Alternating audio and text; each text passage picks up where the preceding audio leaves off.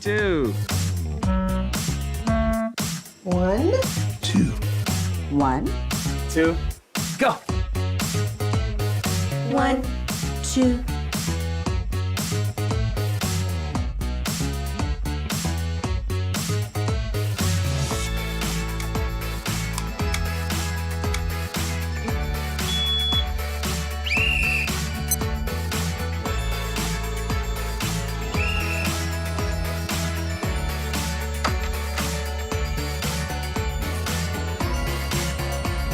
Go, go, go, go, go. Really good. Minute and 52 seconds.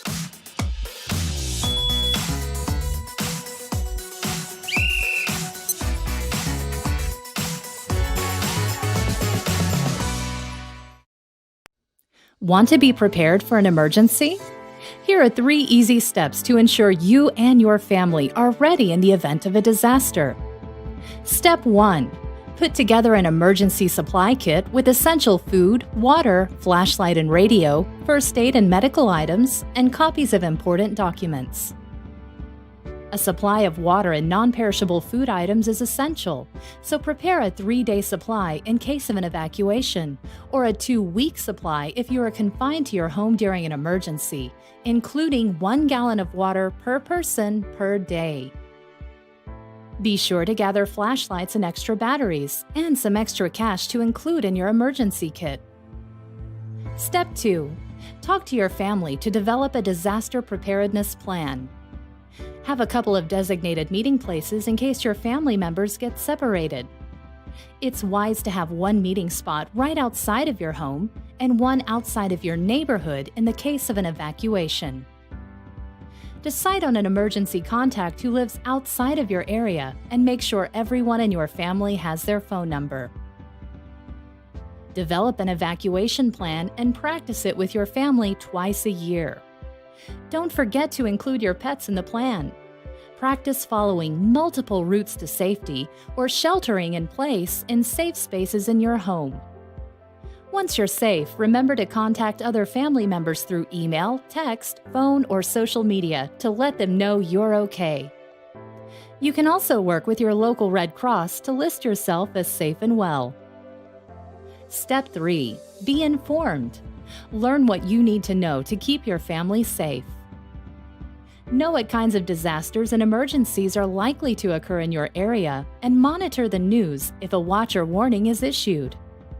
At least one family member should possess knowledge of first aid and CPR. Share your emergency knowledge with friends and family and encourage others to be prepared too.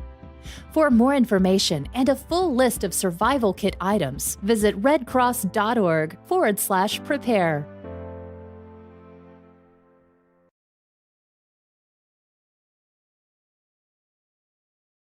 Having a basic emergency management plan for every organization is extremely important. No matter where you live in the United States or even for the world for that matter, there's always the potential for some type of an event to take place, an unforeseen event, whether it be a hurricane. This past winter, we had a lot of winter storms.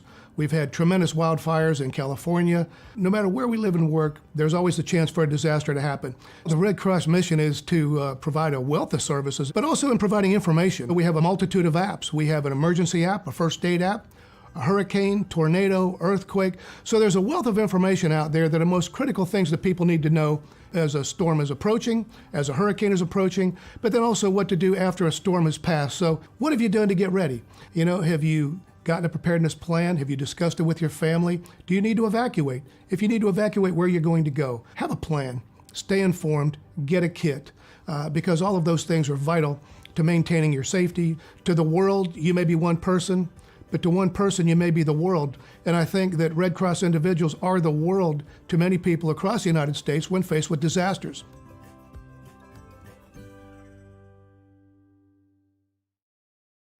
And all I could see was this big orange ball of fire. I mean, it was huge. I froze. I think I was in shock.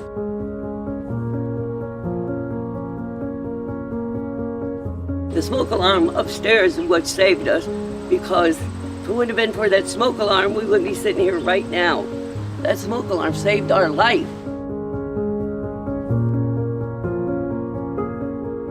People need to understand how important it is to have smoke alarms. Thank you, Red Cross.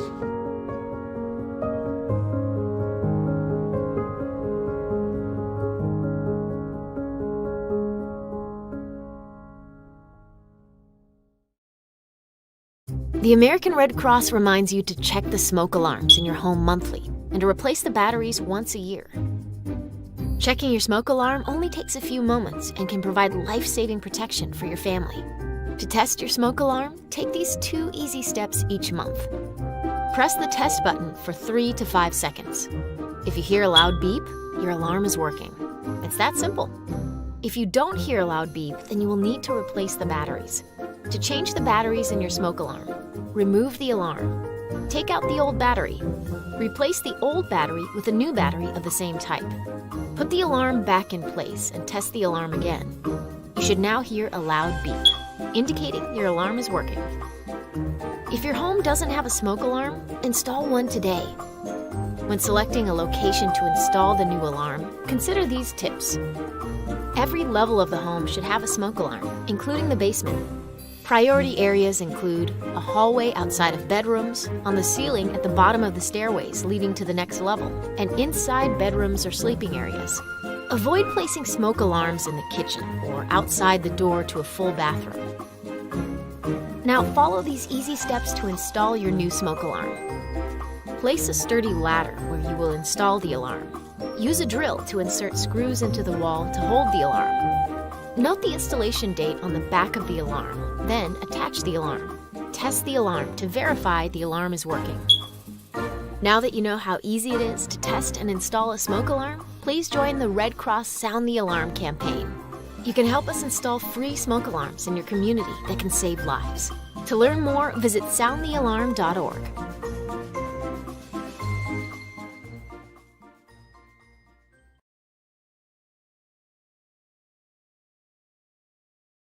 We need to bring medicine to the people, and the best way to do that is through training programs through the Red Cross.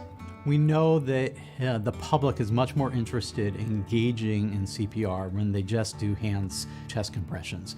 So our messaging to the public typically is to do hands-only CPR as a way to get them engaged. It's much better to do something than nothing, and if someone's only going to be interested in doing the chest compressions, we would much rather that. For adults, emphasizing compressions early on over ventilations. Ventilations are still important, but compressions are very important. For children and infants, it's very important to add the ventilation in as well. Infants typically go into cardiac arrest because of ventilation and breathing problems. So for trained healthcare providers, we really prefer them to be doing ventilations with the chest compressions because that also leads to better outcomes.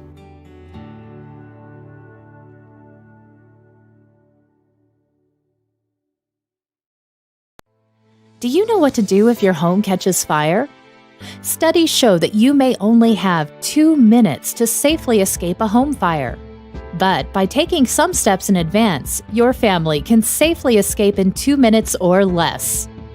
Here are a few prevention and response tips for home fires. Prepare by identifying and removing fire hazards in your home. Anything that gets hot needs plenty of space. There should be at least 3 feet between heating items and anything else that could catch fire. Turn off space heaters when not in use. Always avoid smoking in bed, and don't leave candles lit when unattended or at bedtime. Make sure your children know they should not play with fire, matches, and lighters. Keep matches and lighters in high or locked places away from children's reach. Be sure that you have working smoke alarms on every level of your home and inside and outside sleeping areas. Make sure to test them once a month to make sure batteries are working. And if your smoke alarm is more than 10 years old, it's time to replace it. Discuss your outside meeting spot and fire escape plan and practice your drill with your family twice a year. Make sure everyone can get out safely in under 2 minutes. By taking these precautionary steps, you're off to a great start. But if a fire does occur, you'll need to know how to respond. Do not open a door if it feels warm to the back of your hand. Warm or hot door temperatures could indicate that there is a fire on the other side. Use a secondary exit instead. If your exit route is blocked, stay put. Open a window and wave something white to signal for help, such as a pillowcase or piece of clothing. Stay low to the ground and crawl to avoid breathing in smoke. Follow your family's escape plan. Get out of the house, do not go back in, and call 911 right away. With these tips, you'll be able to prevent fire and safely and quickly respond if there is one. The Red Cross has launched a campaign to reduce the number of deaths from home fires by 25%. For more information, visit redcross.org/fire. Thanks for watching. Everybody can be a superhero. Okay, everyone, it's time for a fire drill. Let's line up and walk out safely.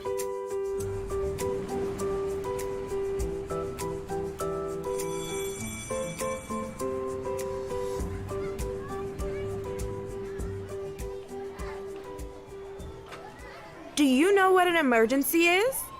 An emergency is when something happens and you have to act right away. For example, if a fire alarm sounds, we walk out of the building right away to safety, just like we did for the fire drill. An emergency can happen anytime. I experienced an emergency, and afterwards, I had a lot of feelings that I didn't know what to do with. Luckily, there are some things I remember to do to help me feel calm. One of these things is practicing slow, deep breathing.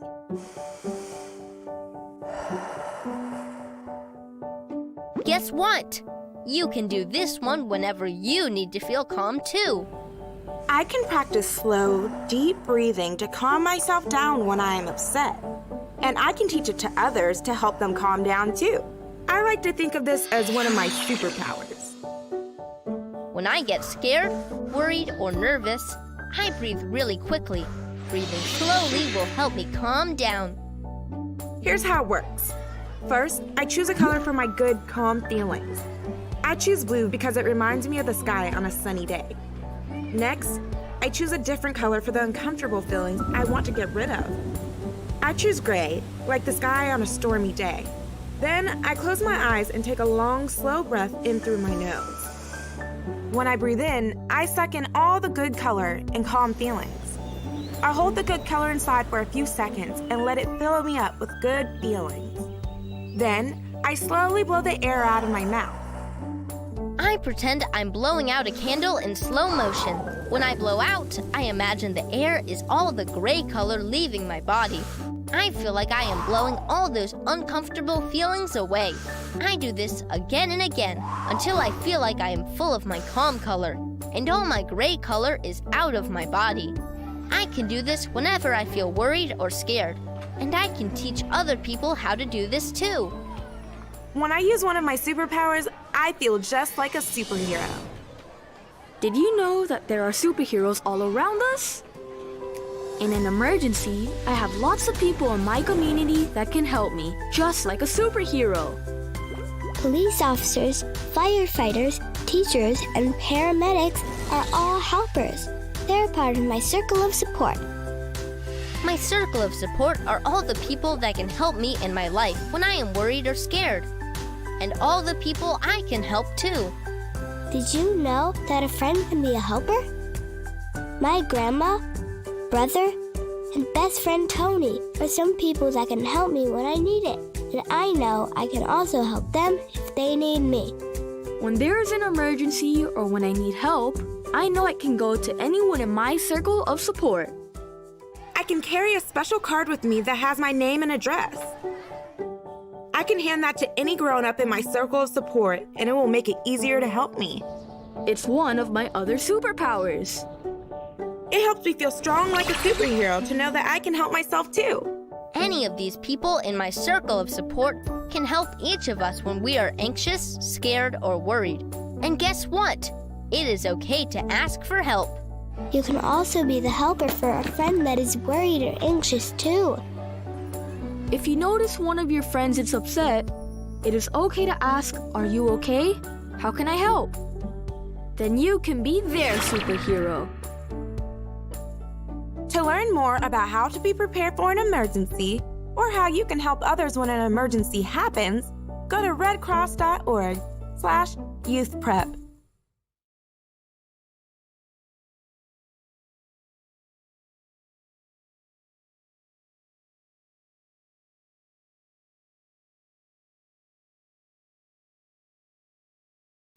Do your part, be water smart.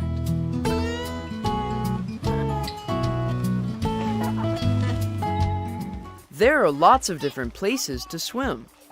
I like the ocean the best because that's where I live. But you might get to swim in lakes, rivers, pools, or even go on rides at a water park.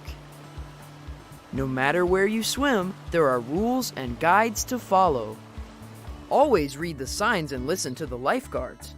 They know the best ways to keep you safe in the water. They'll help you do your part, be water smart. Wave, tide, or ride, follow the guide. Water parks are great places to swim and play.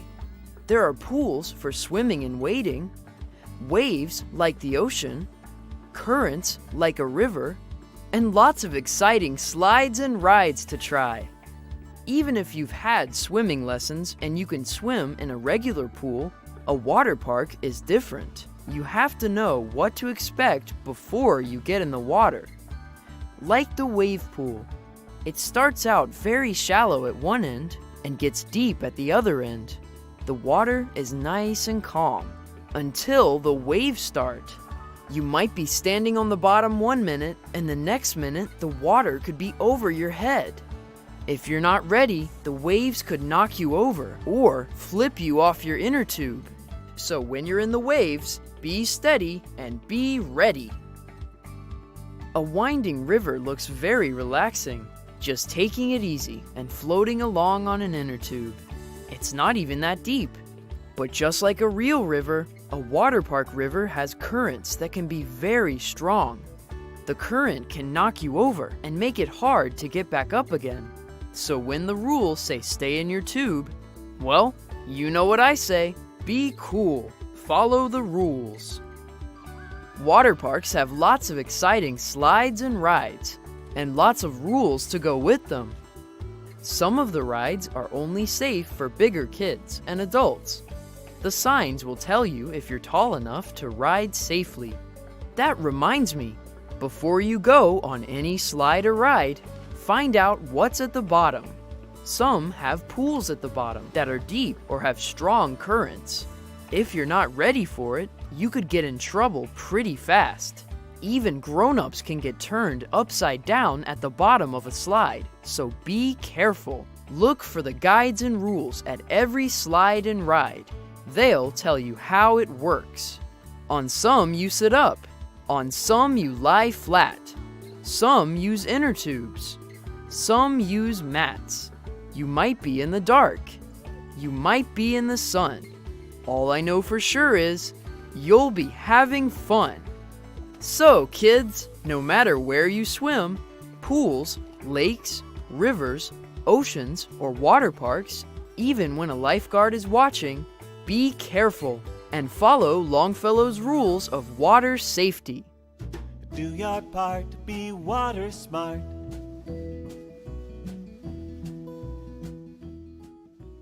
Swim as a pair near a lifeguard's chair.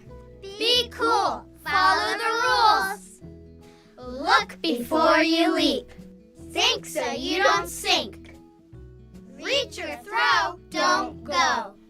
Don't just pack it, wear your jacket. Too much sun is no fun. In your house and in your yard, watch for water, be on guard. Wave, tide, or ride, follow the guide. Swim safely, everybody. See you in the water.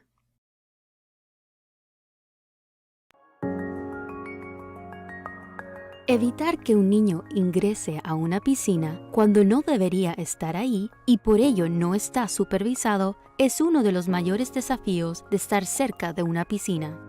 La razón por la que prestamos más atención a las piscinas en nuestras casas es porque es ahí donde los niños menores de 5 años se están ahogando en Estados Unidos. Tenemos fabulosa información científica que muestra lo que es más importante. La forma más efectiva de prevenir que un niño entre al agua es que haya una cerca alrededor de toda la piscina.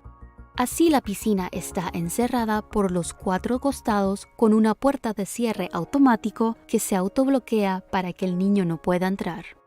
Recomendamos las cercas porque los datos muestran que eso funciona para evitar muertes por ahogamiento. Me gustaría que las personas que consideran tener una piscina o incluso instalar una en el patio trasero en el verano, ya sea una piscina inflable, elevada o cualquier cuerpo de agua, primero piensen en eso como algo que necesita atención. Necesitas haber pensado cómo vas a hacer que sea seguro para tu hijo estar cerca de una piscina o para tu nieto que esté de visita. Si está ahí, debería cercar la piscina. Eso es lo mejor. Luego, otros elementos a añadir serían una cubierta para la piscina, una alarma para la piscina y una cerradura para la puerta de entrada. La seguridad del agua es un asunto familiar. No se trata solo del niño y de enseñarle a nadar. Tiene que involucrar a la familia.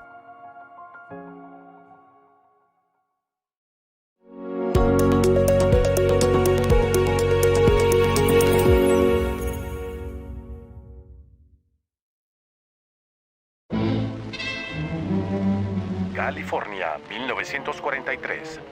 Todos sabían que había que hacer algo, y rápido. La bruma llamada smog estaba empeorando.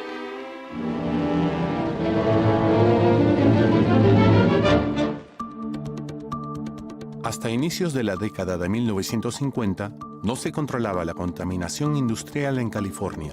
Las emisiones de autos no tenían control y a nadie le parecía malo quemar su basura. Entonces, se formaron distritos de control de la contaminación del aire y por primera vez, científicos y funcionarios locales empezaron a trabajar juntos para monitorear y controlar la calidad del aire. Ahora hay casi 3 docenas de distritos de control de la contaminación del aire y administración de la calidad del aire en todo el estado, de diferentes tamaños y con diferentes alcances y que responden en el ámbito local, así como en el ámbito estatal. Cada uno tiene un grupo de supervisión o consejo que consta de funcionarios elegidos o nombrados y es un grupo diverso que supervisa las funciones de las agencias. Una amplia red de cientos de estaciones de monitoreo del aire mide la calidad del aire alrededor del estado 24 horas al día, 7 días por semana. Los distritos se basan en datos de meteorólogos y de monitoreo, junto con información actualizada del clima, para hacer pronósticos de la calidad del aire. La información recopilada también es analizada en el laboratorio y usada por personal calificado para desarrollar modelos de calidad del aire y para estudiar tendencias a largo plazo de la calidad del aire. Para garantizar que las empresas cumplan con las leyes y reglamentos de contaminación del aire, los distritos otorgan permisos. Los permisos son revisados anualmente y una red de inspectores de sitio realizan inspecciones en las instalaciones y analizan muestras de las fuentes de emisión para asegurarse que las empresas sigan cumpliendo. Nuestro equipo de expertos responde a quejas sobre la calidad del aire y ofrece asistencia técnica a empresas y organizaciones para ayudarles a cumplir con los reglamentos de calidad del aire. Estas inspecciones incluyen operaciones, pequeñas y grandes, como hacer pruebas en las fuentes e instalaciones de depósito de gas natural. Los distritos buscan la asesoría y la participación de expertos y otros interesados y celebran muchas reuniones comunitarias sobre temas relacionados con la calidad del aire, entre ellos reglamentos, planes y estrategias para el aire limpio, así como temas de interés para la comunidad. Los distritos también están comprometidos a impulsar tecnologías que reduzcan emisiones y mejoren la eficiencia en el uso de combustible. Todos los distritos ofrecen programas de subvenciones que proporcionan fondos a entidades públicas y privadas para reducir en forma voluntaria la contaminación de fuentes móviles como camiones, autobuses, transportadores así como carros, embarcaciones marinas, locomotoras y equipo de construcción y agricultura. Las subvenciones son asignadas con el propósito de promover las alternativas de aire limpio. Los meses de invierno, con temperaturas más bajas y menos luz solar, reducen el ozono o los problemas relacionados con el smog.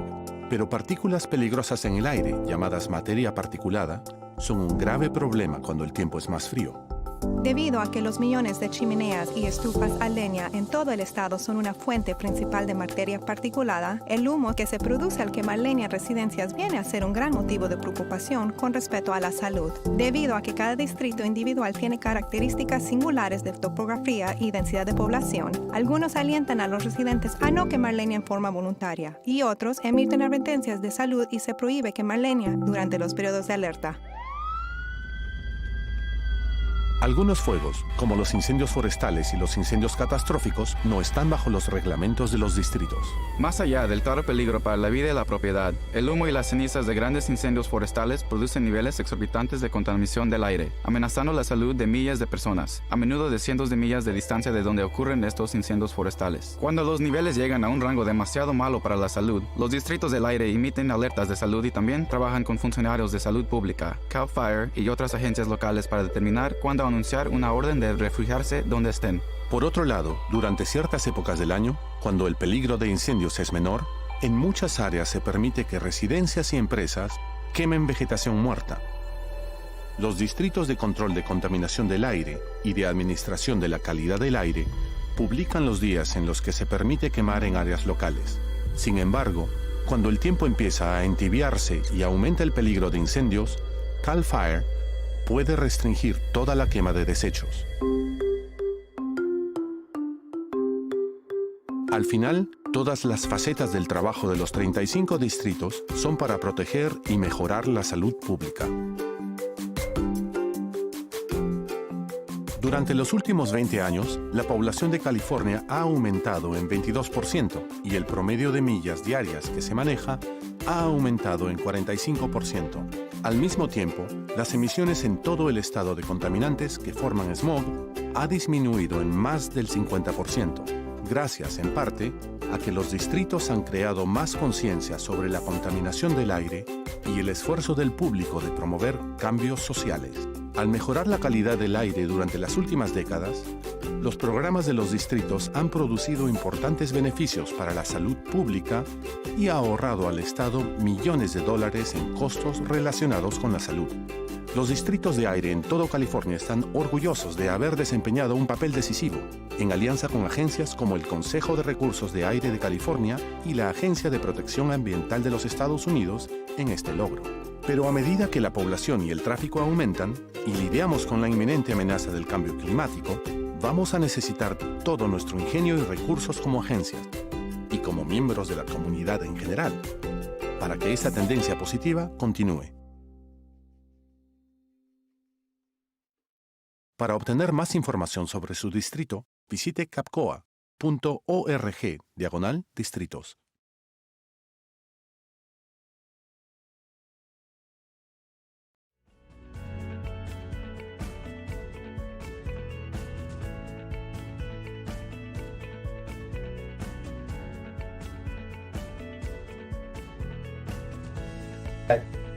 We're going to be writing some checks totaling $65,000 to help out your network. And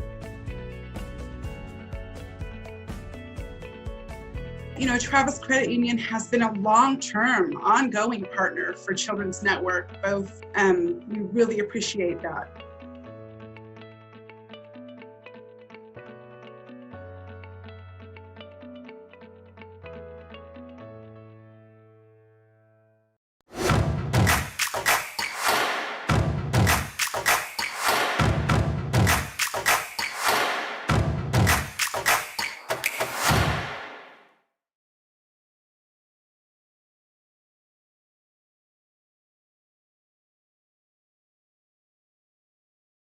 Bienvenidos a la Feria Virtual del Condado de Solano.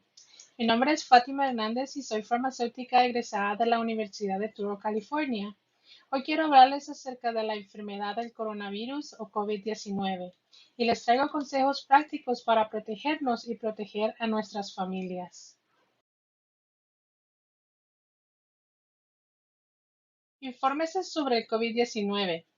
La enfermedad de coronavirus 2019 o COVID-19 es una infección causada por un virus que afecta principalmente las vías respiratorias que se puede propagar de persona a persona. El virus que causa esta enfermedad es un nuevo coronavirus que se ha propagado por todo el mundo. Los síntomas comunes son la tos, fiebre, escalofríos, dolor muscular, dolor de garganta, pérdida reciente del olfato o del gusto y dificultad para respirar o sentir que le falta el aire. Los síntomas pueden ser de leves a graves y aparecer de 2 a 14 días después de la exposición al virus.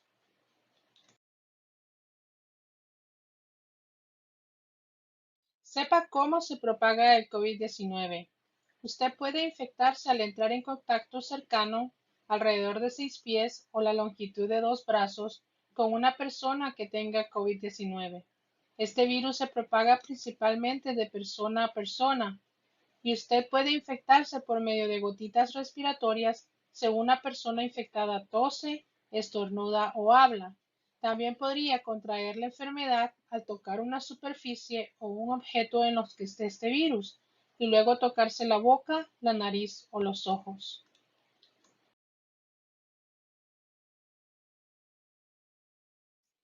Busque atención médica de inmediato si alguien tiene signos de alarmas como dificultad para respirar, dolor o presión persistente en el pecho, confusión de aparición reciente, dificultad para despertarse o mantenerse despierto, color azulado en los labios o en el rostro.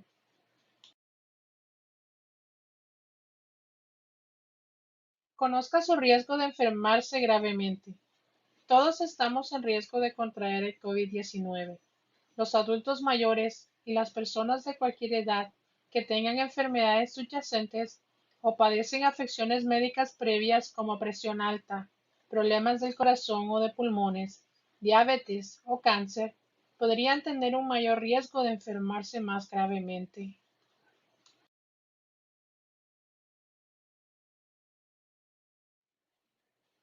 Protéjase y proteja a los demás contra el COVID-19 al practicar hábitos de salud cotidianos.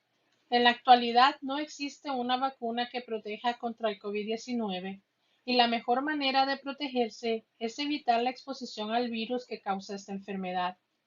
Quédese en casa tanto como sea posible y evite el contacto cercano con los demás. Manténgase al menos de 6 pies o el largo de 2 brazos de los demás.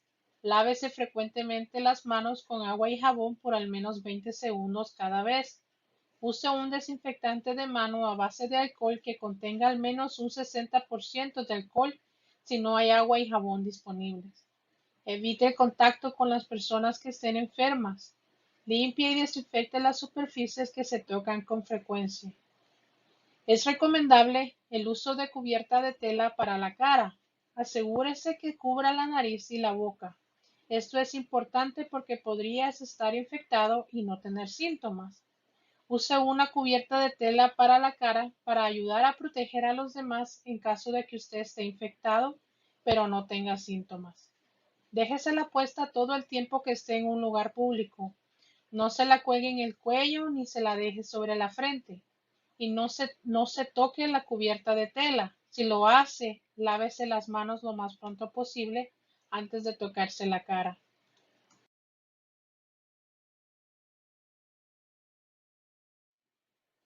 Si está enfermo, prevenga la propagación del COVID-19.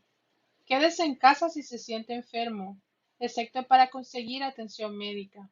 Evite el servicio de transporte público, vehículos compartidos o taxis. Manténgase alejado de otras personas y de las mascotas en su casa. No hay un tratamiento específico para el coronavirus, pero puede buscar atención médica para que lo ayuden a aliviar los síntomas. Si necesita atención médica, llame a su proveedor de salud antes de asistir a su consulta.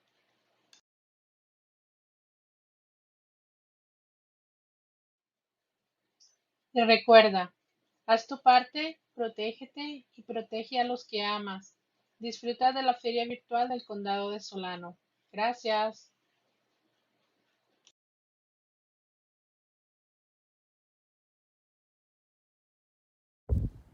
Good day, everyone, and thank you for joining us. My name is Dr. Jones, and I'm a faculty at the Touro University College of Osteopathic Medicine, where I teach nutrition and metabolism and also study the role of fructose in chronic disease. Please join us today as several of our wonderful students present some very interesting diets and even showcase some very interesting recipes. Stay tuned. Hi everyone, welcome to the Solano County Virtual Fair. My name is Michael Mangino and I am a rising second-year osteopathic medical student at Touro University, California. I'm here as part of the Functional Nutrition Club to talk to you about a diet that's been gaining a lot of popularity recently, juicing. So some of you might already be familiar with juicing, or you might have tried it before. For those of you who don't know, juicing is a diet plan where you only consume juices from fruits and vegetables without intaking any solid food. That means no eggs for breakfast, no Chipotle for lunch, just juices from fruits and vegetables, all in liquid form for the entire day. Usually you'd use fruits and vegetables of similar color to make super colorful and vibrant drinks that are worthy of Instagram. So for example, if you want to make a red juice, you would use things like strawberries, beets, or raspberries. Whereas with a green juice, you might use things like kale, cucumbers, and kiwis. All that's left to do is put them through the juicer and drink it throughout the day, just avoiding other foods that are solid, and then drinking other fluids like tea or water. Some people do this for just one day or even the entire week. So you're probably wondering to yourself, why would anyone on earth replace all of their normal meals with just juice? It kind of sounds a little like starvation, maybe with extra steps. But some of the supposed benefits are weight loss, removal of toxins from the body, and getting extra nutrients from all those fruits and veggies in your diet. But the operative word here is supposed. The thing is, does juicing really do all of those things? Well, the answer is yes and no. Juicing may help with weight loss as a way to reduce your calorie intake, but it's generally not sustainable. After a juice cleanse, people may feel hungry and tend to overeat and regain those calories back because of the lack of filling from the juice. As for detoxing the body, according to Mayo Clinic, there's little evidence to show that diets like juicing can help eliminate toxins from the body. Generally, your liver and your kidneys are quite effective at both filtering and eliminating toxins from your body. And really just detox is just another buzzword that doesn't really mean much medically. Okay, so juicing might not be too effective in terms of sustained weight loss and toxin removal. But what about all those additional nutrients that you get from those fruits and vegetables? Well, while it may be true that you may get a boost of vitamins, minerals, and antioxidants, it may lead to excessive sugar intake, too little protein intake, and decreased metabolism in the long run. Additionally, you're also losing out on all that fiber that comes with the whole fruits and vegetables, which actually do play a role in toxin removal and keeping your overall digestive system clean. So you're actually better off eating all those fruits and vegetables whole. So what's a better alternative? Overall, a more balanced diet like the Mediterranean diet may help. But if you really want to add in those fruits and vegetables in a more drinkable form, you may make a delicious smoothie to add to your meal using a blender instead of a juicer to maintain some of that much needed fiber. Here's how. To get you started, I'll show you how to make a refreshing mango orange smoothie. So first we'll add 1 cup of ice. So add 1 cup of mango. I prefer Manila mangoes, though you can use Altufa as well. And we'll add a cup of oranges. I'm using Cara Cara oranges. Then you just add the lid.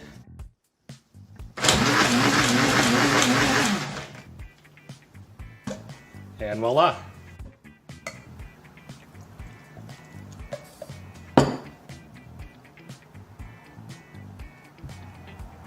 That's pretty good. And that's it. Hopefully you feel more empowered to add more fruits and vegetables to your diet, maybe using smoothies, but make sure you have a balanced overall diet. That's it from me. Take care and enjoy the rest of your time at the Solano County Virtual Fair. Hi everyone, my name is Yasmin. I'm a medical student at Toro University College of Osteopathic Medicine here in Vallejo. So today I'm going to be telling you a little bit about the Mediterranean diet, as well as sharing a really fun and quick salad recipe that you can put together in less than 5 minutes and enjoy as a meal or as a side. So what is the Mediterranean diet? The Mediterranean diet is a way of eating that is based from cuisines from countries that border the Mediterranean Sea. So this is a diet that is rich in things like vegetables, fruit, whole grain, beans, nuts. You can also enjoy moderate amounts of healthy fats such as avocado, olive oil, as well as your fatty fish such as salmon. You can also enjoy some poultry and eggs. Some things that you want to limit on the Mediterranean diet are things like dairy, so your milk, cheese, yogurt. You also want to limit your red meat consumption, such as beef, as well as your sugar intake. So all those cookies, sugar-sweetened beverages, such as juices, as well as sodas. So studies have shown that the Mediterranean diet decreases the risk of cardiovascular disease. It has also been shown to decrease blood pressure, as well as your bad cholesterol, which is your LDL cholesterol. So that's a little bit about the Mediterranean diet. Let's go ahead and now put together our salad.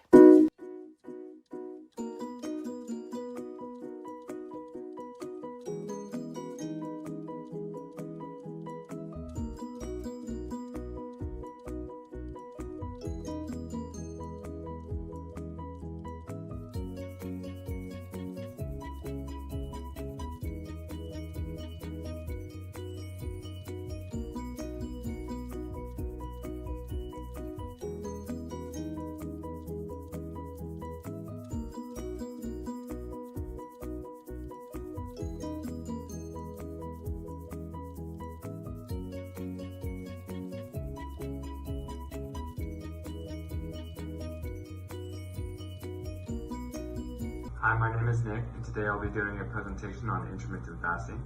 You might have heard of intermittent fasting and you're wondering, what is intermittent fasting?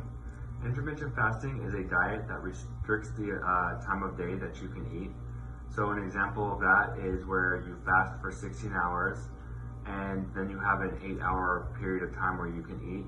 Some other variations are like a 12-12 or like a 14-10 or like a 24, or there's even a type called a 1 meal a day where you fast for 23 hours and then there's a 1 hour window just to eat a single meal. Now that you know a little bit more about intermittent fasting, you may be asking yourself, well, what can I eat? The thing with intermittent fasting is there's really no dietary restrictions. So you could have a diet that is low fat or low carb or even just vegetarian. It doesn't really matter, just as long as you limit your calorie intake to 500 calories or less per day. So what are some of the benefits involved with intermittent fasting? Well, some of the benefits include lowered weight, reduced blood pressure, lower levels of systemic inflammation, and reduced levels of blood lipids such as LDL or bad cholesterol. They also include reduced blood sugar, lowered levels of hemoglobin A1C, increased insulin sensitivity, and higher levels of mental acuity. So what are some of the risks with intermittent fasting? Well, one of the risks is that a person can develop an eating disorder. Another is that they may have a medication that requires it to be timed with eating food, and the scheduling of their eating and their medication might not be lined up due to their fasting schedule. They may also develop hunger pains or irritability, or they may also have a short-term decrease in mental acuity until their body adjusts to the fasting. And they may also eat foods that are really processed with very little nutritional value. So when doing intermittent fasting, you should drink beverages that are unsweetened or have no sugar. So examples of that might be something like tea or coffee or broth, or just anything with electrolytes but just no added sugar. Alright, so let's make a cup of tea.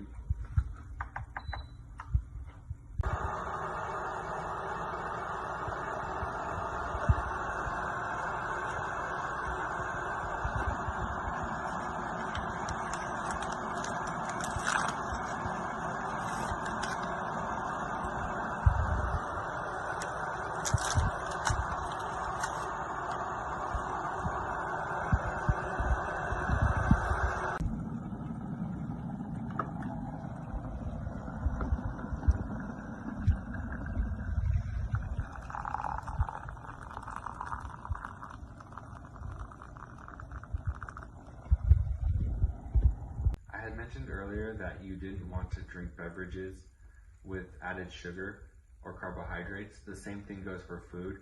The reason being that when doing the intermittent fasting diet, the body is in a state of what's called ketosis, where burning fat and forming ketones is prioritized over burning sugar. If you eat sugar, it takes the body out of the state, but eating fat or protein will keep the body in the state. And so right now I want to make a drink called Bulletproof Coffee. These are the ingredients right here. They're mostly fat, but they'll keep the body in a state of ketosis. Okay, so I took a tablespoon of butter, a tablespoon of coconut oil, and now I'm going to add a hot cup of coffee into the mixture, and then I'm going to blend it all together.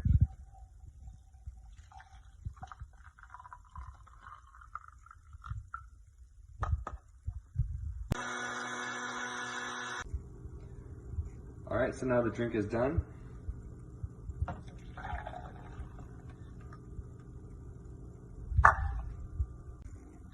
This concludes a little bit of information about intermittent fasting. Have a nice day.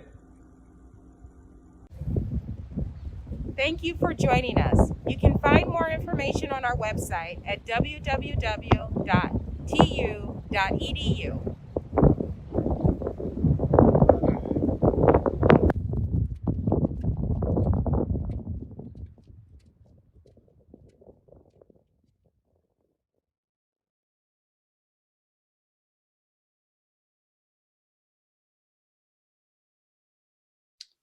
Hi, I'm Jay Schuberg, and welcome to Connect with Mobic. This video series is intended to be a resource for the community members in Solano County. Today's topic is diabetes and COVID-19, what you need to know. So what do we know about COVID-19? We know it's a coronavirus, like many viruses like the common cold and influenza. We know it's spread by respiratory droplets, which means that when we cough and sneeze, these droplets fly in the air and we can come in contact with them in our respiratory tract. Or that we can also get them from touching things where these droplets landed, and then we can then infect ourselves by touching our nose or mouth. We also know that COVID spreads faster than the flu. It affects more people that get exposed, and the symptoms can be quite a bit more variable than we first thought. Now, it is important to know that people, when they get COVID, can be infected and contagious before they even feel sick. And we know that certain people are much higher risk for COVID, including people with from ethnic minorities, older adults, and people with chronic disease. But I really also want to highlight that most people with COVID will have a full recovery. So while this is very serious, it is not a death sentence just by getting the infection. What do we not know? We actually don't know how long COVID's been in the United States. We don't know what the pattern will be for COVID. Is it going to be seasonal like the flu, or is it going to be continuous? And we don't really know why COVID seems to be different in the US than other places. We also don't know how long it's going to take before we have prevention like a vaccine or significant treatment. We don't know how long it's going to last. And I know that's really scary and frustrating for a lot of us. So who's at highest risk for COVID? Certainly any of the older adults, anyone above the age of 65, anyone who lives in any kind of group home or long-term care facility, or anyone with a chronic disease, either of the lungs or a metabolic disease like diabetes or high blood pressure. And we know that African Americans and Hispanic Americans seem to be getting more severe cases and getting COVID more often. Why are people at higher risk for COVID-19 when they have diabetes? Well, remember that diabetes is actually a collection of different disorders, not just a single disease. And generally when we talk about the risk, we're talking about people with type 2 diabetes. And we know that many people with type 2 are older. We know that there's a change in immunity when you have type 2 diabetes, and there's an increase in blocked blood vessels, which is an important component to complications related to COVID. Maybe there are certain enzymes that are related to diabetes medications. This still has to be determined, but we certainly know that if you have uncontrolled diabetes, you're at much higher risk. So what can you do to protect yourself? This is really important, and I'm so impressed how people have stayed home to reduce their risk of getting exposed. But if you do have to go out, please remember that you want to stay at least 6 feet from other people, because respiratory droplets typically can carry that in that distance. If someone coughs, sneezes, sings, or even speaks loudly. Please remember to wear a cloth over your face when you're around others. This doesn't have to be a fancy mask. It could be as simple as a bandana.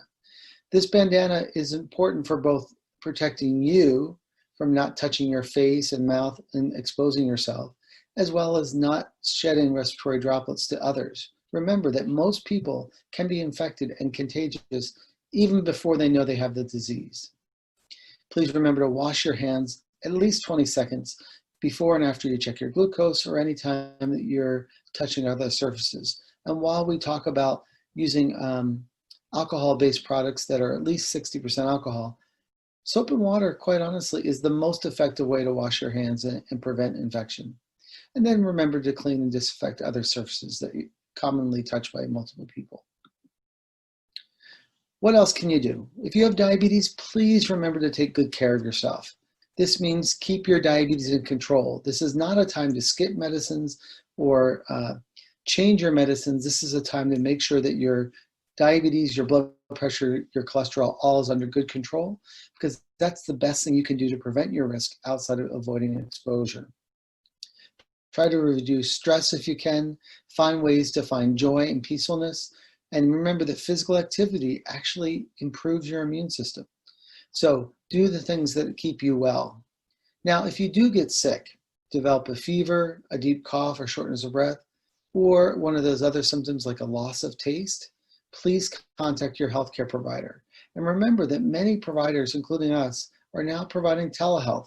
So it doesn't necessarily mean you have to go out into public.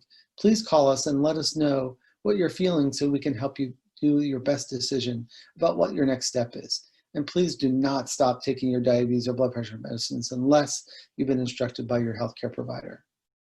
Now, who should get tested? Now, testing is not needed for everyone.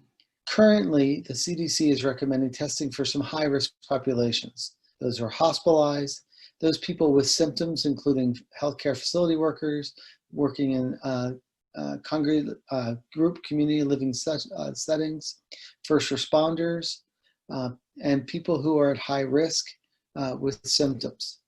Now, that certainly is because there aren't enough tests, but as there become more tests, testing may become available for everyone. And we know that I'm currently recommending that people from high risk categories who, even if they don't have symptoms yet, might benefit from testing as well. And if you do know someone that gets COVID or you think you've been exposed, please contact your healthcare team right away. Make sure you keep up on your treatments and then see what testing you can get done. Well, is there testing available in Solano County? I'm happy to tell you there is now. There are 2 sites in Solano County open for anybody who wants to get tested. One of these is in Vacaville, the other is in Vallejo. The addresses are listed there. These are appointment only, walk-through testing sites. So they're not drive-through. You can't just stop in. You do have to set an appointment between 7 a.m. and 7 p.m. Monday through Friday, but this is open to anyone who wants to get tested. How do you schedule your appointment? I've given you both the phone number and the website here so that you can make an appointment. And it's important that people know that the testing done here is by the nasal swab. The nasal swab is testing for live virus. This is probably the best test to let you know if you've been exposed to the coronavirus. It is up to 85% accurate, and it's going to allow you to know whether you need to isolate from those around you because you've been infected. The county has set up a system that you'll receive a card at the time of testing and allow you to get your results within 48 to 72 hours. And the website link is listed there below. Please keep an eye out for us. Connect with Mobic and the Mobic team. We'd be happy to see you visit our social media sites, including Facebook, Twitter, and Instagram. And because we're going to offer these sessions regularly, please provide questions back to us that you'd like us to ask, and we'll try to have live sessions where we address your questions. Thank you much for joining us on Connect with Mobic video series. I have some resources available for you if you want more information. Thank you much. We'll see you soon.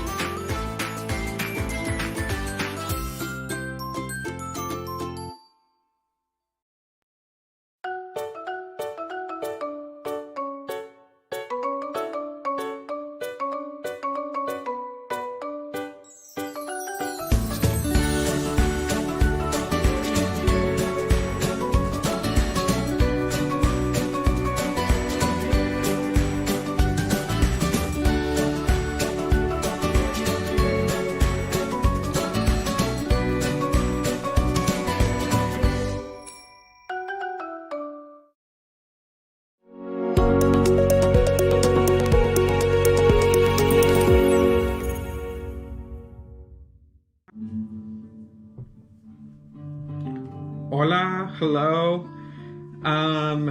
Bienvenidos. Welcome to our second session of the virtual paint party. Bienvenidos a la segunda sesión de nuestra fiesta virtual de pintar.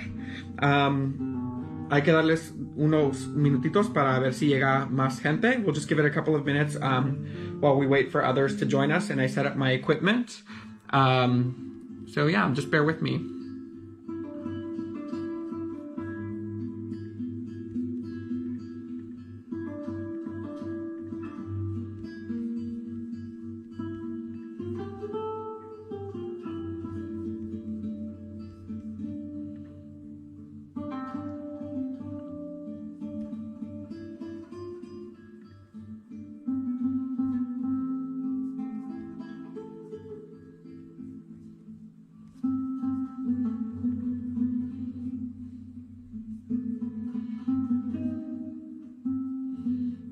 All right. Eso ya.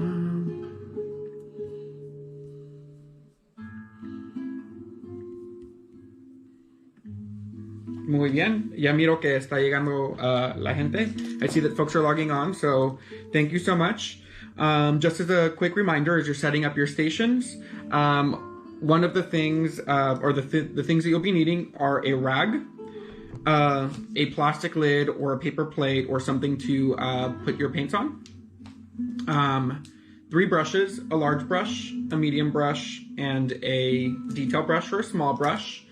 And the paints that we'll be using today are the color blue, purple, pink, white, black, green, and lastly, orange.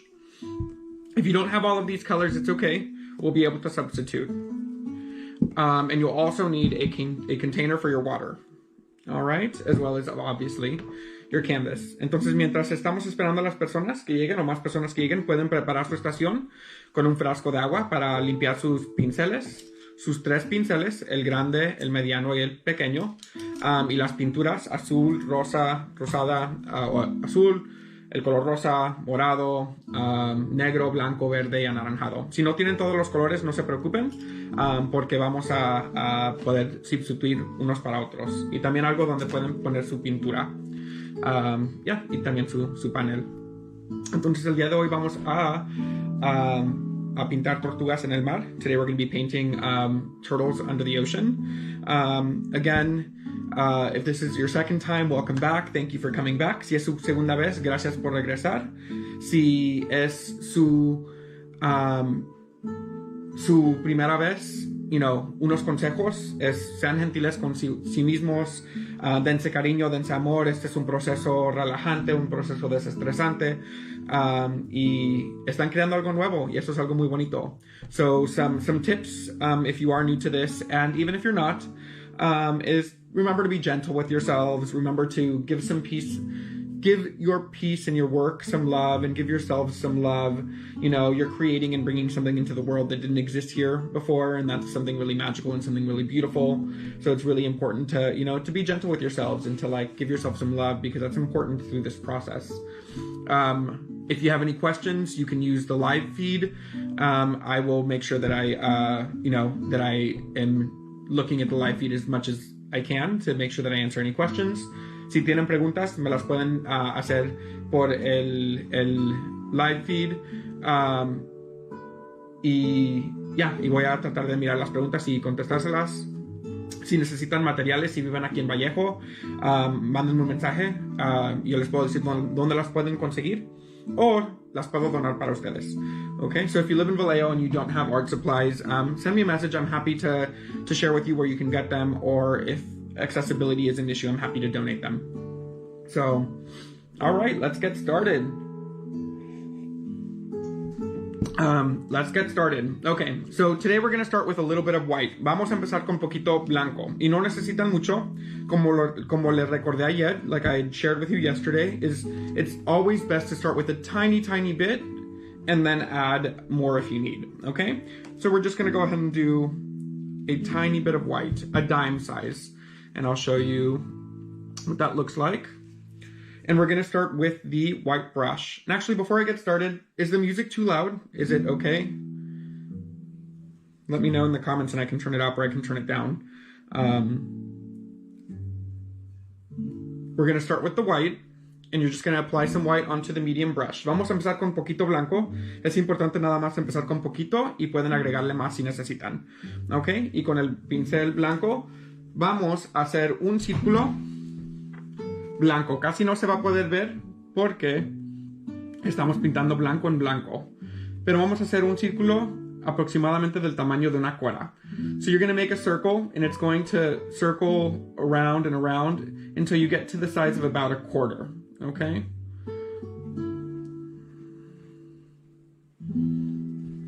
Así. Y después vamos a agregarle el color azul brillante. We're going to be adding some bright blue to your palette. Y sin lavar el pincel, without washing your brush, you're going to go ahead and dip your brush right onto the blue. Y sin lavar el pincel le van a poner pintura azul. Y a la orilla de donde hicieron el círculo blanco, vamos a seguir con un círculo azul. So right on the edge, on the outer edge of where you had that white, you're going to go ahead and do blue. And you're just going to circle around and around and around. And you're going to mix a little bit of that blue. So it's going to go from white to blue.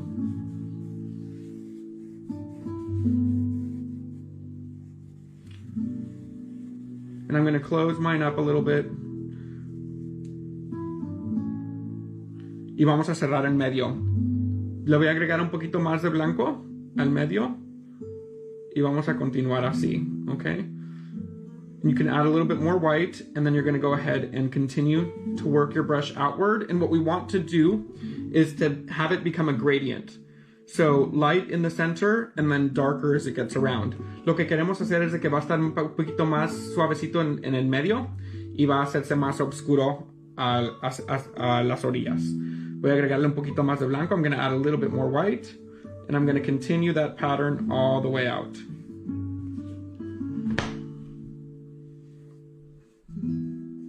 Making sure that I blend the edges, okay? Asegurándome que estoy mezclando las orillas.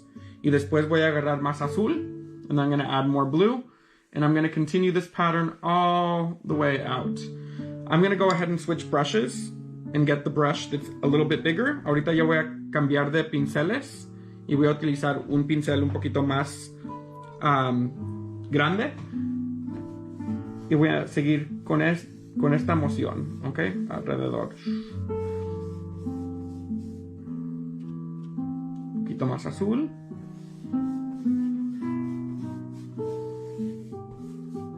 Y queremos utilizar el pincel en círculo, okay? We want to use the brush in a circular motion.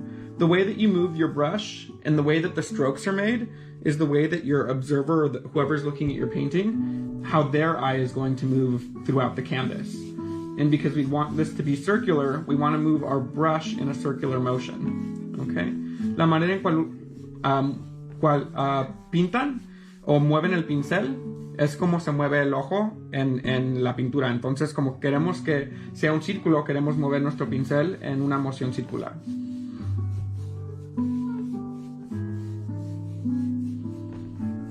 Okay. Agregándole más azul para que esté más oscuro en las orillas y más livianito en el centro. Okay. Y a lo mejor su centro está donde está el mío, a lo mejor su centro está un poquito para acá, un poquito para acá, no importa. The center of your circle, where it becomes lighter, may not be in the exact same place as mine. Yours may be a little bit further up, a little bit further to your right or to your left. That's totally okay. And remember, like I said yesterday, the beautiful thing about painting is, like humans, no two are the same. No two paintings are the same, and I think that that's what makes them beautiful. Y como les estaba comentando ayer, es que ninguna de las dos pinturas, aunque tengan la misma instrucción, van a ser igual. Y eso es lo bonito de las pinturas, es de que como los humanos, cada una es única. So, es algo muy bonito.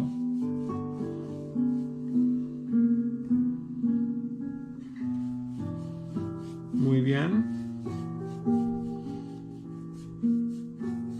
Y muchas gracias también a las personas que pusieron sus fotos ayer o el lunes del nopal que hicimos.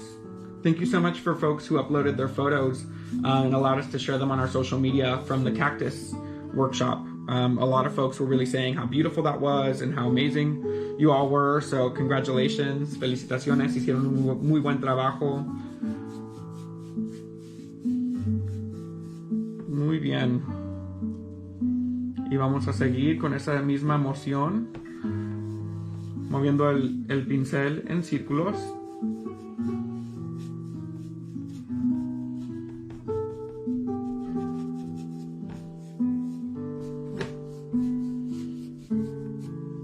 Y para las personas que no miraron nuestro video ayer, ayer agradecimos a una donación anónima. Una persona de la comunidad nos donó unas cámaras, o una cámara más bien, para poder hacer estas clases con una calidad más alta. Entonces muchas gracias a esa persona que quiere ser anónima o quiere que no digamos quién sea. Muchísimas gracias. Again, for those of you who maybe missed our video yesterday, we had a community member donate a GoPro camera so that these videos could be high quality and shareable. And so if you notice, the audio and the quality of the video today is much nicer than the one from Monday, and that's because an anonymous donor donated a GoPro. So thank you so much. Someone also shared yesterday that it's like really beautiful to see like community showing up for community, and that's how it felt with this particular instance. And so thank you so much, and thank you also so much for folks who went onto our website elcomalitocollective.com and just donated even $5. Anything helps, because we do like to provide free programming and also pay all of our facilitators and our artists, so all of those help.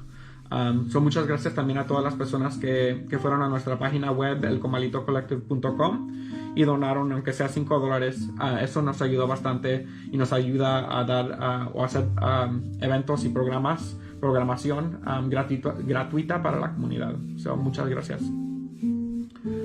All right, y vamos a continuar.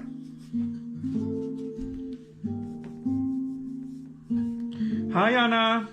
Good to see you here and good to see you joining. Eric, ojalá nos puedas acompañar la próxima vez. Si necesitas materiales, mándame un mensaje.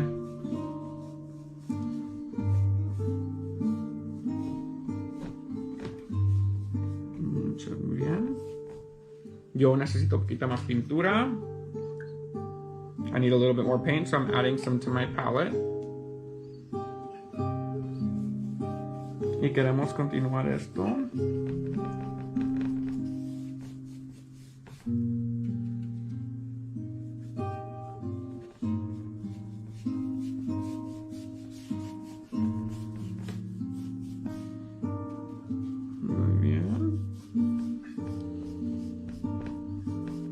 Hola Susana, besos.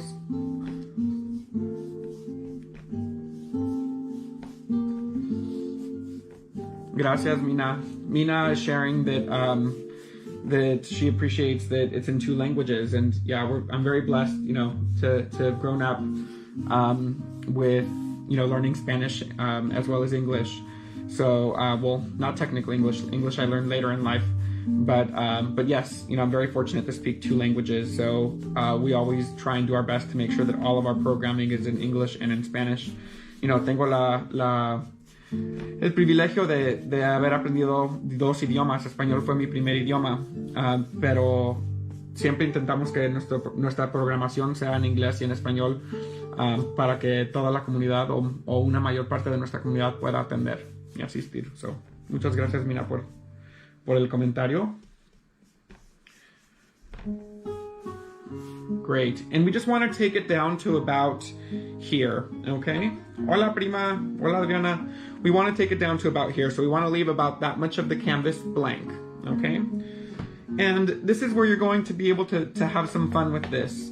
Vamos a llegar hasta que llegue aquí. Vamos a dejar esta porción de aquí abajito sin pintar, ¿ok? Y aquí es donde pueden tener un poquito le pueden agregar un poquito de su propio carácter. And what I mean by that is we're going to go ahead and take this medium brush. Vamos a tomar el pincel mediano, lo vamos a lavar, Y vamos a agregarle poquito más blanco. And we're going to add white, okay? And we're going to make this circle. And this is where we're going to go ahead and start blending it in and making the center very white and adding a gradient, okay? So ahora ya vamos a empezarle a mezclar un poquito más y queremos que el centro esté más blanquito y lo demás de blanquito a oscuro, okay? Y le vamos a agregar blanco aquí y aquí y aquí. We're going to add some white circular lines here, here, here, and here. And then we're going to start blending those in. Y las vamos a empezar a mezclar donde se ven, pero casi no se ven. Y esta va a darle ilusión y va a ayudar a que nuestro ojo se mueva en círculo, okay? So we're going to start to blend those in. And this will give an illusion of a circular sphere.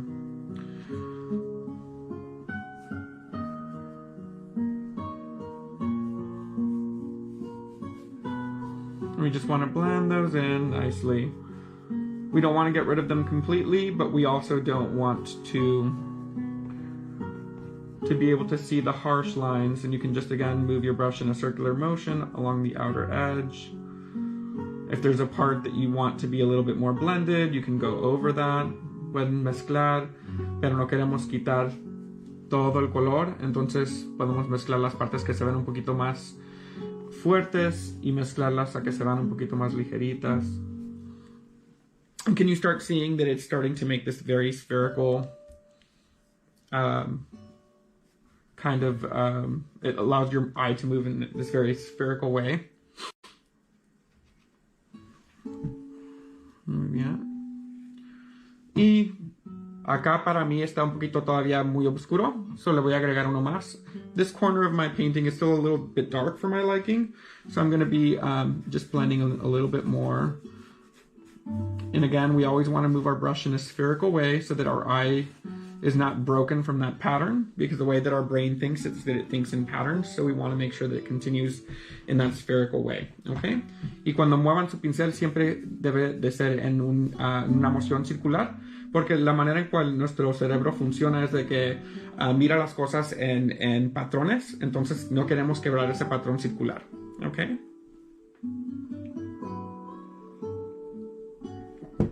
Y lo que vamos a utilizar ahorita es el color verde brillante. Muy bien. Y no, nada más necesitamos muy poquitito también de este. Y sin lavar nuestro pincel, without washing our brush, we're going to go ahead and add just a tiny bit of lime green. And again, we're going to go ahead and add these in a circular motion throughout our painting. And we're going to start blending that into the water, to the blue. If you feel like it's too much green, you can always add a little bit of blue and help blend that in.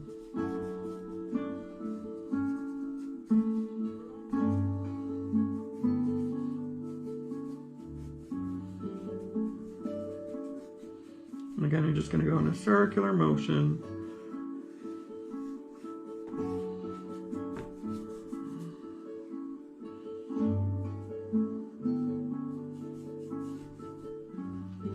And you can transition between between white and green and blue. Y con el color verde también nada más en moción circular. Y pueden utilizar más blanco, más azul. Esta es la porción de su pintura que va a ser su pintura única. Todos vamos a tener algo que se ve un poquito diferente. Y esto es muy bonito.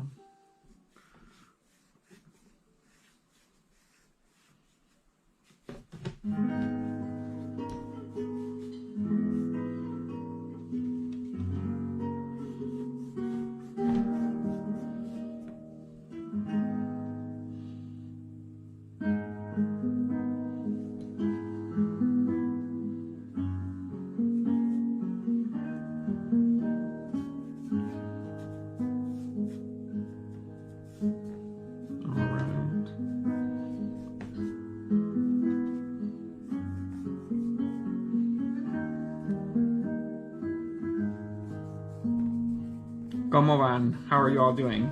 Are you all doing good? We got a really great response when I posted this image the other day, so it seemed like folks were really excited about this image. It's one of my favorites as well.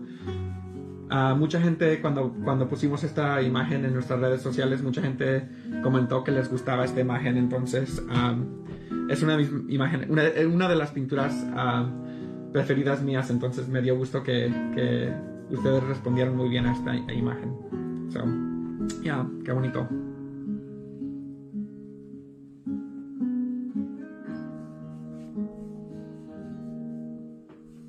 Muy bien.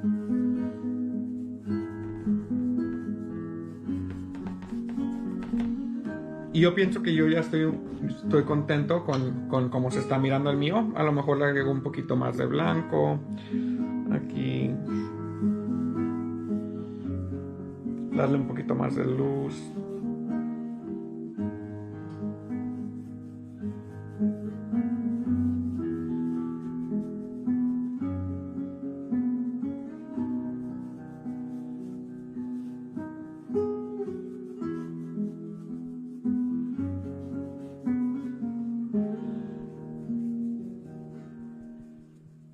Muy bien. Y cuando ya hayan terminado se va a ver un poquito así. Ok. Y después van a lavar sus pinceles. So once you've done and you're happy with how your sphere, which is looking from underneath the ocean up, and this is the sun. Esto es el sol y estamos mirando desde abajo del océano para arriba. Y la reflexión del sol. When you feel like you've already, or where it's at a point where you're happy with it, you can go ahead and wash your brushes. Pueden lavar sus pinceles. And remember how yesterday I almost took a drink out of my dirty paint water? Today I have 2 different mugs so that I don't accidentally do that again. Ayer, o antier, perdón, tenía 2 frascos que se miraban igual y casi me tomé el agua sucia. Entonces ahora tengo 2 tazas que se ven diferentes. Mi agua y el agua sucia.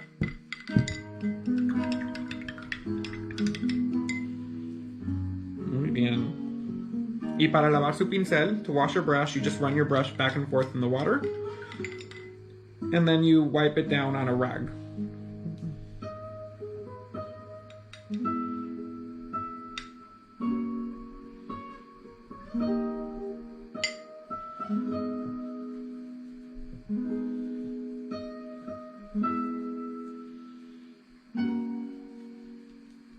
All right.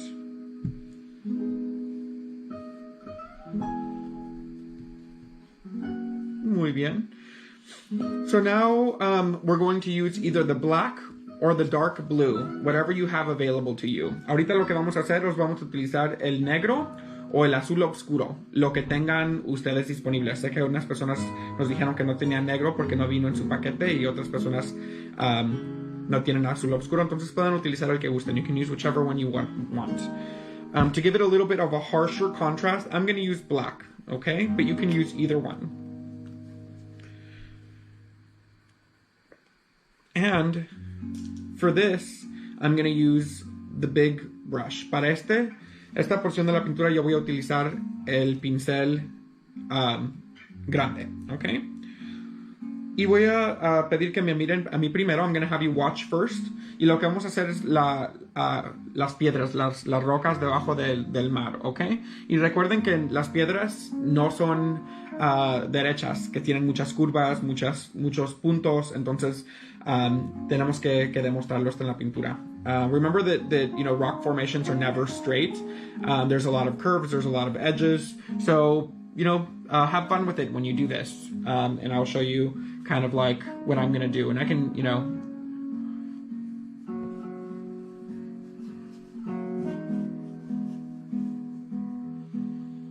and that's my rock formation, okay? Y esa es mi línea. Lo que sí queremos asegurarnos es que vamos a tapar todo lo blanco, okay? And then you're going to fill that in with this color. And we want to make sure that you get rid of all of that white portion that you left on the bottom. And that's going to be with either the dark blue or the black, okay? Y van a rellenar todo esto con negro o con el azul oscuro, lo que decidieron utilizar. Whatever color you decided to use.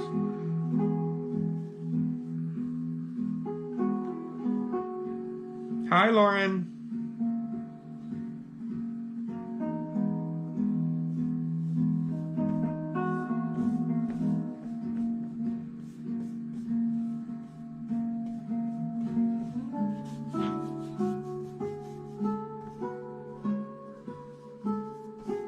Y tomen su tiempo. You can take your time. Remember, I always like to tell my younger siblings, this isn't a race. You can take your time. You know, some people like to paint a little bit slower and really take their time. And other people like me are like Speedy Gonzalez, even though I'm not a fan of that character. You know, we like to paint fast. And everyone is different. So take your time. If you need me to slow down, just let me know. I'm happy to slow down.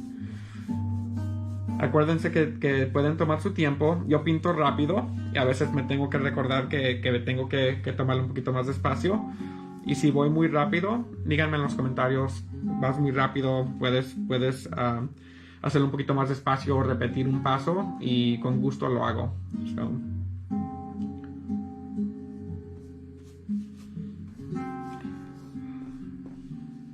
And also remember that not to apply a thick layer of paint. No, es importante no aplicar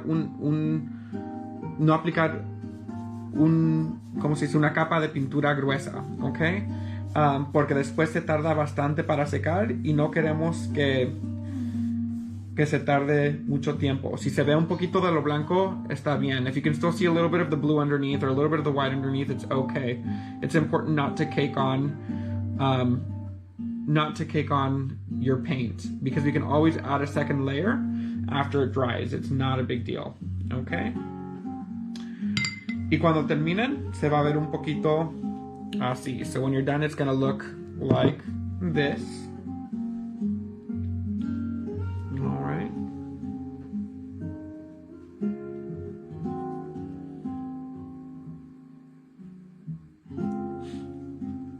All right. Dia, it's been a journey. I can now paint upside down. You know, and I'm happy to paint upside down for you if that's easier. I can paint sideways. I've been doing it for a long time, but I remember when I first started painting and teaching, it was so hard for me, and I would have to do it myself and then flip the canvas and show. And now I'm getting more comfortable with painting sideways. But yes, thank you so much. Lo que estaba comentando es de que alguien me dio o dijo que qué bonito es que puedo pintar de lado, y le estaba comentando que ha sido un proceso que cuando primero empecé a dar clases se me dificultaba mucho, pero ahorita ya puedo pintar de lado, puedo pintar por detrás y encima, y so yeah, mucha práctica.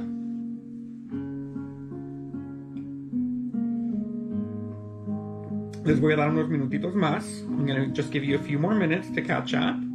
And remember, your rocks are beautiful. Angles. You can bring it all the way up, the black. You can bring it down. If yours is thicker or smaller, that's totally okay. There's no right or wrong. So just remember that. Okay?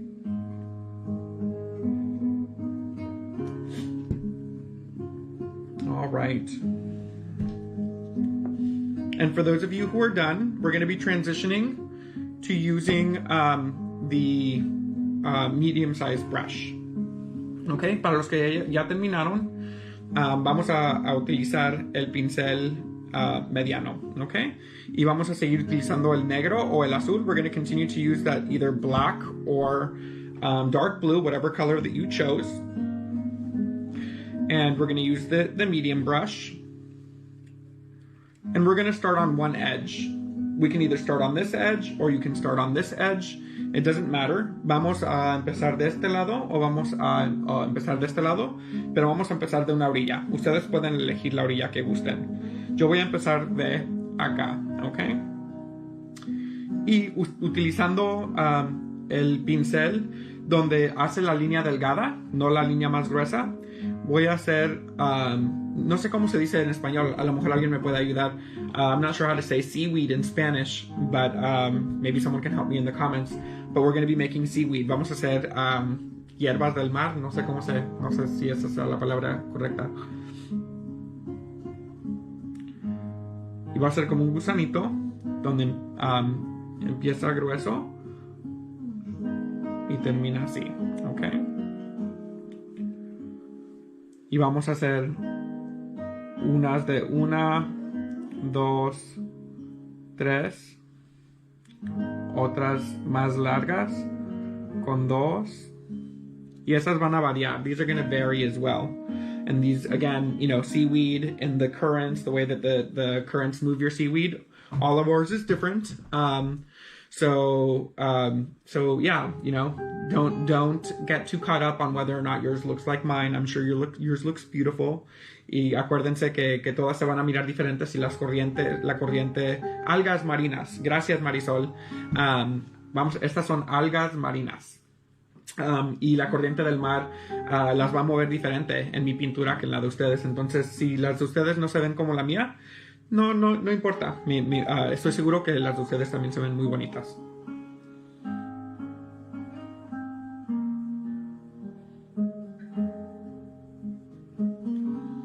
Ok, unas cortitas, otras más largasitas.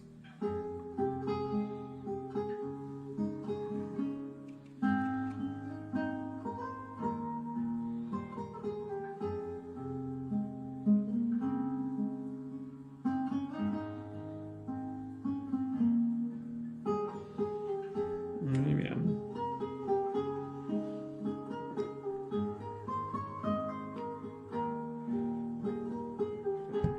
Perfecto.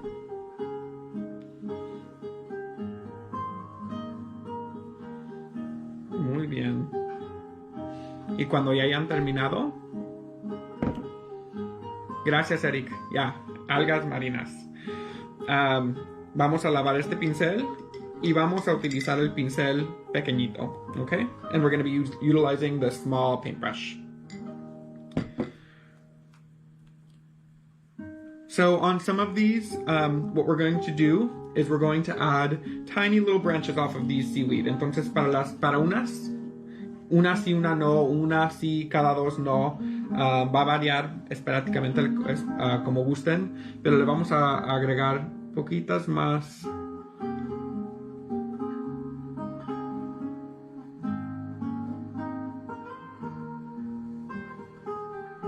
Varitas a las algas marinas.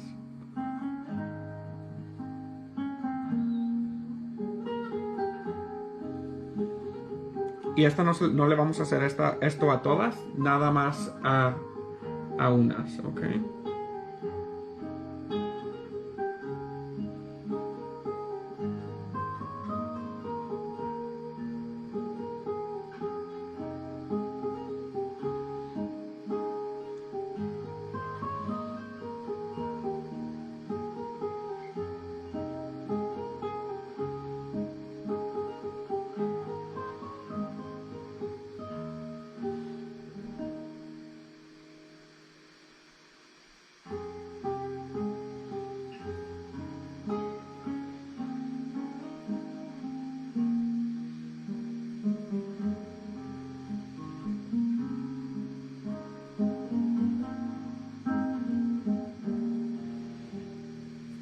Como dice Bob Ross, ¿verdad?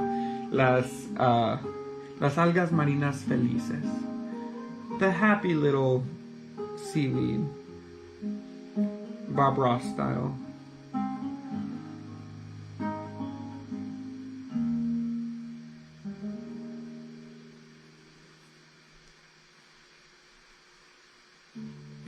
Yeah.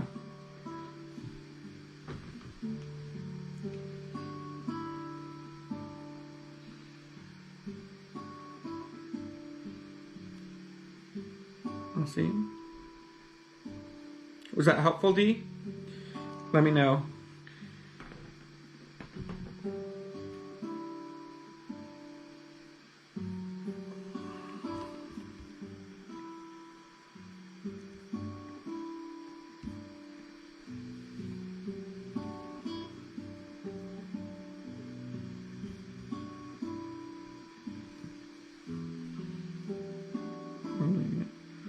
Vamos a continuar poniéndole más varitas. Y para el mío yo nada más voy a hacer esta última. Okay? So I'm just going to finish off and do just this last one for me.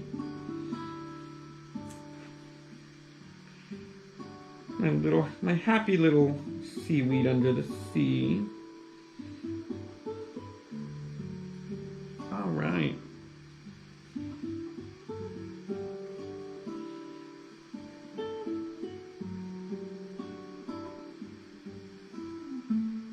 All right. Y yo ya estoy feliz. Hi, Leticia. Yo ya estoy feliz con cómo se ve el mío. I'm pretty content with how mine looks. So I'm going to go ahead and wash my brushes.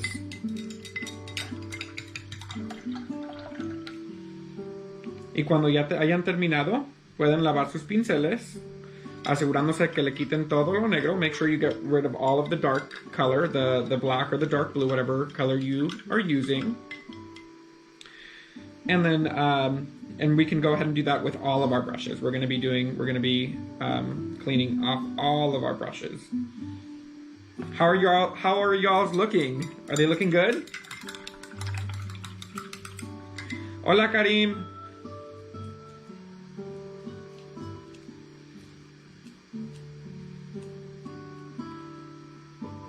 I don't know if you all can see how many folks are on your end, but on mine, it's like so many folks are watching. That's crazy. And I got a beautiful message this morning from folks in Australia who joined our paint party from Australia, and that was kind of really beautiful. So I don't know. I'm feeling the love, and I'm just very grateful that you all are joining me for these paint parties. Yeah. You know, a lot of folks are saying how much it's impacting them and their mental health in a really positive way. But it's also impacting me and my mental health in a really positive way. So thank you for that. Oh, sorry. Folks are saying that they're trying to catch up as well. So I'll just chit chat with you a little bit and I'll look pretty in the camera while folks catch up. No rush.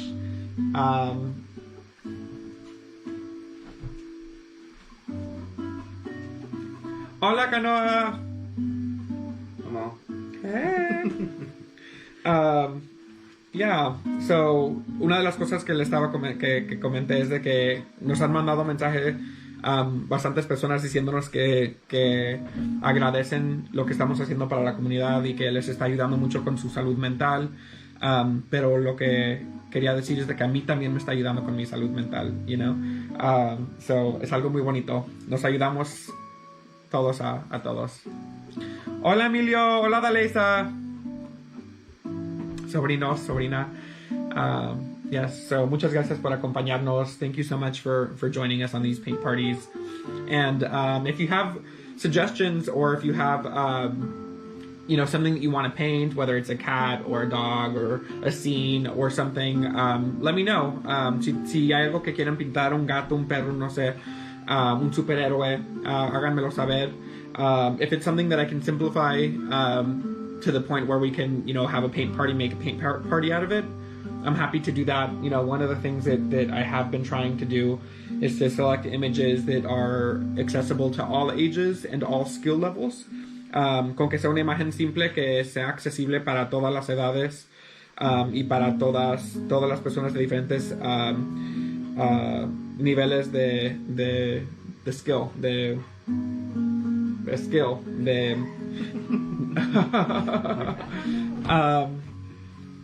a todos los diferentes niveles de pintura, de que sepan pintar o no saben si es su primera vez o no es su primera vez. So si es algo accesible y lo puedo hacer, I'd be happy to. Coco! We have done Coco in the past, so maybe we'll do Coco. The only thing about Coco is that there's copyright infringements with Disney, and that's kind of what we got a slap in the hand from last time. So I'll try and see what we can do. Hi, Fadi. Is it Fadi? Fadi. We are in Vallejo, California, here in Northern California, en Norte de California. Where are you from? Where are folks visiting from? If you can put in the comentarios. Yeah, I'd love to know where folks are watching from, de dónde nos están acompañando. Si pueden ponerlo en los comentarios. skill, destreza, todos los niveles de destreza. Muchas gracias, Marisol. Cada cuando hacemos las fiestas de pintar, nos están preguntando. Cada lunes, miércoles y viernes a las 12, a mediodía. Pero si no nos pueden acompañar vía live stream, ponemos todas las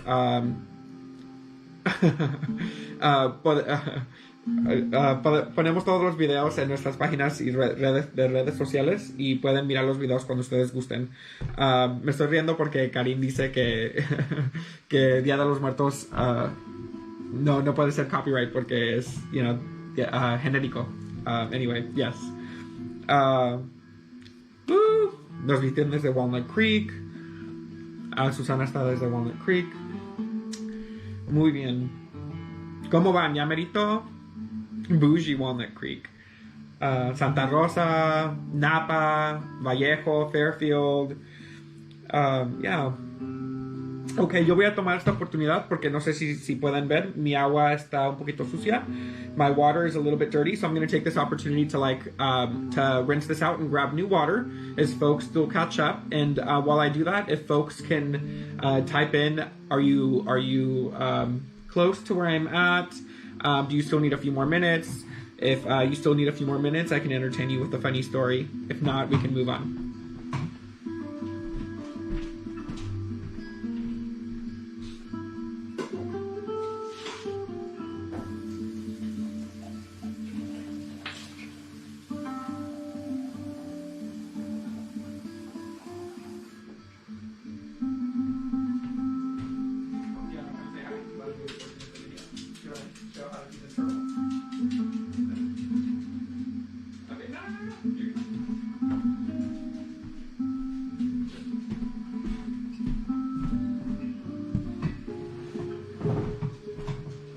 Jacqueline de Richmond. Gracias, Jacqueline.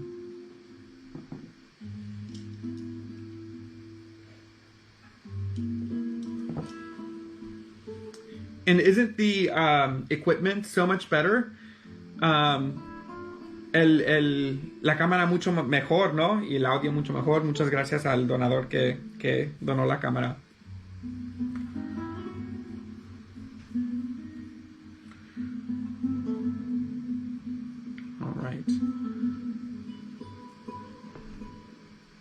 Alright, pienso que ya todos están casi terminando. So we're going to go ahead and move on. Vamos a utilizar el pincel mediano. Now we're going to utilize the medium brush. And we are going to dip that medium brush into the lime green. Okay? And this is where you want your black down here to be closer to the dry side.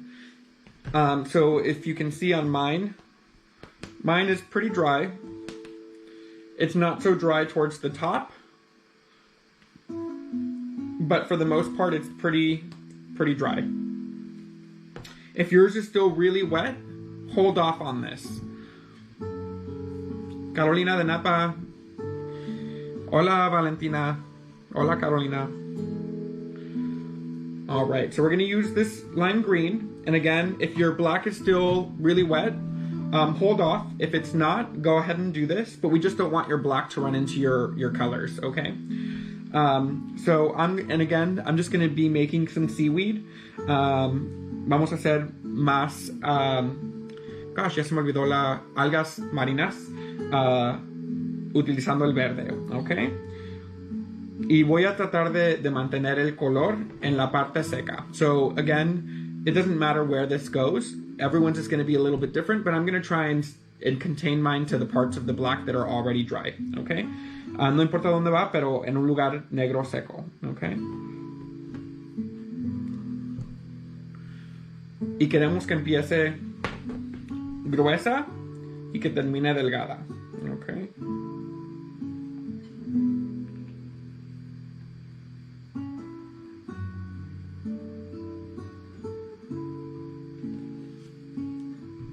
Yo puse una aquí.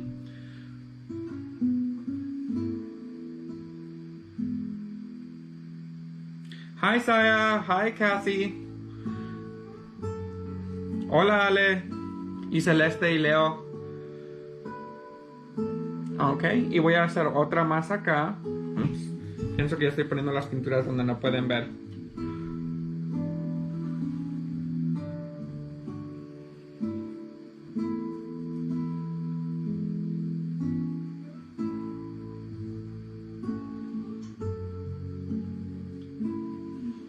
Muy bien.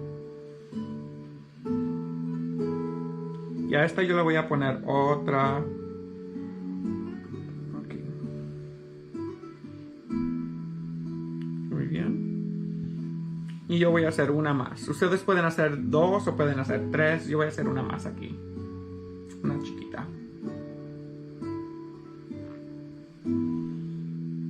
Okay. Y ven cómo se mezcló el negro con el verde. You can see that my black mixed a little bit with my green, but that's okay. No big deal.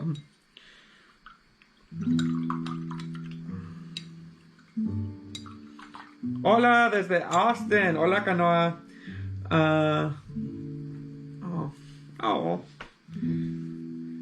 Canoa and Austin, and Nicole from Austin. Good to hear from y'all.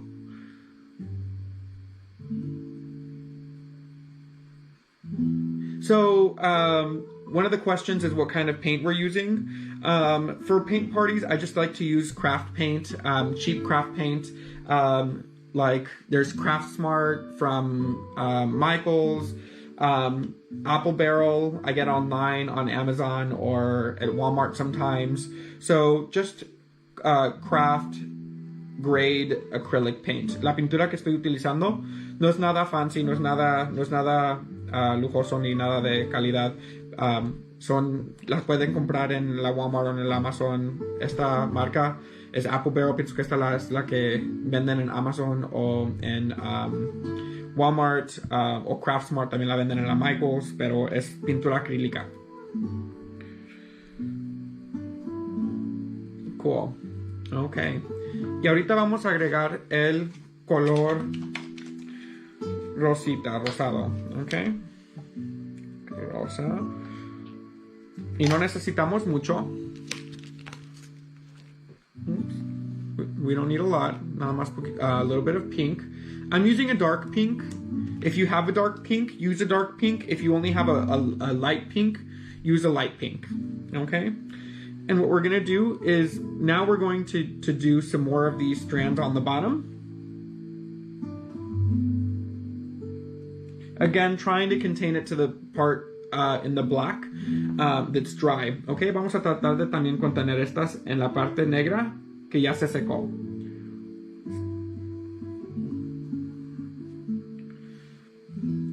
Y vamos a hacer 2 o 3 también de estas.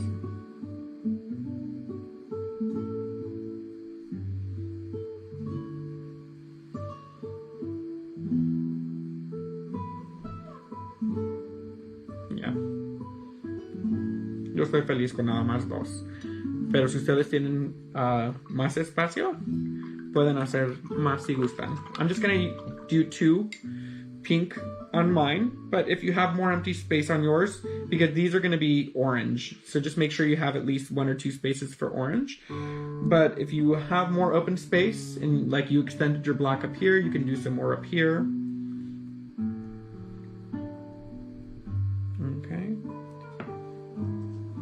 Y después vamos a cambiar al pincel pequeño. We're going to switch over to the small brush. And using that same pink, we're going to do the same thing we did to the black seaweed back here. Okay? And that is that we're going to add more little legs to this one here.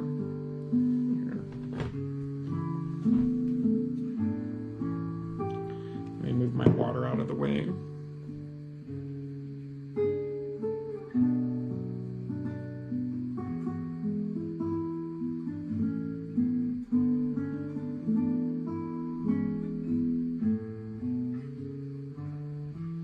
You're going to do that to all of the pink ones.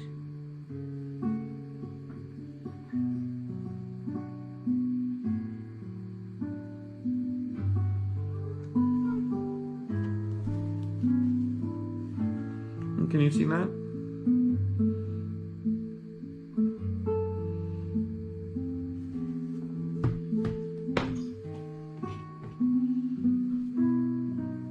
Hi, Monique.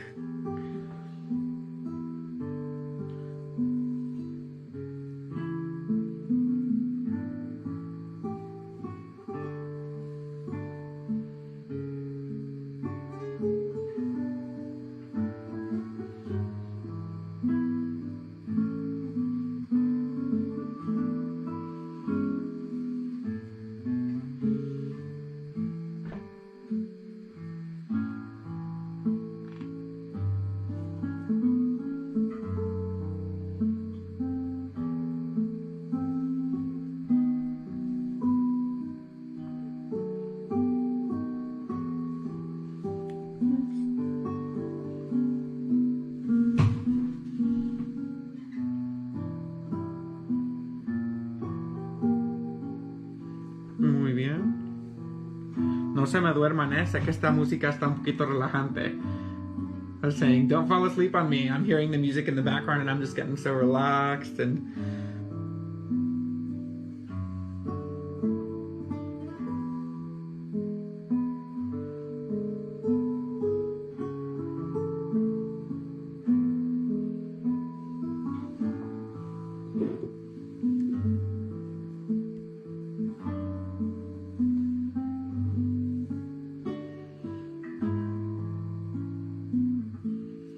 all right.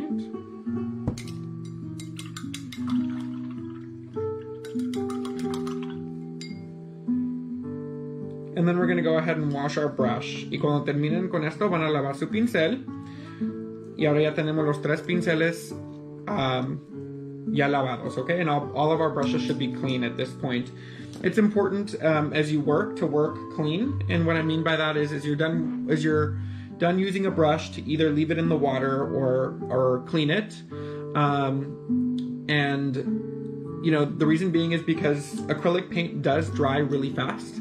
La pintura acrílica sí se seca muy rápido, entonces si no lavan sus pinceles se les seca la pintura y va a dañar su pincel. So it's really important that we keep the brushes clean so that you don't damage your brushes. All right, so now we're going to be utilizing the orange. Okay, vamos a utilizar el color anaranjado y vamos a utilizar el pincel mediano. Okay, and we're going to be utilizing the medium brush for the orange.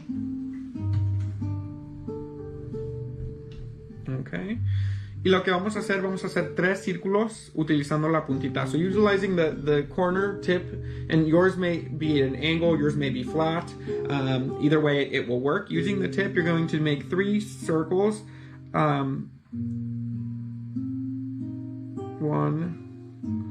2, 3. Can you see that?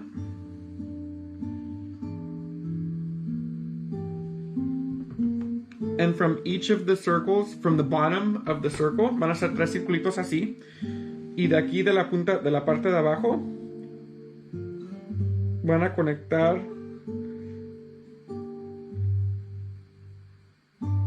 esa parte hacia abajo y va a ser como un tubo, ¿ok? De grueso a delgado. And this one's going to be thicker on the top and thinner on the bottom, and it's going to look like a tube. It's going to be like a sponge, a sea sponge. Va a ser como una esponja del mar.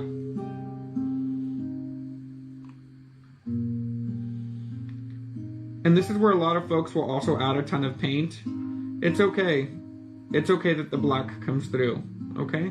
Es importante no agregarle mucha pintura. Está bien que la pintura negra se vea, okay? No importa.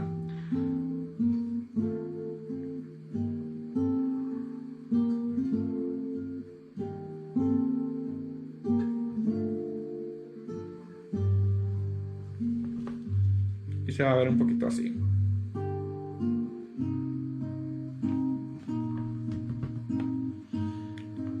Oh, gracias, Ana. You're magic too, girl.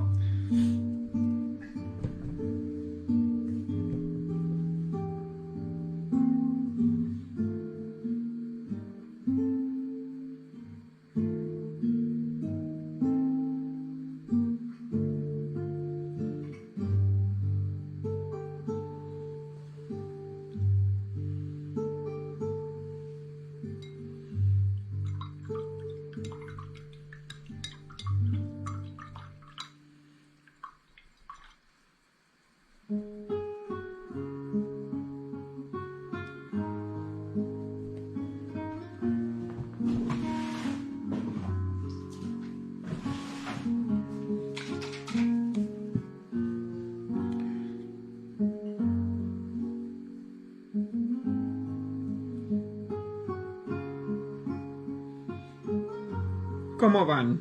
How are you all doing? Is everyone pretty close to where I'm at? Do you need a few minutes?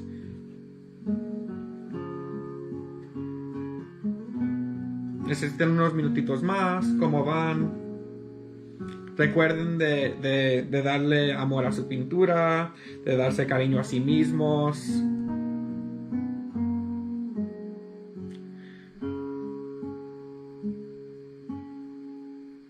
Oh, thank you, Ori, for joining us from the East Bay.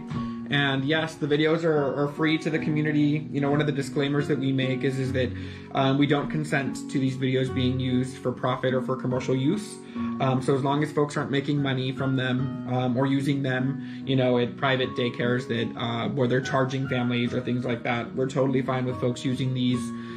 This is how community shows up for each other. You know, we continue to provide free programming as much as we can. You know, and yeah, so yes. You know, Ori nos visita desde el este de la bahía y los videos los pueden utilizar ahorita en vivo con nosotros o en el futuro los ponemos en nuestras redes sociales. Lo único que pedimos es de que no vendan los videos o los usen para ganar dinero o en formas comerciales, pero aparte de eso pueden utilizar los videos con sus hijos, para tiempo de familia, para comunidad. Es una manera de que como comunidad nos apoyemos unos a otros. So, muchas gracias. Yeah. All right. So what we're going to do is we're going to use yellow. I know in the beginning I didn't tell you about yellow, and that's because I forgot. So if you don't have yellow, no problem. You can mix white with green to make a lighter shade of white, okay? But if you do have yellow, you can go ahead and use yellow. Sé que en el principio no les comenté que íbamos a necesitar el amarillo y es porque se me olvidó, perdón. Pero si no tienen amarillo, no hay problema. Lo que pueden utilizar es el verde brillante y mezclarlo con un poquito de blanco, ¿ok? Para que haga un verde más bajito. Pero si tienen el amarillo, pueden utilizar el amarillo. Yo voy a utilizar los dos para que vean los dos, ¿ok? I'm going to utilize, on one side I'm going to utilize the yellow, and on the other side I'm going to utilize the green and the white. So if folks don't have yellow, they can see what I'm talking about, okay? So I'll use the yellow first. Voy a utilizar el amarillo primero. Y utilizando el pincel mediano, le vamos a subrayar. We're just going to highlight an outer edge. And we're going to do the right edge of our green stock, okay?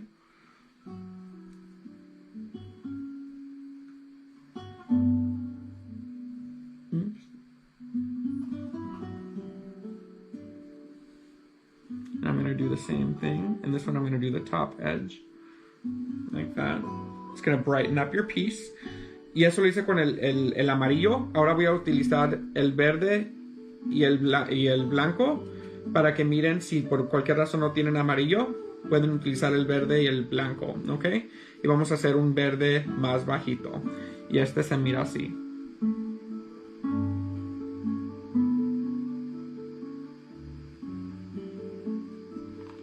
Okay, los dos funcionan. Both work. So it's just a little bit of a different aesthetic, but it'll add that highlight, whichever one you want to use, okay? So if you have the yellow, you can use the yellow. If you prefer to use a white and green mix, you can do that, okay?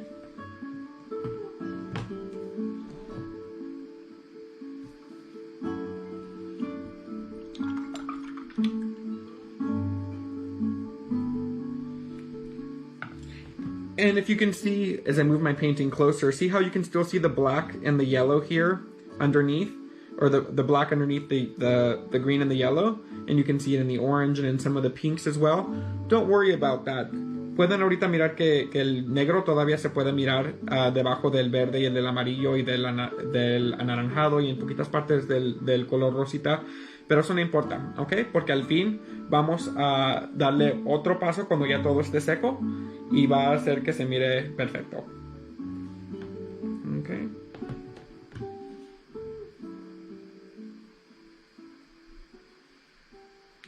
Muy bien.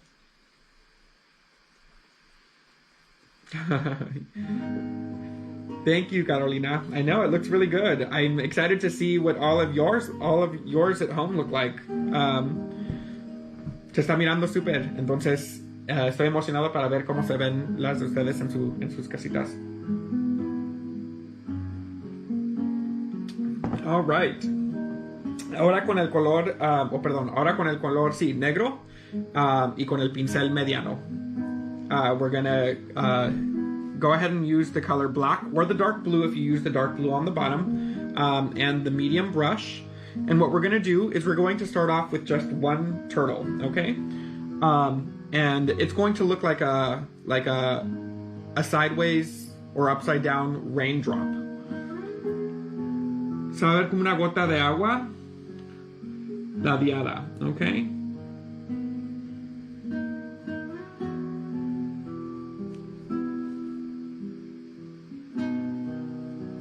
Y la vamos a rellenar.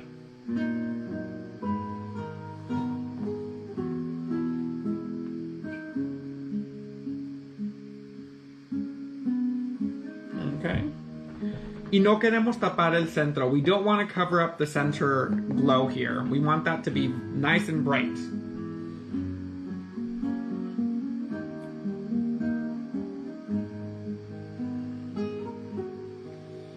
And then you're going to take, or actually, let me think. We're going to add more paint using that same brush. And we're going to do a second turtle.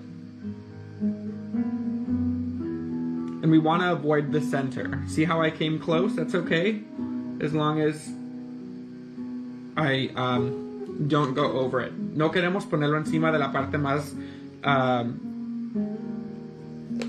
brillante, aquí, la parte blanca, pero podemos llegar cerquitas como yo lo hice. Y estas gotas de agua son la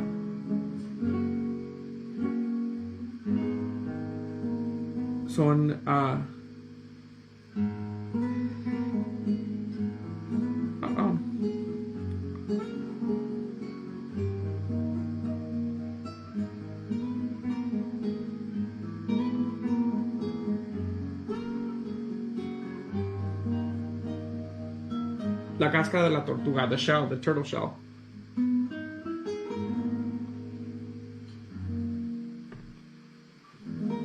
Okay. Are you starting to see it? Ya pueden ver cómo se está llegando a vida la tortuga, cómo le estamos dando vida a las tortugas. Y podemos lavar este pincel o dejarlo en el agua.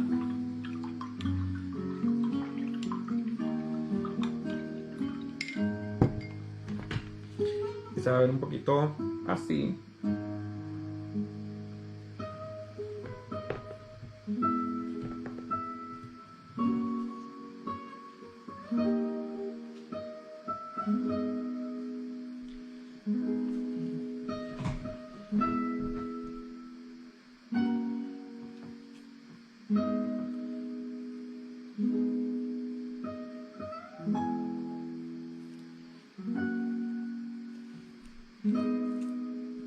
Y ahora con el pincel pequeño, now with the small brush, what we're going to go ahead and do is right on the bottom here, we're going to give our turtles little legs in like a triangle.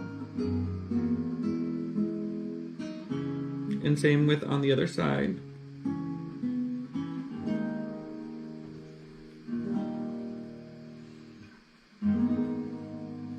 And we're going to give them also fins on the top y también encima, pero estas son más largas.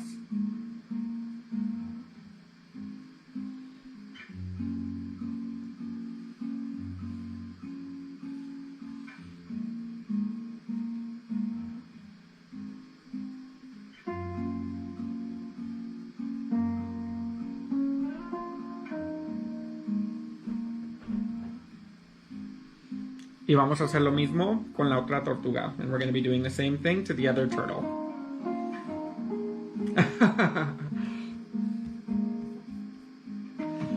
It does look like the alien, the shape of the turtle shell. We're going to do the bottom fins here as well.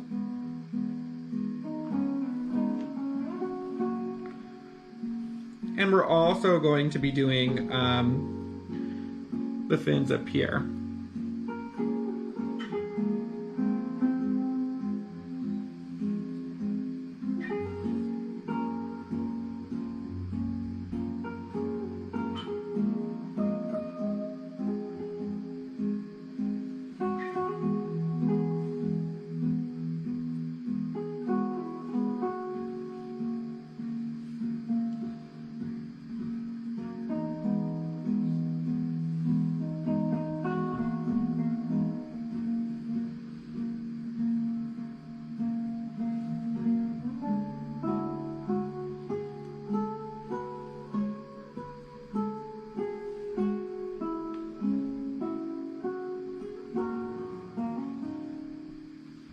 All right. We're almost there, y'all. We are almost there. And we're going to go ahead and give it a little head.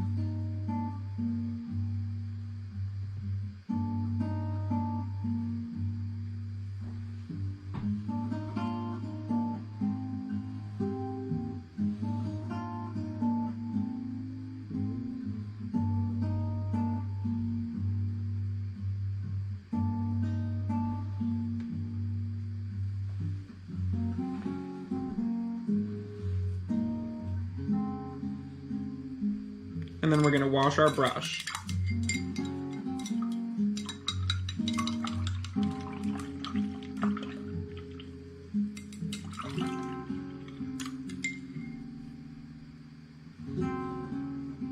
And then using a little bit of blue,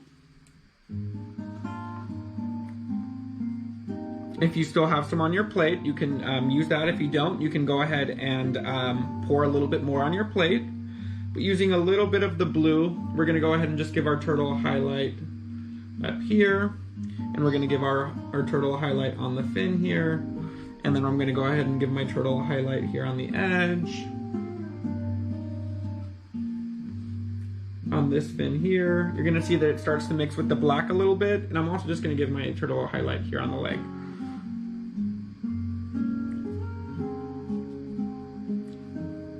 And I'm going to do something similar to this other side here.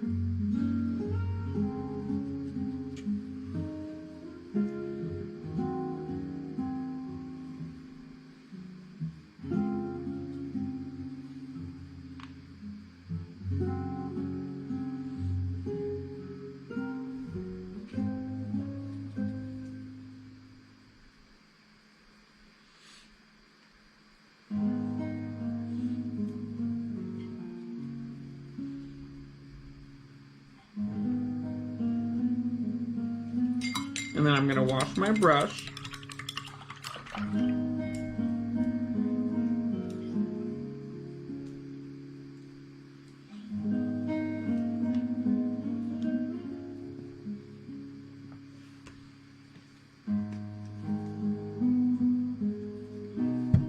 And for me, I want to brighten up my center a little bit more.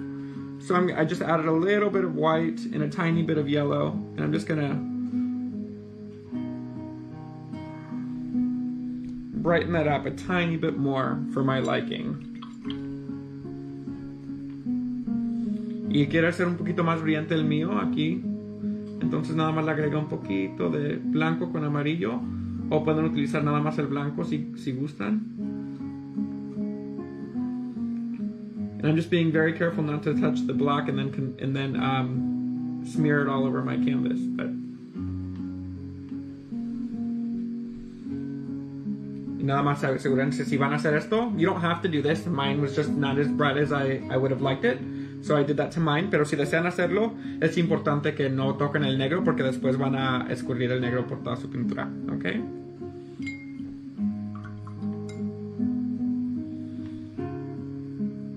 And what we're going to go ahead and do now is if you have a light pink, we're going to use a light pink. If you don't have a light pink, you can use the other pink and just add white to it, okay? Ahorita voy a utilizar el rosita más suavecito, pero si no tienen un rosita más suavecito, pueden agregarle un poquito de blanco a su rosita más oscuro, okay? Y lo que le hicimos aquí, what we did here with the yellow or the lime or the light green, we're gonna do with this bright pink to the pink down here. And I'll show you what I mean, okay?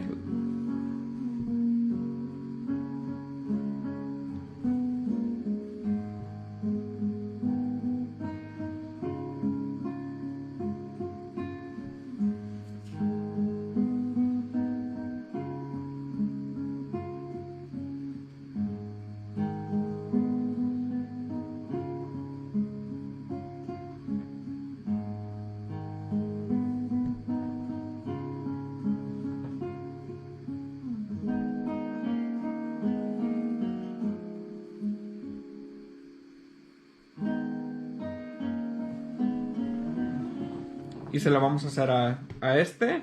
Y también se lo vamos a hacer a este.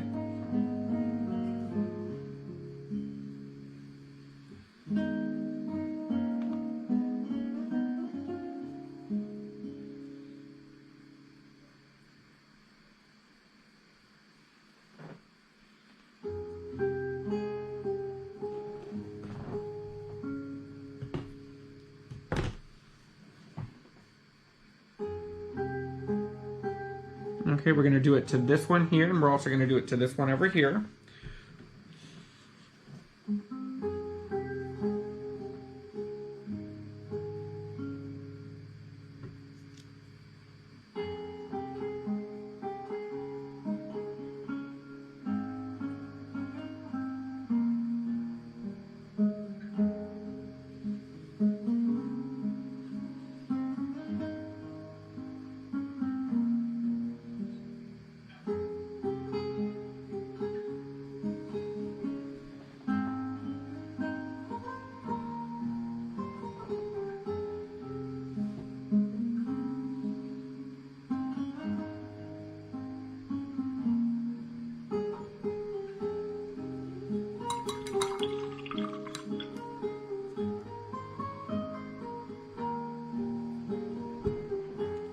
Y un truco que les enseñé ayer, one of the tips that I shared with you, not yesterday, on Monday, is that if you're struggling to work towards the bottom, you can always carefully flip your canvas upside down and work the opposite way.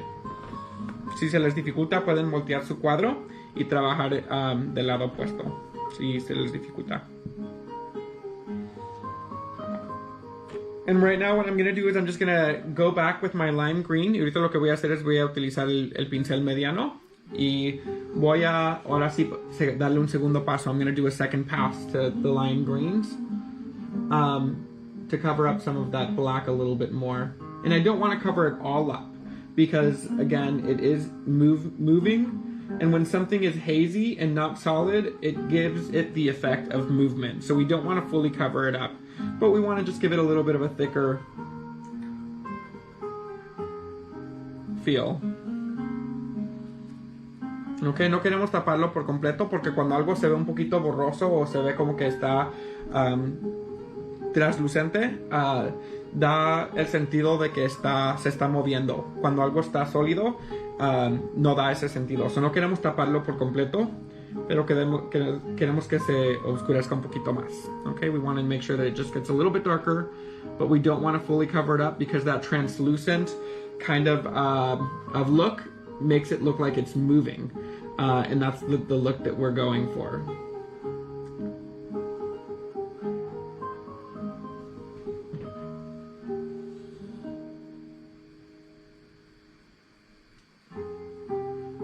Okay.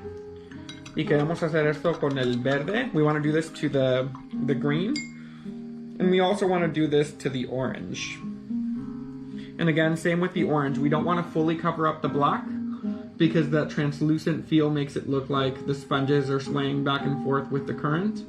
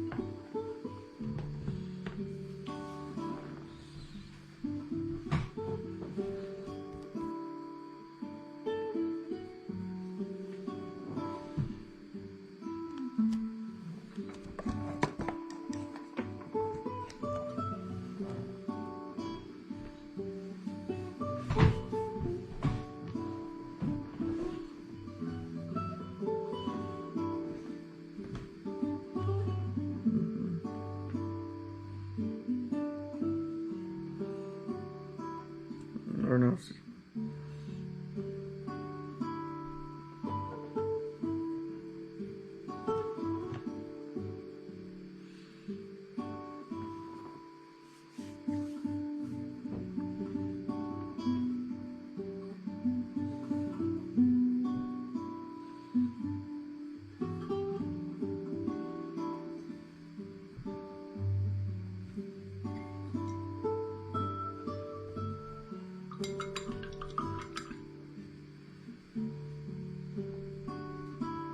Hi, Loba.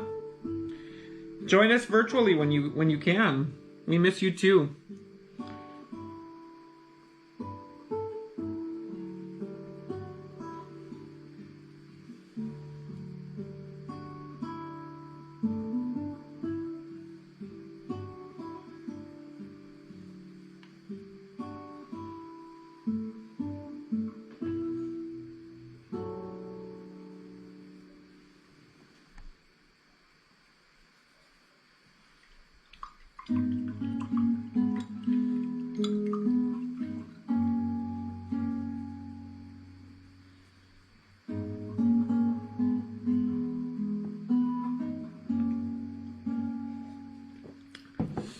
Remember to breathe.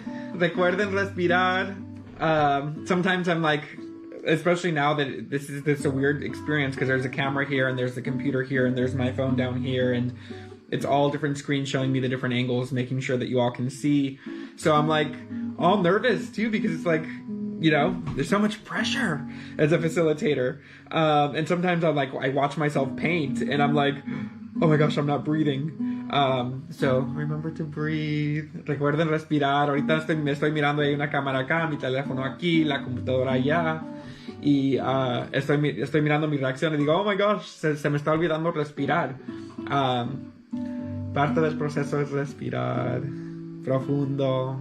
So, a mí se me olvida a veces y ahorita me estoy dando cuenta de eso. So, yes, breathe. Please, please, please breathe.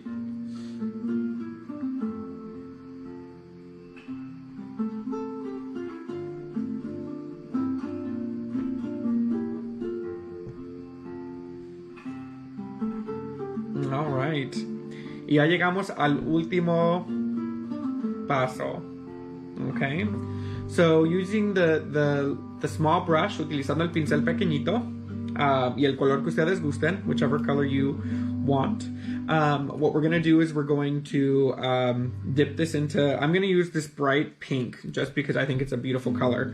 So yo voy a utilizar este color rosita porque se me hace un color muy bonito.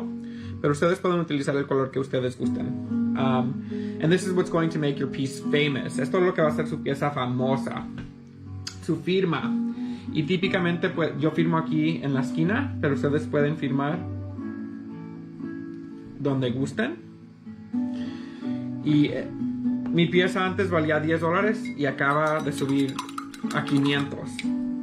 My piece was worth $10 before, and now after signing it, it's now worth $500.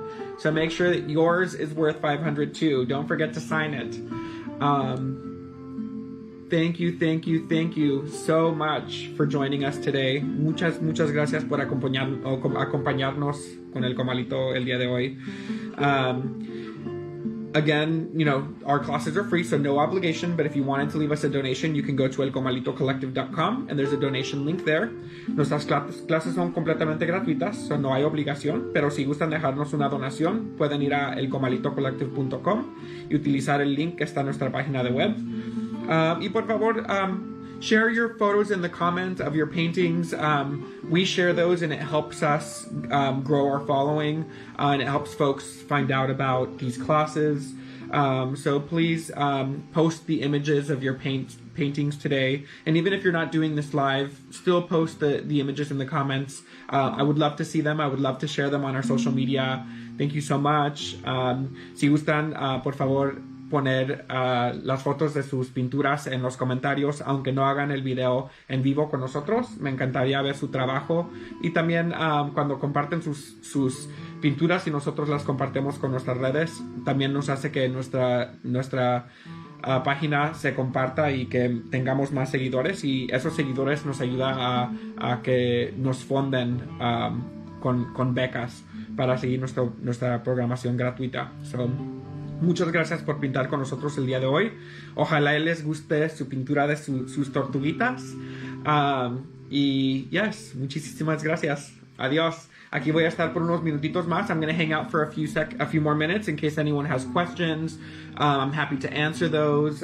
Si tienen preguntas, háganmelos en el comentario. And I'm happy to answer those. And yes, breathe, relax, and thank you so much. I'm going to wash my water.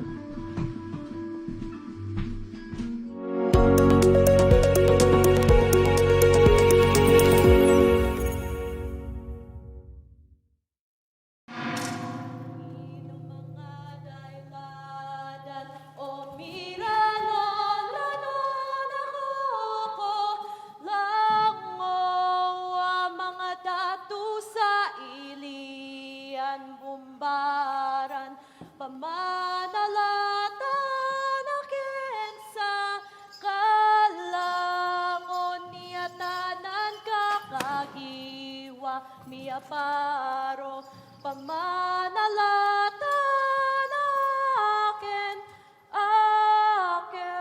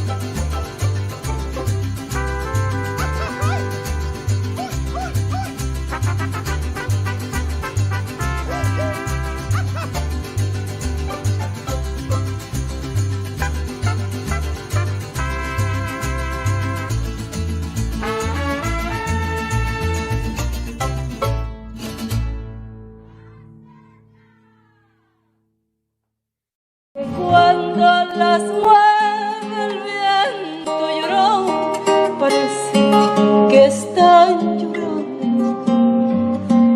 Ay, de mi llorona, llorona, llorona, tú eres mi yunga. Ay, de mi llorona, llorona, llorona, tú eres mi yunga. Me quitarán de quererte, llorón, pero de olvidarte nunca.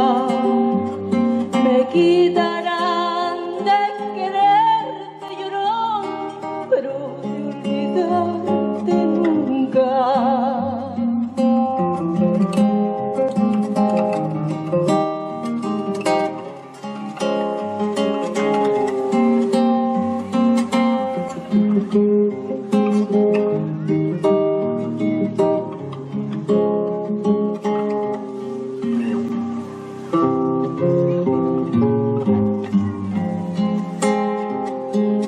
A un santo Cristo de fierro lloró, mis penas le conté yo. A un santo Cristo de fierro lloró, mis penas le conté yo. Como no serían mis penas lloró, que el santo Cristo lloró. ¿Cuáles no serían mis penas lloró, que el santo Cristo lloró? Ay, de mi llorona, llorona, llorona de un campo lirio. Ay, de mi llorona, llorona, llorona de un campo lirio. El que no sabe de amores, llorón, no sabe lo que es martirio. El que no sabe de amores, llorón, no sabe lo que es martirio.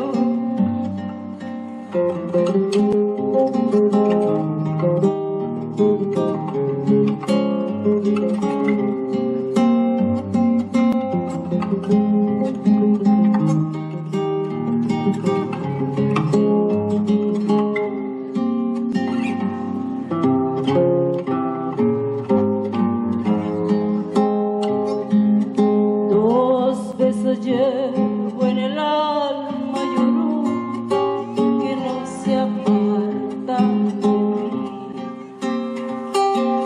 Dos besos llevo en el alma, lloró, que no se apartan de mí.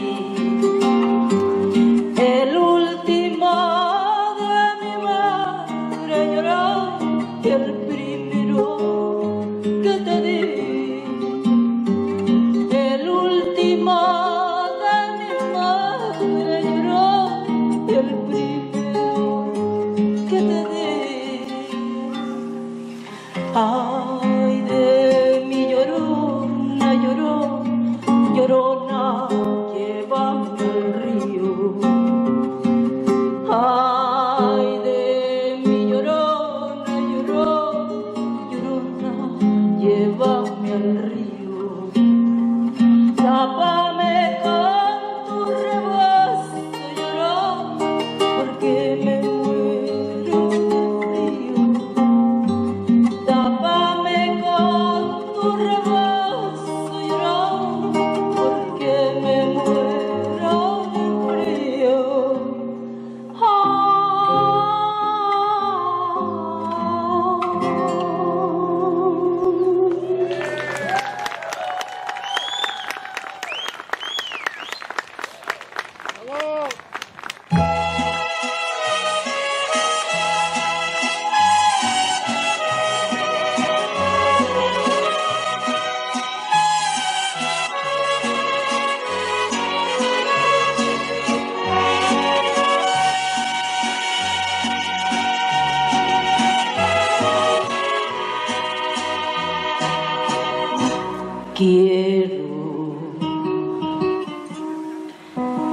que mis amigos, sin que se ofendan, me dejen sola. Porque me da vergüenza llorar con ellos mi sufrimiento.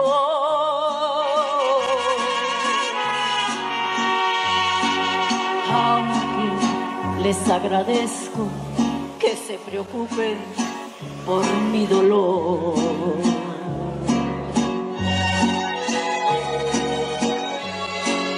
Siento que es preferible sufrir a solas mi cruel tormento.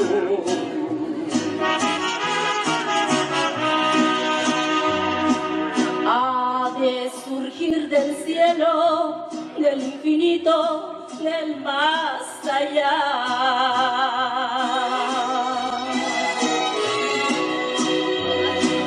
El bien que necesito, que me reanime, que me consuele.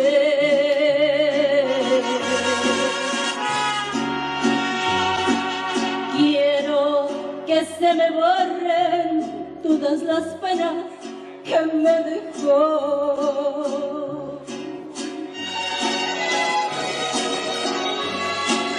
Ella quien me adoraba y sin embargo me abandonó.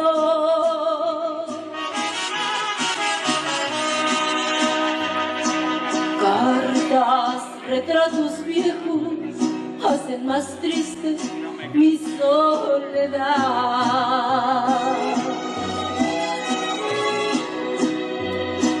Porque me traen recuerdos de horas felices que no vendrán.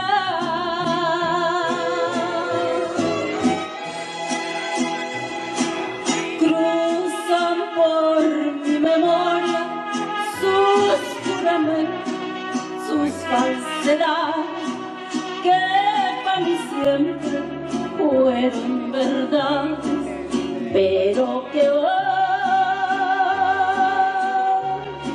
traiciones son. Ay, ay, ay, ay. Gracias.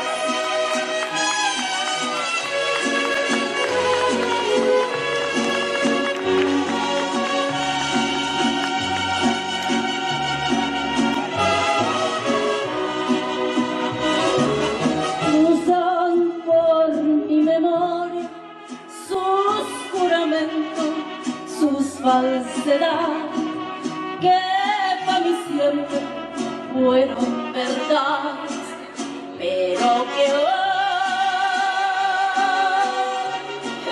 traiciones son. Quiero que mis amigos, sin que se ofendan, me dejen sola.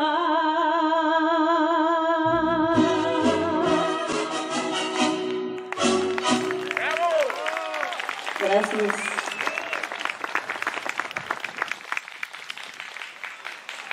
Con esto nos despedimos. Muchas gracias.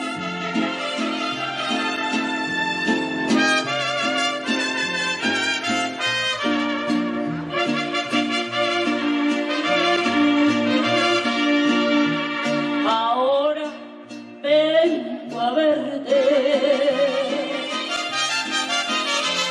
pues sé que ya no me amas. Mira, no seas ingrato, todo con el alma. Dices que ya no me amas, porque ya no me quieres.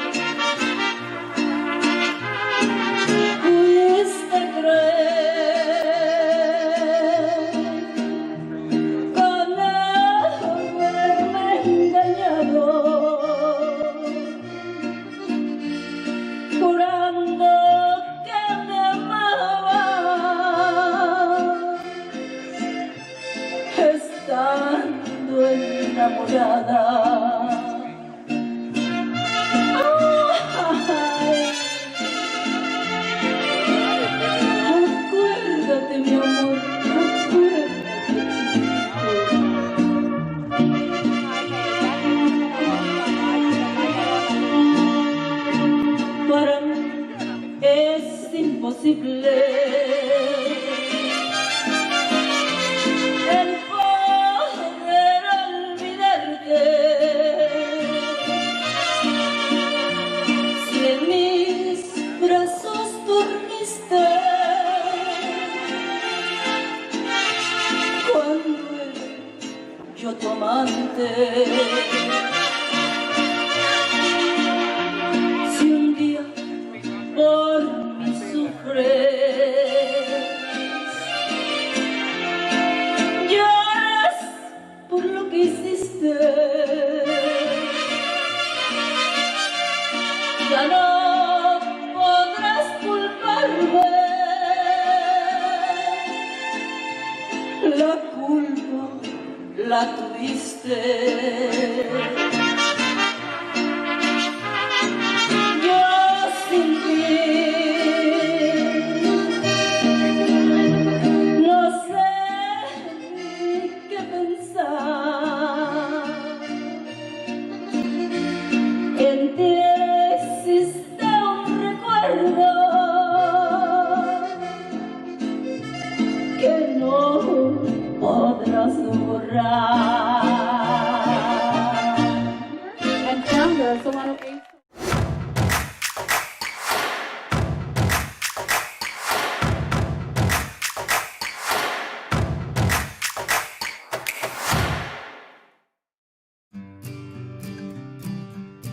Did you know compost can help fight climate change? Recology partnered with Kistler Santo Domingo Ranch to support research on removing carbon from the atmosphere and returning it to the soil by applying compost to rangelands. We run enough cattle to keep us pretty darn busy. After receiving a grant from the California Department of Food and Agriculture, Kistler Ranch spread 800 tons of Recology premium compost over 100 acres of rangeland. Greenhouse gas reductions from this compost application are comparable to removing 90 cars from the road for an entire year. Anything to promote health in the soil promotes health in your grass. The cows eat the grass, and now you're eating a product that's healthier for you and sustainable. Recology is proud to partner with ranchers like Steve and Marcus to support healthy soil and promote a sustainable future for us all.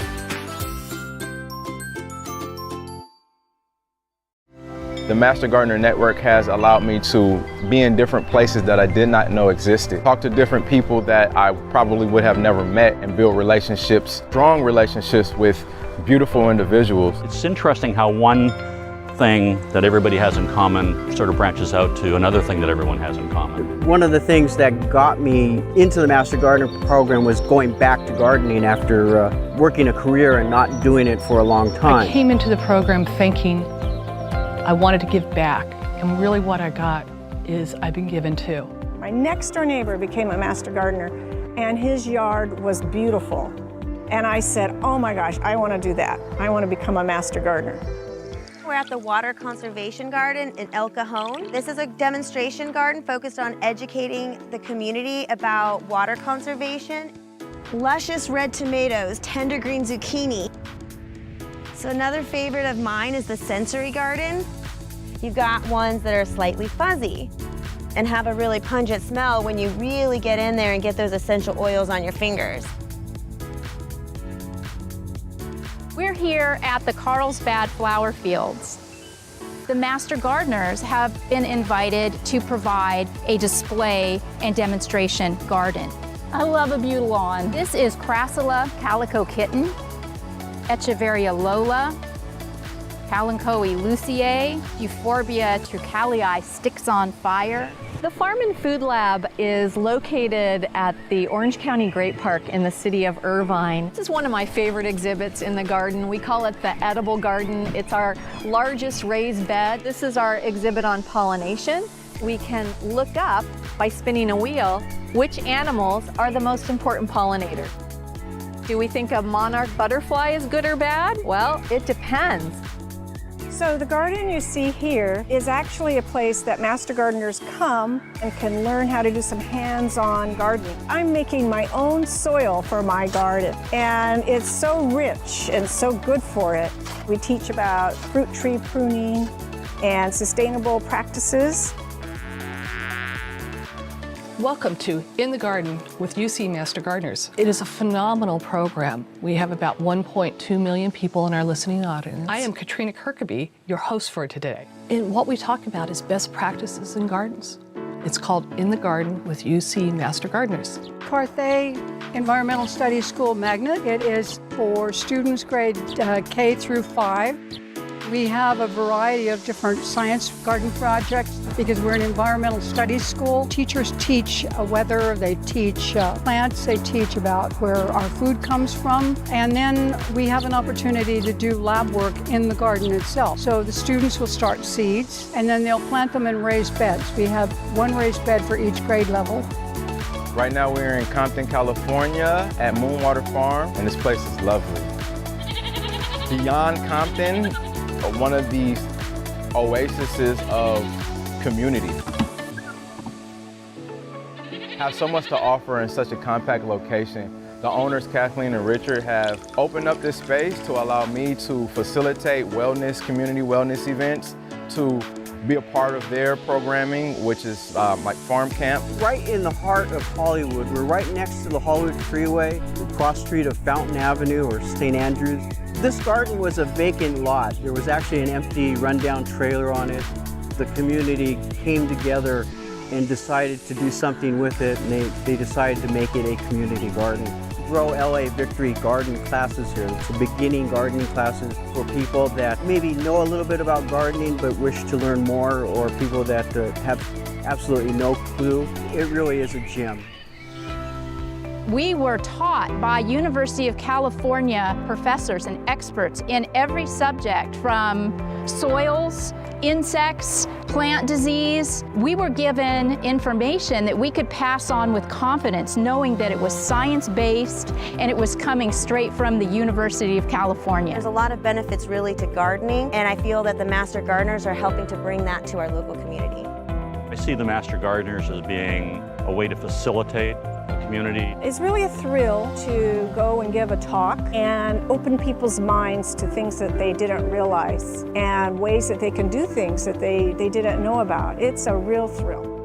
If I don't garden, I become depressed. I need to do it. Supporting gardens like this are so key to sharing the joy and love and knowledge of gardening with the public. We wanted to serve and we wanted to volunteer, and we had a heart for volunteerism, but in a garden setting. The earth is the best place to be at one and be who you are and share it with everybody around you, no matter what you look like.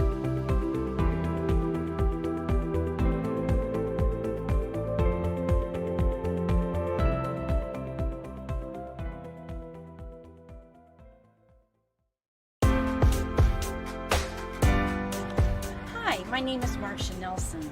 I'm a UC Master Gardener of Yolo County, and today I'm going to show you some basic steps and skills to prune a hybrid tea rose.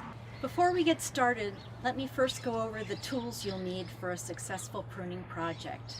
Bypass pruners to cut canes a 1/2 inch in diameter, loppers for canes a 1/2 inch to 1 inch in diameter, a pruning saw for canes larger than 1 inch, and gardening gloves made of leather that are thorn-proof, and gauntlet gloves.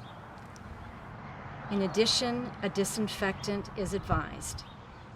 But an important thing to remember is that sharp, clean tools are essential for making a nice, smooth cut, which minimizes damage to your canes and essentially improves the overall health to your rose. And now let's look at, why do we prune a rose? Pruning roses improves the health and condition of a rose. It increases your flower production, improves internal air circulation within the rose, and allows us to shape the rose for the area that it's been planted in our garden. In California, we typically prune roses mid-December through mid-February. This is a dormant period for the rose and allows for good springtime growth. So let's get started. I have a hybrid tea rose here today, and generally I just try to take it down a 1/2 to 1/3 in height. One quick tip that might help you is just to remove the first few inches of the bush so that you can see the rose better. I just take off the very tops. Doesn't matter where you are actually making your cuts, just so you can get an idea of how to see the center of the plant. So now that I've cleared off the top, I'm going to take away pencil-sized growth and any twigginess to this plant. These small little branches will not help with flower growth.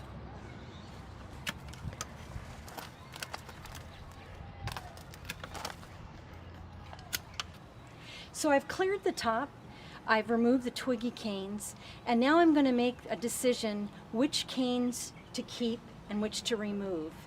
Generally with hybrid tea roses, you can keep up to 3 to 6 canes. You want a nice oval shape and you want a clear center. This is called the crown of the rose, and you can clean it out and get a better look at which canes you have available. You want to choose nice, healthy canes, and I am going to take out small canes that will not bear many roses. I will also look for crossing canes that rub against one another.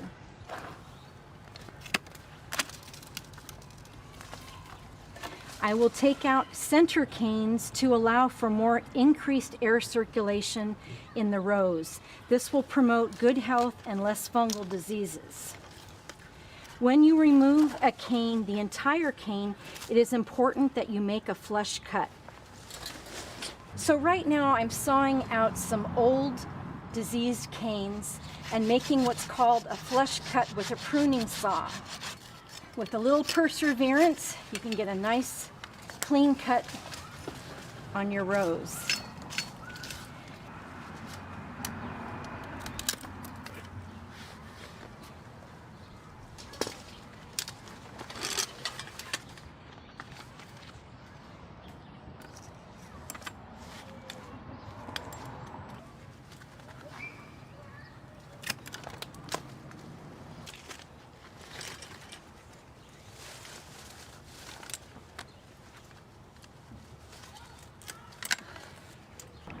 So now that I've cleaned out the rose and chosen the 4 last canes to keep, now is the time to cut to an outward facing bud so that you can have growth in an oval type shape. To make a proper pruning cut is fairly easy. The first step is to find the leaf scar and bud of a outward facing bud, and it can be red or green, and it's located where the last leaf was located.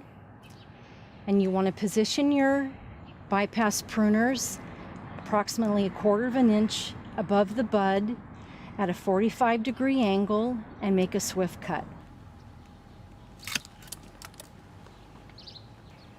Here's the bud, and the little leaf scar, which is the line underneath, can help you identify where you can find the bud on a rose. Here is a bud that has what we call broken bud. The leaves are starting to grow above the pruning cut. So the last step in pruning is just to clean up your garden debris. Just go ahead and rake up the dead leaves and canes so you can avoid having diseased fungal spores and put them in your toter. So that's it on the basics of rose pruning. To attend one of our Master Gardener workshops or to learn more about rose pruning, please visit our website at mg.ucanr.edu. Thank you.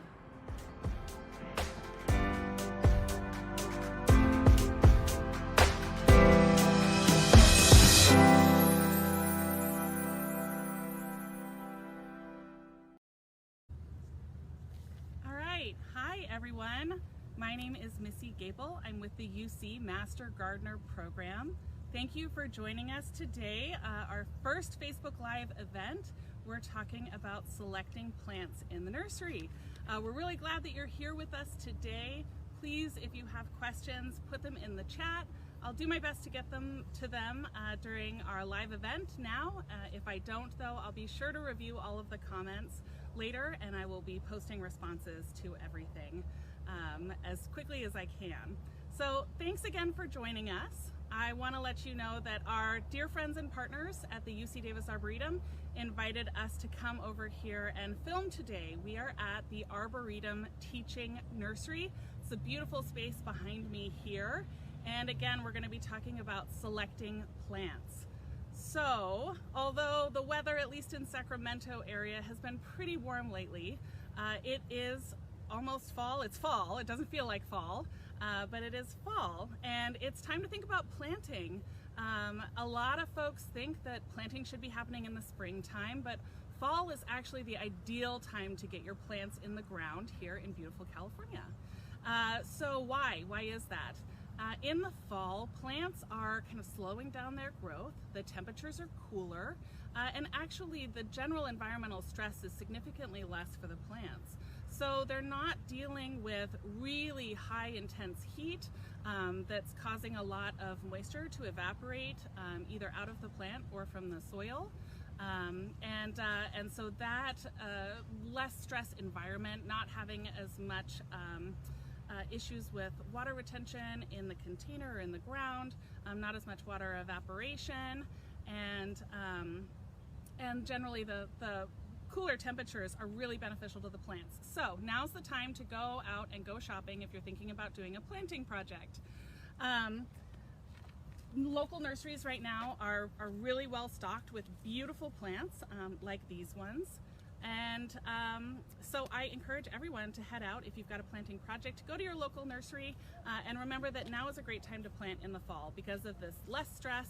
Once you get the plants in the ground, you're going to be watering them and taking care of them, but you're also going to be able to take advantage of seasonal rains that will be coming soon. So head out to your local nursery like we've done today. All right.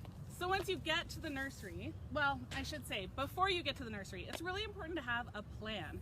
If you're like me, you probably head into the nursery and get distracted by all of the amazing things. I want to head home with literally everything I've seen today. So it's important to start with a plan. Know where you're going to be putting new plants in your landscape.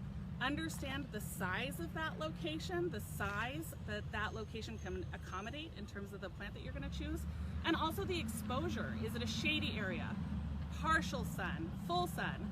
Know all of those things before you head to the nursery, or at least that's my recommendation, so that you can make really informed decisions and pick the right plant for your place. All right, so once you get to the nursery, you've got a plan. The first thing you want to do is actually get the lay of the land. Nurseries are typically really well signed, or they've got personnel who can help you understand where items are located within the nursery. Here at the Arboretum Teaching Nursery, they have some great clusters of plants They have areas where the sun plants are located and then areas where the shade plants are located. So again, this is all to really help you get to where you've got the right plant in the right place. Okay, and I see Donna, you just joined. Thanks for watching, Donna. Again, if you guys have any questions, feel free to type them in the comments. Happy to help. All right, so now you're at the nursery, you've got the lay of the land, and you know what plant you need for each location in your landscape. So how do you pick the right plant when you're out shopping? All right, so the first thing I do is look for good shoot growth. Does the plant generally look healthy? No obvious signs of stress, like you would see if the plant was wilted, that would be a sign of stress. The plant has good color. If a plant isn't supposed to be yellowish or purplish, then you want to be concerned about deficiencies. So definitely look for good color for the plant that you're choosing. You're going to want to look, again, I said good shoot growth, good color, no obvious signs of pests and diseases. From there, you're going to want to pick up the plant. And I know this is a pretty subjective thing, but you don't want the container that it's in to be too light or too heavy. All right, so that's going to indicate that it's well watered, but it's not super saturated, there's not a lot of water dripping out, or it's not too light where it hasn't been watered in a while, and that could cause the plant some stress. So look for all of those signs as you're making your plant selection. You're also going to want to look for a plant that is well rooted, and we'll talk about a couple different ways that you can figure out if a plant is well rooted. First, we're going to want to find something that isn't wobbly in the container. So the plant, if it's well rooted, you're not going to be able to wobble it out. It's not going to flop over when you pick it up and shake it a little bit. All right, you're also going to want to look for plants that don't have any damage. Plants that have good branch attachments. So here's a great example of a plant with great attachments. Nothing's wobbly, nothing's hanging off or broken. Those are all great characteristics. Plants that have good attachments and aren't wobbly are great indicators that you're finding a healthy plant in your landscape. All right, so don't be afraid to look at the roots of your plant. So when you're looking at, let's see if you guys can see this. There's beautiful white roots on this plant. Those are healthy growing roots. Those roots are taking up the nutrients and the water that this plant needs to survive and thrive. So look for a nice, healthy, good distribution of white roots. That's an indicator that you're choosing a healthy plant. Now, sometimes don't be afraid if what you see either at the nursery or maybe when you get home and you unpot it, you might see something like this. This is, I hope you guys can get a good picture of it. This is a more pot-bound plant. The roots are kind of circling around the exterior of this plant. Here's the bottom. You can see that there's a pretty good mat of roots. So don't be afraid of this, but know that you have to take care of this plant as you're getting it in the ground. What I would recommend for something like this is actually taking like a digging fork from your gardening toolkit and just roughing up the edges around this plant so that you can encourage these roots to grow out laterally. That's what's really important. Right now they're growing in this circular pattern, and you want to make sure to indicate to the plant that they should stop that behavior, start growing laterally out into your landscape, into the soil in your landscape, so that this plant can be healthy. So rough up these roots either with your fingers or with a gardening fork. You can use pruning shears if you want to. We might be able to give a demonstration of doing that at a future event, future Facebook Live. All right, another thing you're going to look for, and this is particularly important with woody plants, trees, large shrubs. You're going to want to look for plants, there we go, that don't have what I call circling roots. So what you're going to do is kind of dig down a little bit in the surface. Oh, excellent. Lauren is always roughing up the roots. Lauren, it's a really good practice. Make sure you're doing that in your landscape. It really promotes the lateral root growth, which is important to getting all of the nutrients that the plant needs. Thanks for your comment. So as I mentioned, with woody plants, it's especially important to make sure that you've got a good foundation for your root system. So I like to go up to my plants and I'm not afraid to kind of dig up at the top. I'm looking for two things. The first thing I'm looking for is what's called the root flare. So that is the location where the first lateral root comes out from the base of the plant. That's called the root flare. Now, the root flare, sometimes in nursery plants, is not located at the soil level. So you're going to want to dig down a little bit until you find the root flare. I always say that if the root flare is more than 2 inches below the soil surface, it's probably not a plant that I'm going to choose, because if the root flare is 2 inches below the soil surface, you have a really small kind of cans. Whatever is in this can is very small, so the amount of roots that you have is pretty minimal. So if the root flare is 2 inches below the soil surface, it might not be a plant that I would suggest. In this plant, it's just right below the soil surface. So I'm going to dig down and just check how deep that root flare is. And then I'm also going to check and make sure that there's no circling roots. So if you see a large woody root that's kind of twisted around in a circular pattern, that's called a circling root. We can definitely talk more about those at a future Facebook post. But you're going to look to identify whether or not your plant has circling roots. If it does have circling roots and you are a keen gardener, maybe you're a UC Master Gardener volunteer, you might know how to deal with those circling roots to mitigate any negative effects on the plants. But if you don't know, just avoid the plant that has circling roots. Okay, I'm going to head back to the root flare thing for a minute. This is important. When you take this plant home, you're going to be hopefully putting it in your landscape.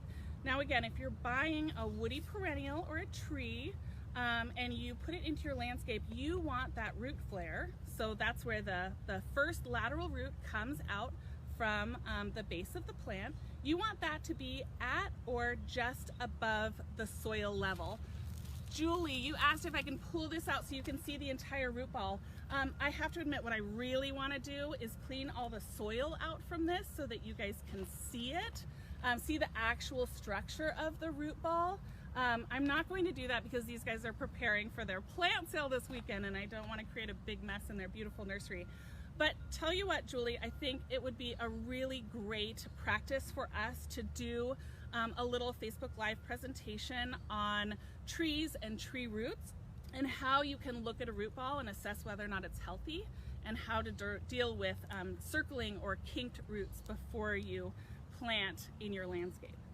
So again, I want to make sure when I'm planting that root flare, where the first lateral root comes out from the base of the plant, is at or just above the soil level in my landscape.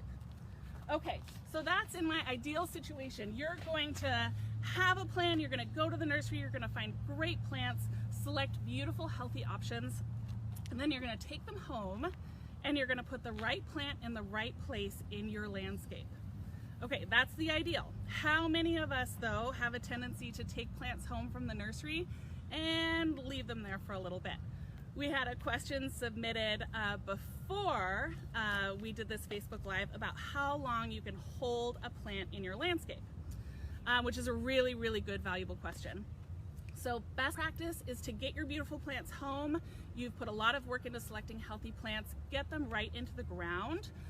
Start taking care of them. When you take these plants home and you put them in your landscape, keep in mind that their little root systems are that big, right? It's confined to the size of the pot that it was in. So no plant, even if it's a great desert plant that's low water, no plant is actually low water when you first get it because the roots haven't had a chance to penetrate into the soil.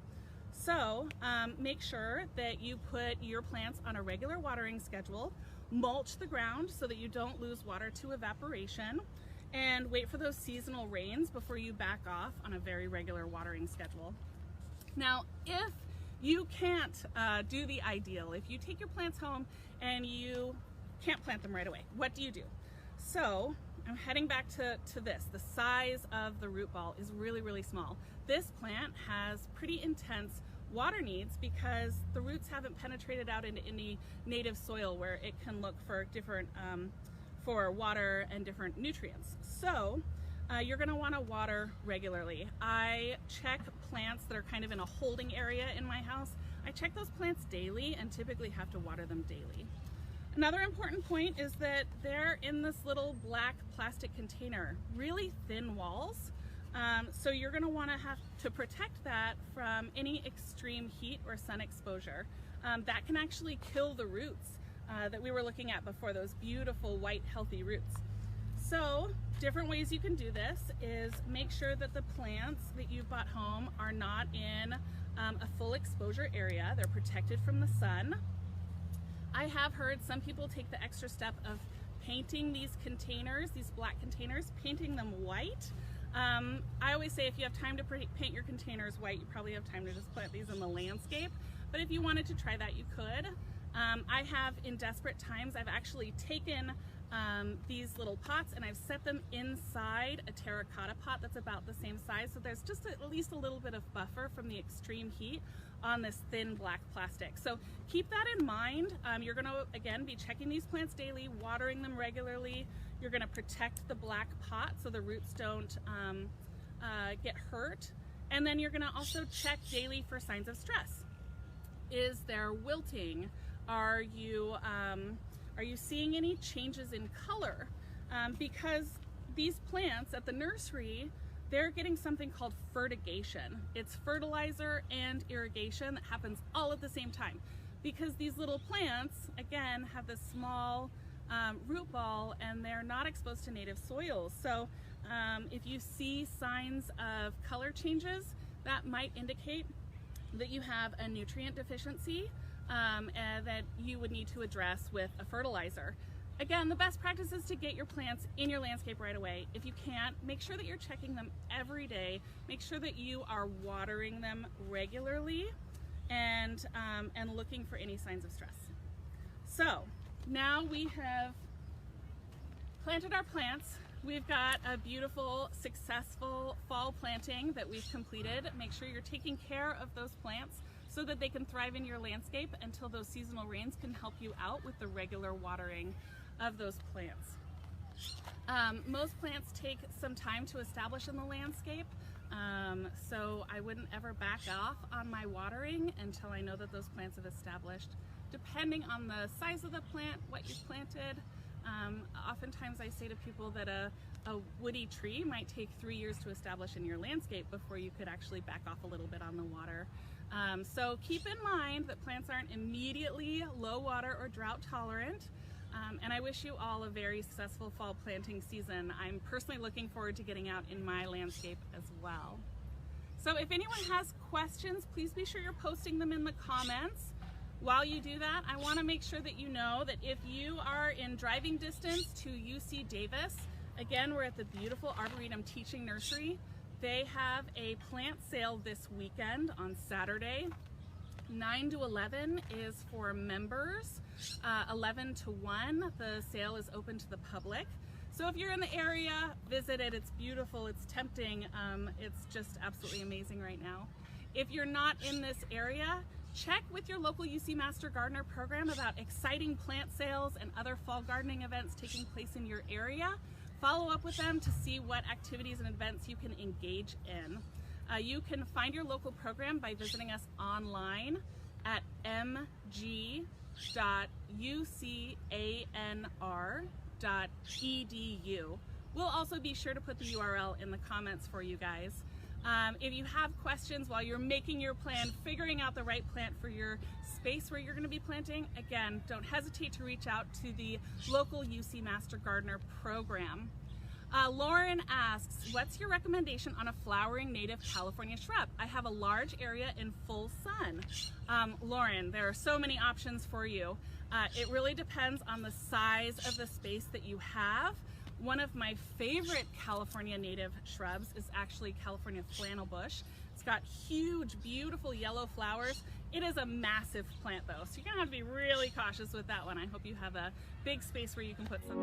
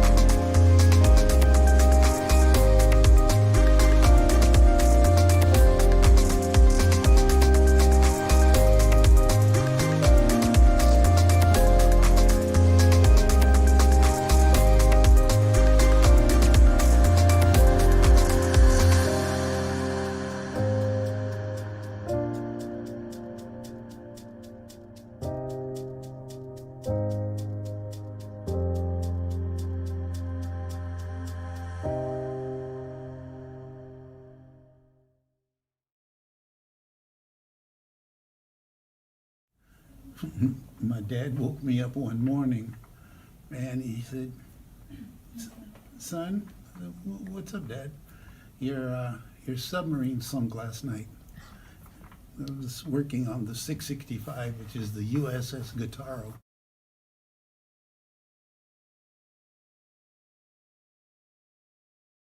On the back end of the boat, they took it down 2 degrees. Shop 38 said, "No, it's off again." Took it down 2 degrees. And well, they kept doing this throughout the night. Everybody took off at lunchtime, and they got it so low that the waves were just coming over the open ends. Next thing you know, the boat started sinking because it was that low in the water.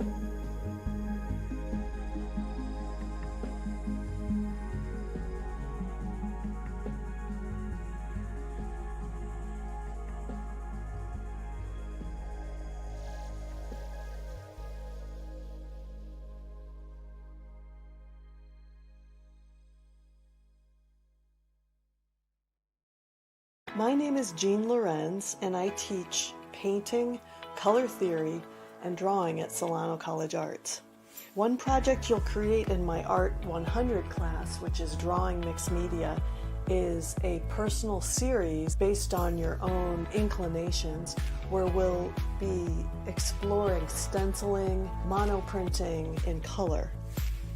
I love teaching at Solano College because the students always surprise me with their talent and their dedication. I hope to see you this fall. Our online classes start August 17th.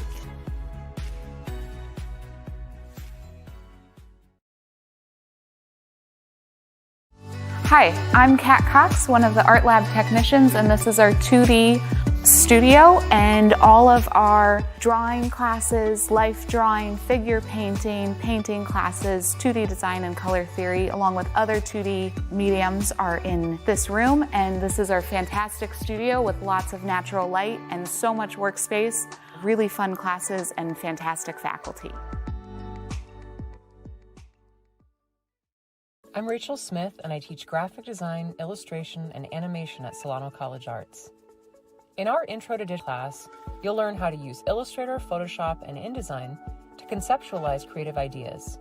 In my introductory animation class, we'll explore using programs like Toon Boom Harmony and After Effects to bring your original characters and stories to life. I love teaching at Solano College Arts because I love working with our students. Each person is unique and brings their own ideas, creativity, and perspective to our classes. I hope to see you this fall. Our online classes start August 17th. My name's Sarah, and I teach at Solano College Arts. One project that my graphic design class does is we look at various styles throughout history, such as Victorian era, heroic realism, and then we recreate those looks using the digital tools available in Photoshop, Illustrator, and InDesign. I love teaching at Solano College Arts. It's always such a thrill to see every student's point of view expressed through these tools, and I really hope to see you for our online classes that start this August on the 17th.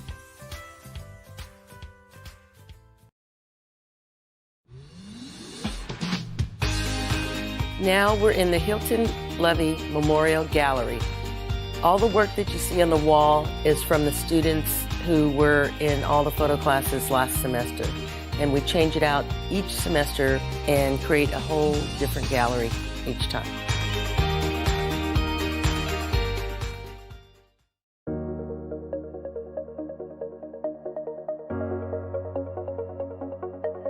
We're in the dark room, and this is where we process the film. Once we get the film into this state, we take it to an enlarger with a piece of paper, and then it'll come out blank. And this is where the chemicals come in. So we have developer, stop, fix, and fix, and then we toss it into the water. And then once that happens, we get a print.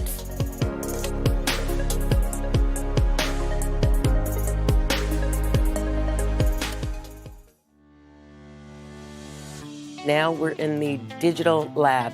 In here we have 23 Mac computer stations along with 2 high-end printers, Epson 4900s, and we have 3 Epson P800s. So we can do up to 17 inches long, as wide as you want, as long as you want. And also we have monitors on each side so that the teachers can do instruction and you can follow along with the instruction. We have editing software in here for photo, video in Lightroom, Photoshop, Premiere, and Adobe Illustrator.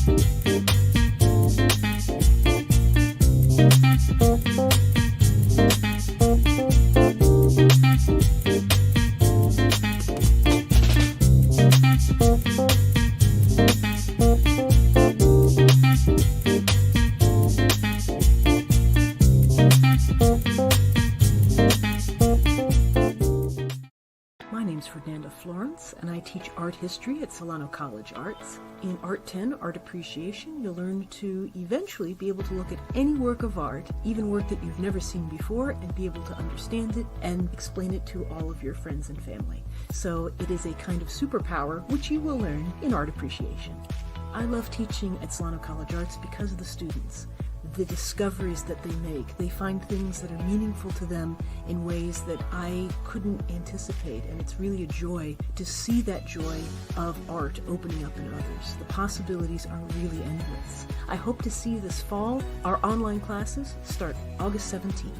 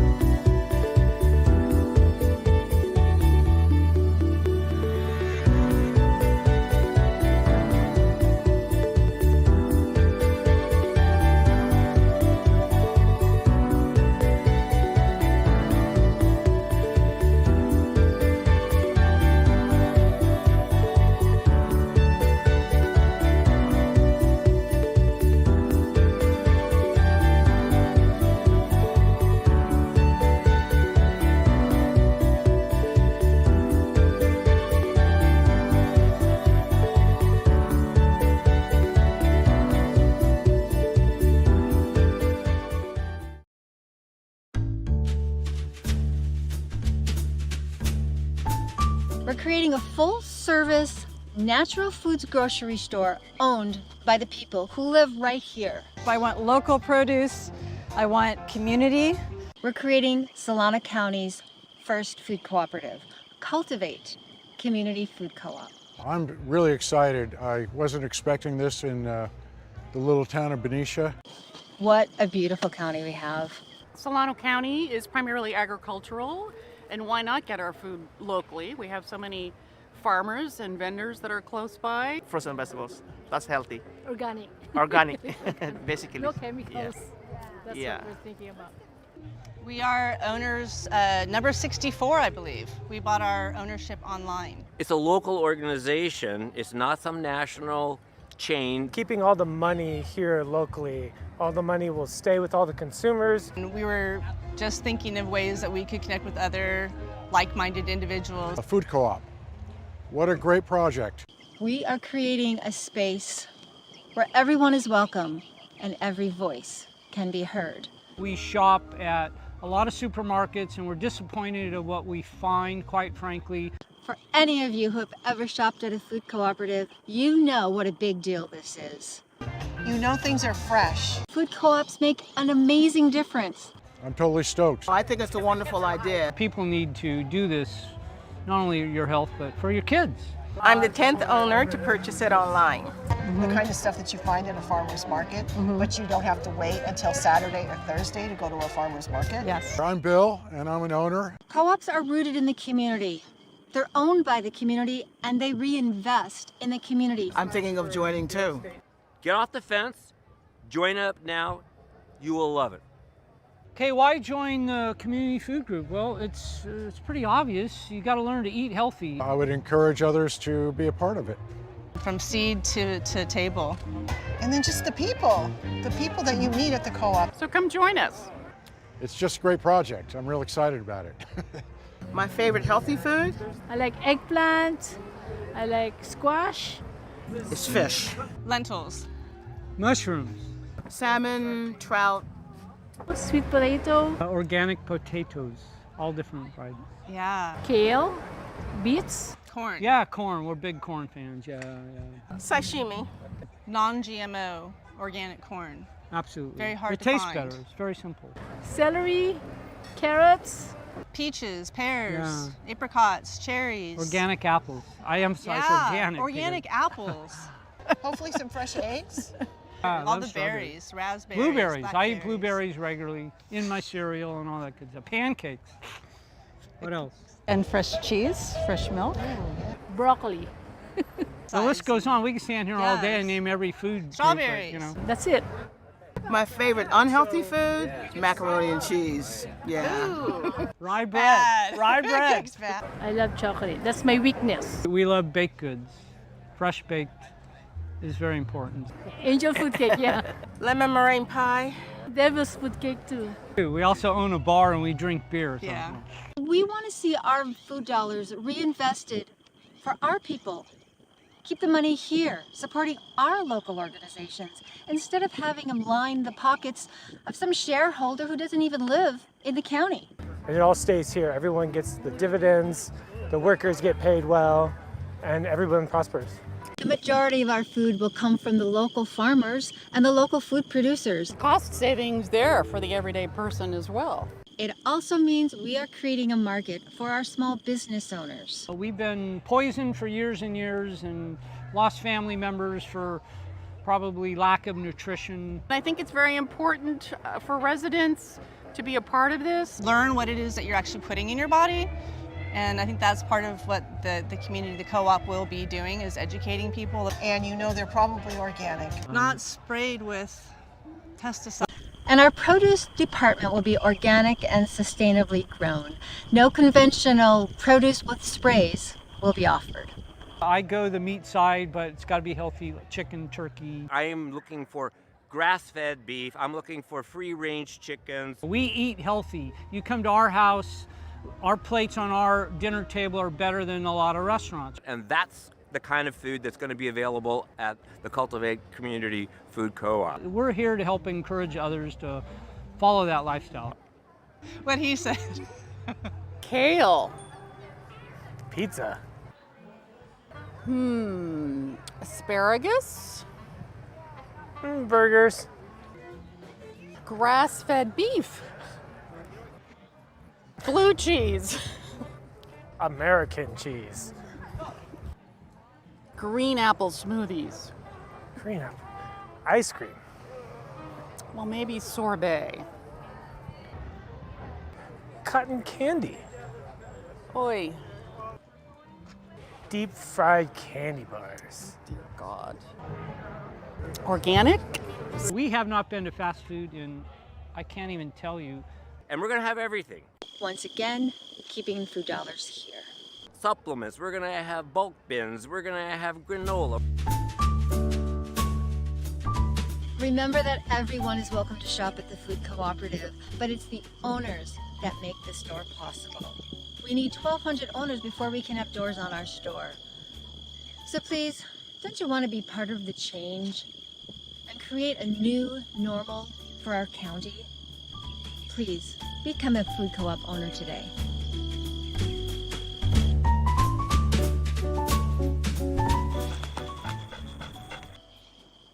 Bada boom, bada bing.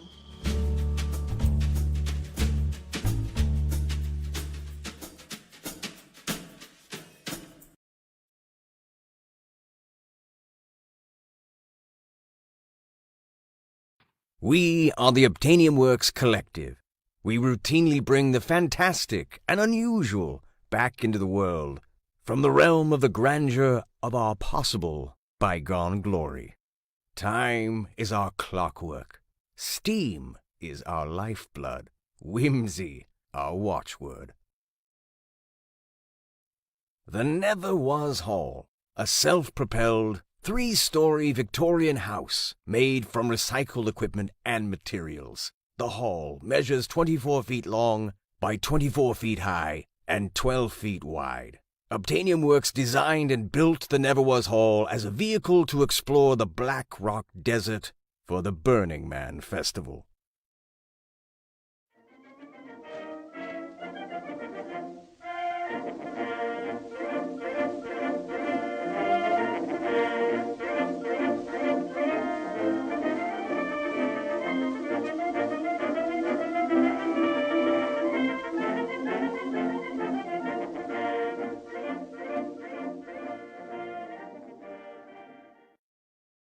My name is Major Catastrophe, and I am the master and commander of the Never Was Hall.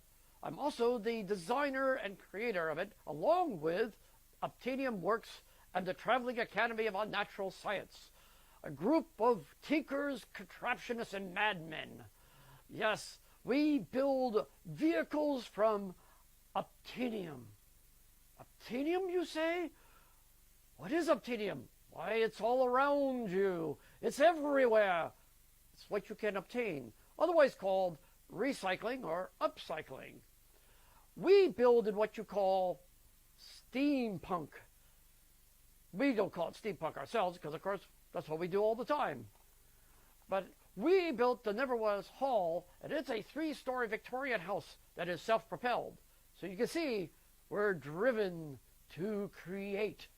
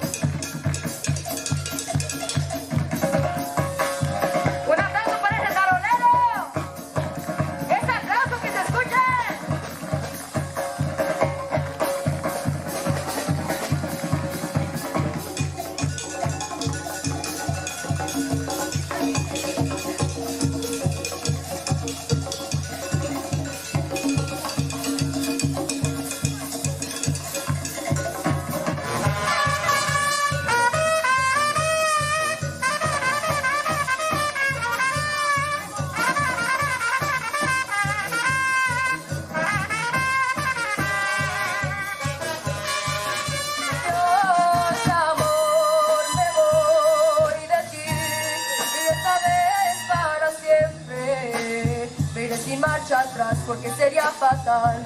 Adiós, amor, yo fui de ti, el amor de tu vida. Lo dijiste una vez, no lo hiciste, que como me duele perderte, me resignaría a olvidarte, porque me fallaste.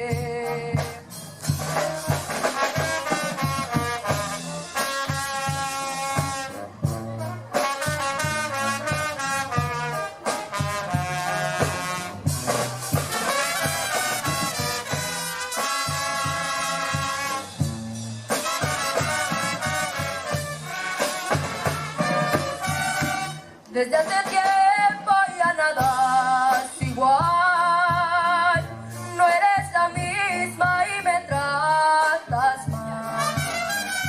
Y ante mi Dios te podría jurar cuánto te quise y te quiero todavía. Adiós, amor, me voy de ti y esta vez para siempre. Me iré sin marcha atrás porque sería fatal. Adiós, amor, yo fui de ti, el amor de tu vida. Lo dijiste una vez, me dijiste que como me duele perderte, me resignaría a olvidarte porque me fallaste, porque me fallaste.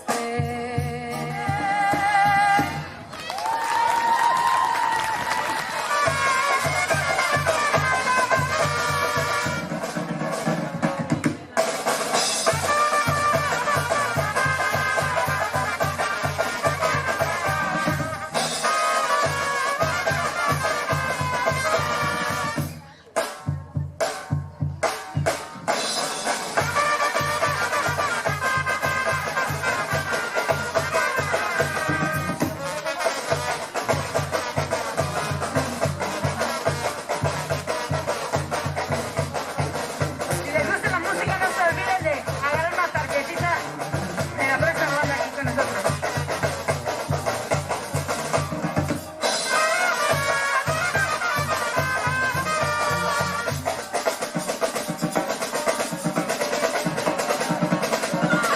Morado, pero de esto nada tengo. También me dicen de negro, pero con suerte. Y a mí que me salga un medio no me derra con la muerte. Ay, ay, ay.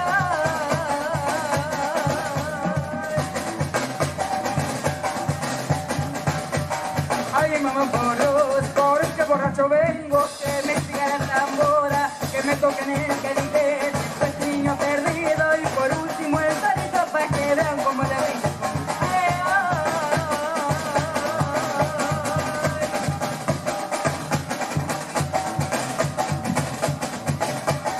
ay, mamá, ay, mamá, por los coros que borracho vengo, que me siga la tambora, que me toquen el querite, después niño perdido y por último el salito pa' que vean como le brinco. Ay, ay,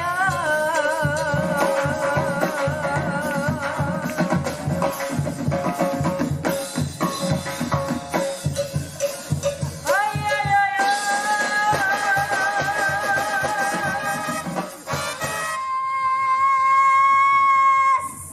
Porque me olvides cuánto quieres, porque te alejes, cuánto vale tu desprecio, cuánto quieres, porque te vayas, me dejes vivir en paz.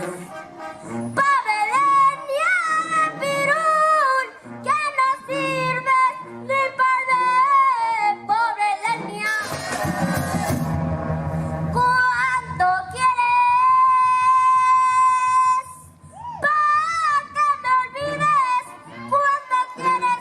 Porque te alejes. ¿Cuánto valen tus desprecios? ¿Cuánto quieres?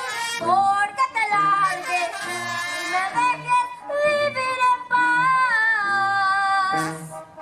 Pabelenia de pirul, que no sirves ni para pobre leña de pirul, que no sirves ni para no más para hacer llorar.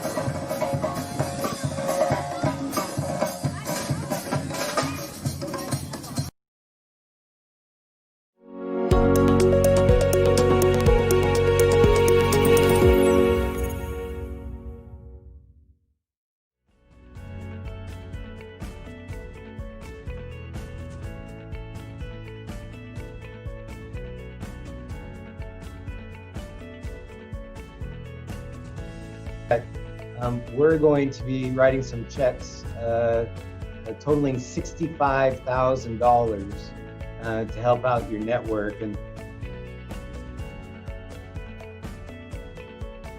you know, Travis Credit Union has been a long-term, ongoing partner for Children's Network. Both, we really appreciate that.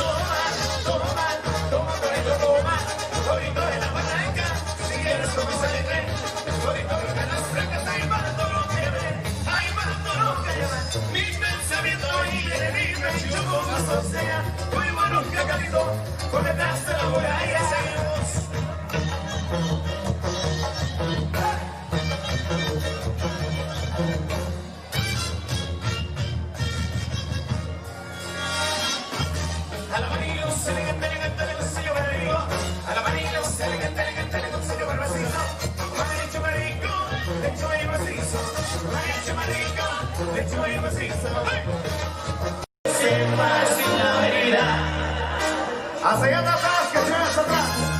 No te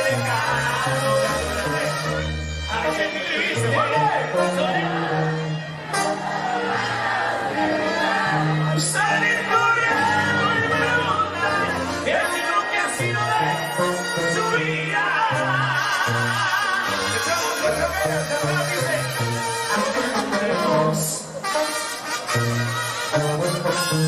Siempre te voy a ayudar.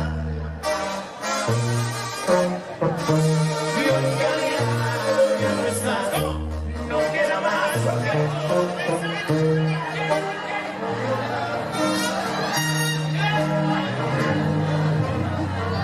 Que me digas, dice que me adorabas. Por si acaso quieres regresar, te voy a esperar. Dijiste adiós sin darte cuenta que me amas y ahora extrañas esas noches en mi cama. Yo no pretendo obligarte que regreses, pero si lo haces esa idea me enloquece.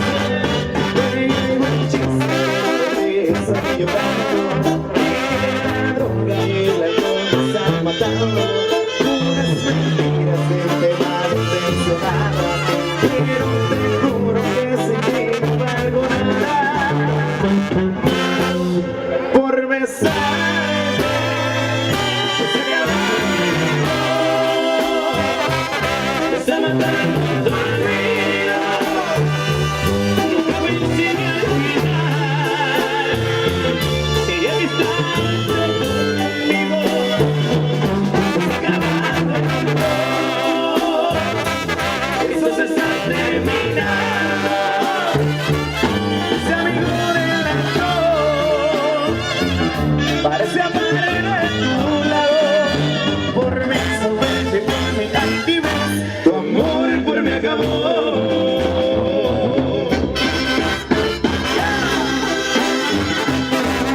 La música romántica para todos ustedes, para todos los escuchados. Saludos a los ingenieros allá afuera, gracias, saludos.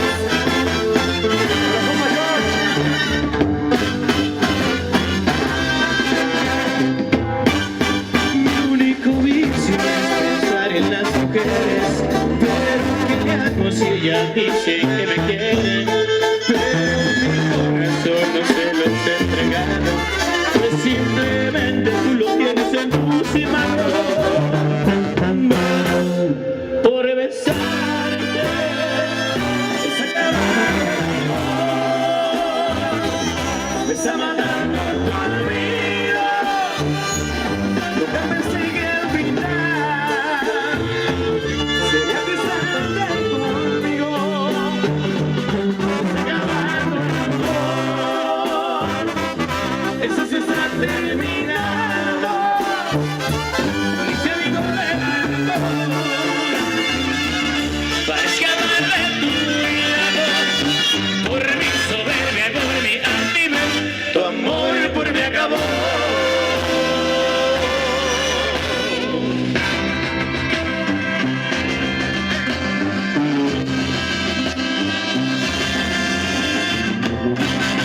Gracias. Buenas noches, ojalá se la hayan pasado de lo mejor. Para nosotros es un placer. Vamos a estar por acá del lado izquierdo, lado derecho de ustedes. Diosito lo bendiga. Gracias, buenas noches.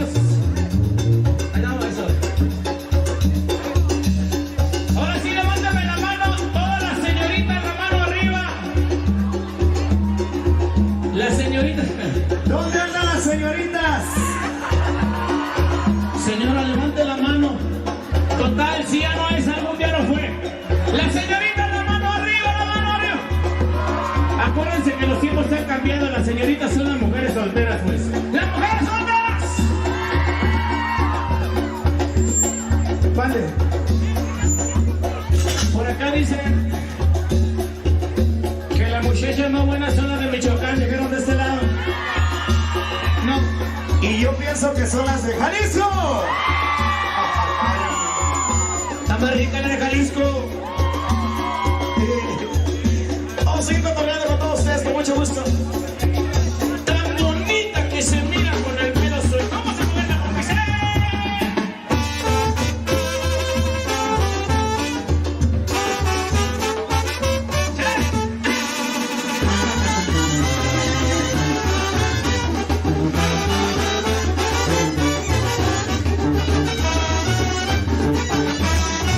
Tan bonita que se mira con el pelo suelto que la ve que no suspira.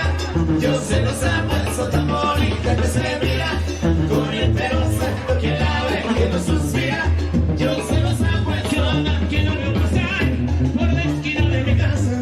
No me puedo comprar, yo no sé lo que me pasa. Ella tiene que ser para mí. Se lo digo a mis amigos, solo así seré feliz.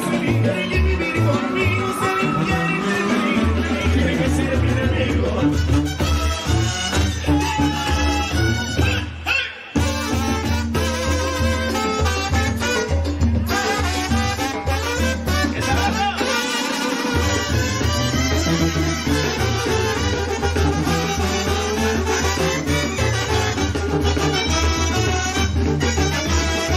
Tan bonita que se mira con el pelo suelto que la ve que no suspira.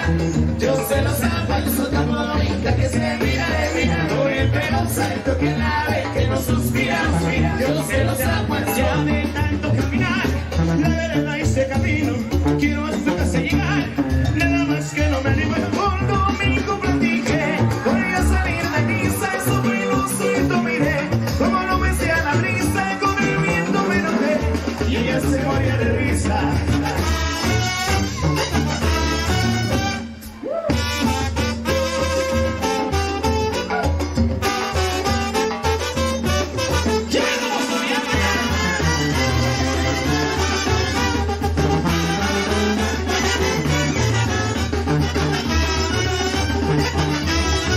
Tan bonita que se mira con el pelo suelto que la ve que no suspira.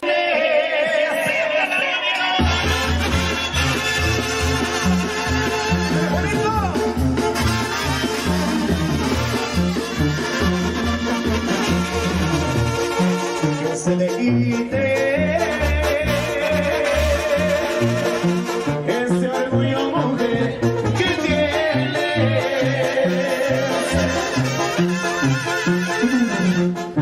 ¿De qué te sirve vivir entre las flores? Si hoy te digo que ya tengo nuevos amores. Y así mira, y no orgulloso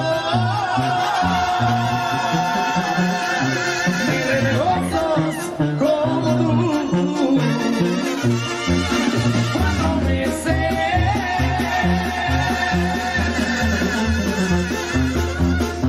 me voy a estar contigo y 4 meses me voy a estar con la otra. Nosotros 4 le sigo con otra y otra.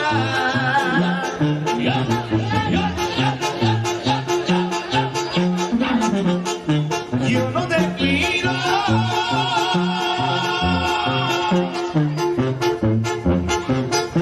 amor ni caridad.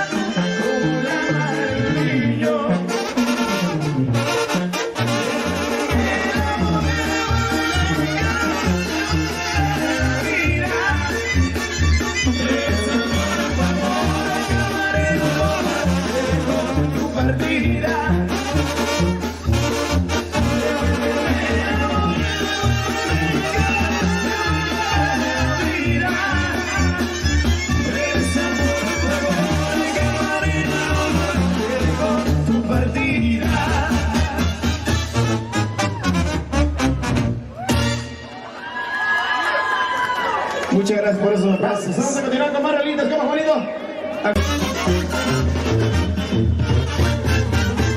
Esta noche me voy a viciar, morritas voy a controlar, me recuerdo la voy a pasear, con los montes voy a parar, verían el río, voy a bailar.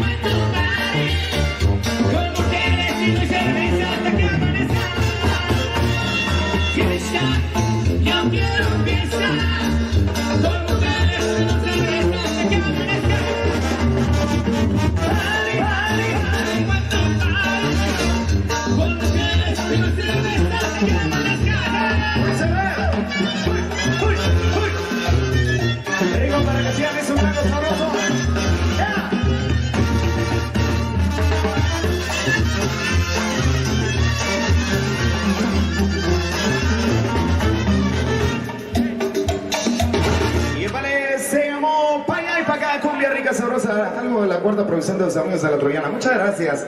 Gracias por el aplauso. Muchísimas gracias. Seguimos con más rolitas para que sigan disfrutando, se la sigan pasando lo mejor, así como nos la estamos pasando nosotros. Nosotros estamos disfrutando esa noche.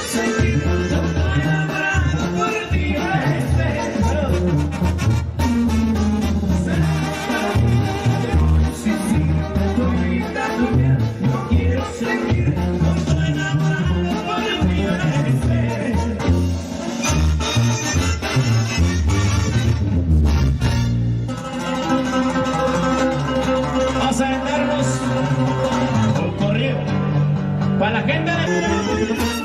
Así formado mi equipo.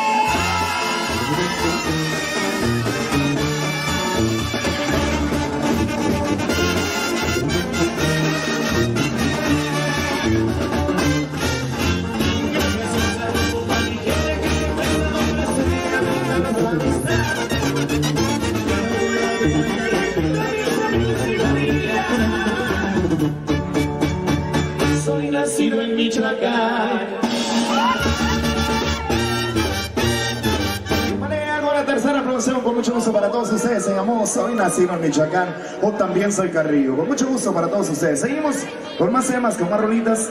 Para la gente que quiere bailar una romántica, para la gente por ahí en Salvador también decía saludos, muchachos. Ahorita vienen las rolitas que están solicitando, como el muchacho alegre y de esas viejitas pero bien bonitas. Hay un tema romántico.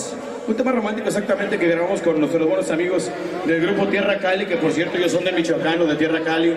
Grabamos este dueto, La Troyana y Tierra Cali, ustedes por ahí lo han escuchado. Les lo mando un besito que tenemos para todos ustedes. Se llama Se está acabando el amor, completamente vivo La Troyana. Cuéntele, compañucho.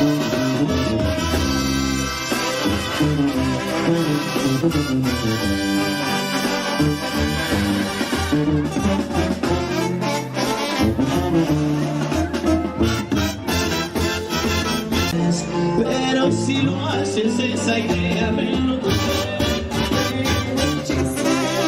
Estoy llorando, la droga y el alcohol me están matando. Puras mentiras que te van decepcionando, pero te juro que sin ti no valgo nada. Por besarte se está acabando el amor.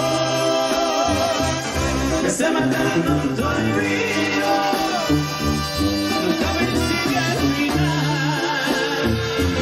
Sigue conmigo. Se está acabando el amor. Esto se está terminando. Salgo del alcohol.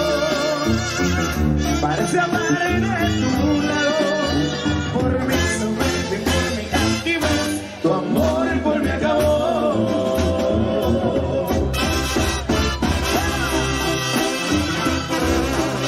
Música romántica para todos ustedes, para todos los despachados, para los ingenieros allá frente, gracias a todos.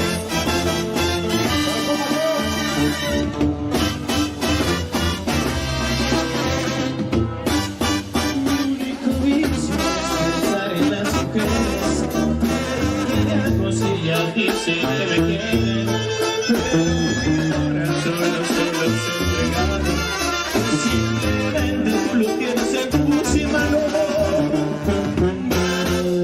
Por besarte se está acabando el amor. Me está matando tu olvido. No me sigue vital, sigue pisando conmigo. Se está acabando el amor. Eso se está terminando. Se libera el amor. Para escaparle tu amor. Por eso ven y activa. Tu amor por mí acabó.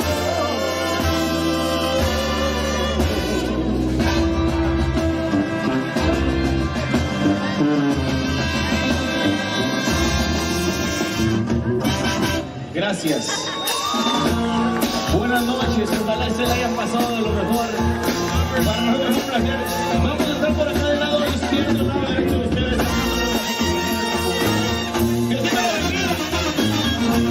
Gracias, buenas noches.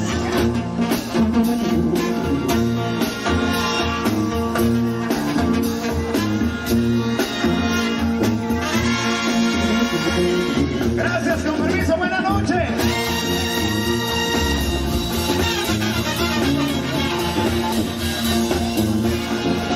Gracias.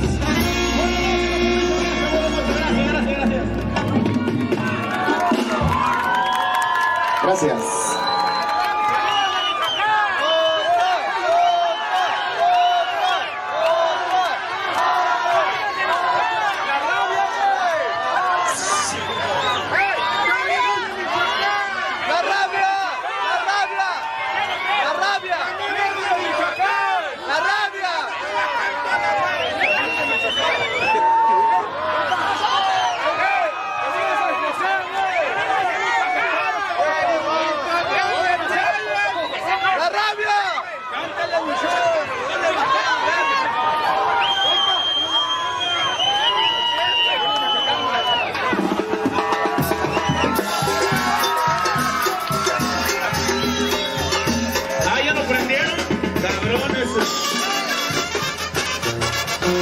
Yo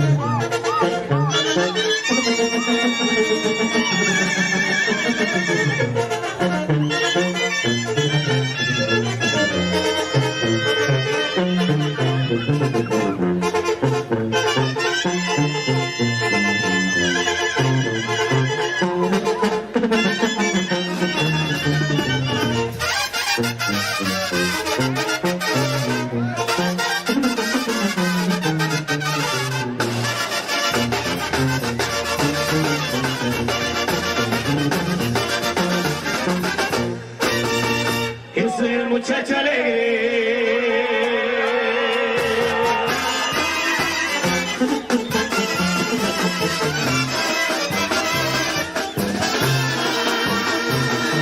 Y dijimos que hasta que nos saquen la...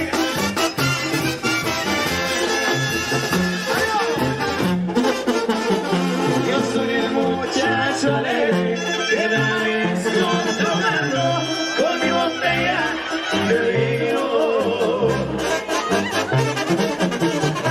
Y la troyana tocando, y la troyana tocando. Si quieres saber quién soy, pregúntense a conmigo. Yo soy el muchacho alegre. Del cielo favorecido, del cielo favorecido. ¡Qué hermoso día!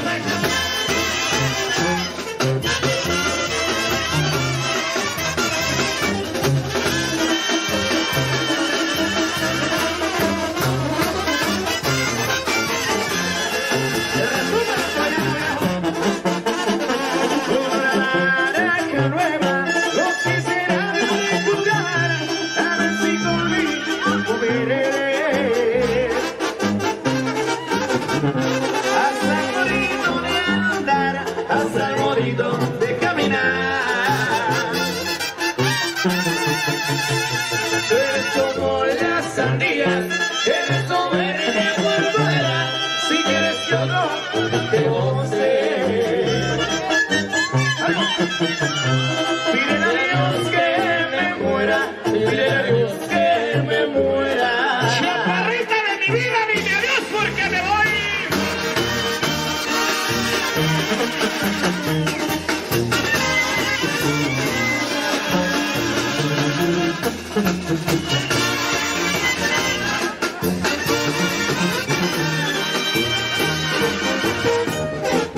Chaparrita de mi vida, decídete a darme el sí. No sé cómo te parezca, pero no vivo sin ti. ¿Qué culpa tiene el huizache de haber nacido en el llano? Cada vez que vengo a verte, aumenta más mi pasión. Es por el que te llevo dentro de mi corazón. ¿Qué culpa tiene el huizache de haber nacido en el llano? Mejor andar en Parachi que con chotro americano. ¿Qué culpa tiene el huizache de haber nacido en el llano? ¿Qué culpa tiene mi amor de haberte querido tanto? Nos vemos de aquel lado para la foto del recuerdo. Gracias, buenas noches, permiso. Gracias.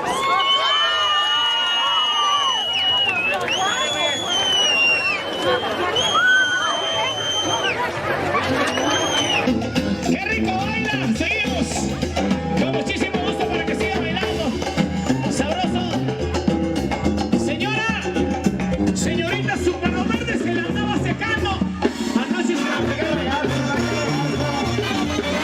¡Salud,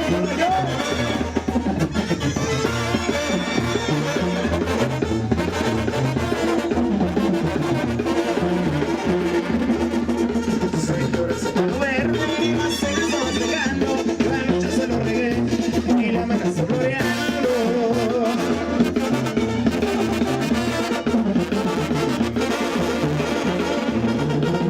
Señora, su palo verde y más se estaba llegando, la noche se lo regué y la amenaza floreando.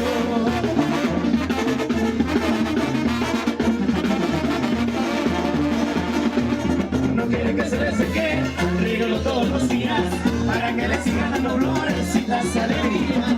No quiere que se le seque, rígalo todos los días, para que le sigan dando florecitas de alegría.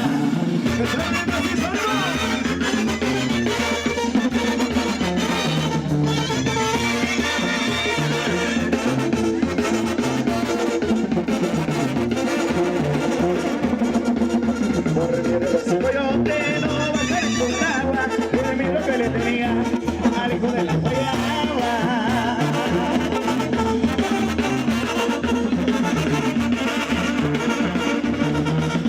Porque ese coyote no va a ser por agua, y el miedo que le tenía al hijo de la guayaba.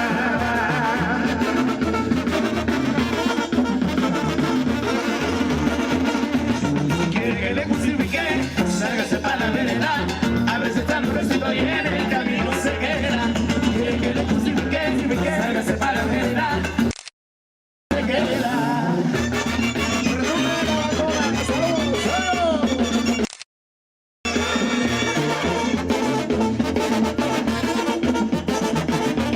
Para que le sigan saboteando, que suene macizo.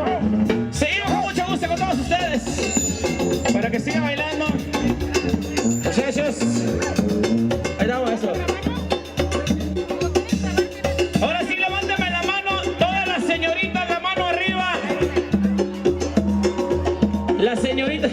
¿Dónde andan las señoritas? Señora, levante la mano. Total, si ya no es, algún día lo fue. Las señoritas, la mano arriba, la mano arriba. Acuérdense que los tiempos han cambiado, las señoritas son las mujeres solteras, pues. ¡Las mujeres solteras! Mande. Por acá dicen que las muchachas más buenas son las de Michoacán, dijeron de este lado. No, y yo pienso que son las de Jalisco. Está más rica la de Jalisco. Vamos a seguir cotorreando con todos ustedes, con mucho gusto. Tan bonita que se mira con el pelo suelto. Vamos a moverla por mi ser.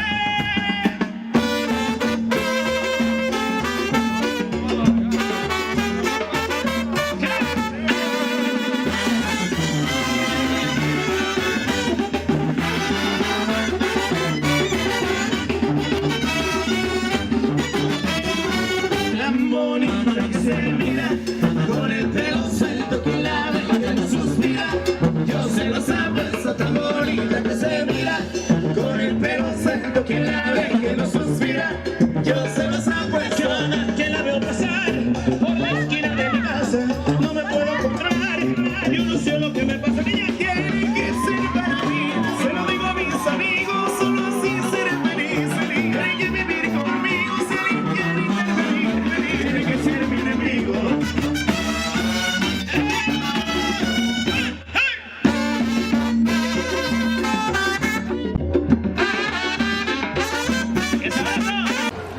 ¿Qué tal? Mi nombre es Reyes, vocalista de la banda troyana. Muchísimas gracias, agradecido por ahí con toda la ciudad de Vallejo, los terrenos de la feria. Gracias por la invitación. 2017, saludazos, la troyana. Y vamos subiendo. ¡Ánimo!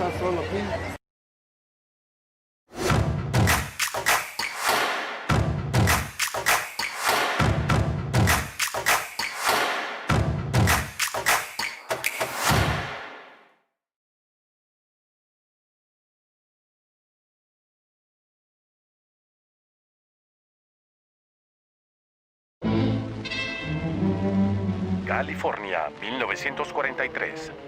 Todos sabían que había que hacer algo, y rápido. La bruma llamada smog estaba empeorando.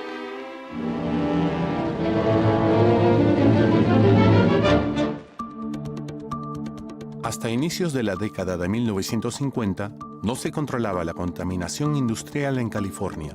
Las emisiones de autos no tenían control y a nadie le parecía malo quemar su basura.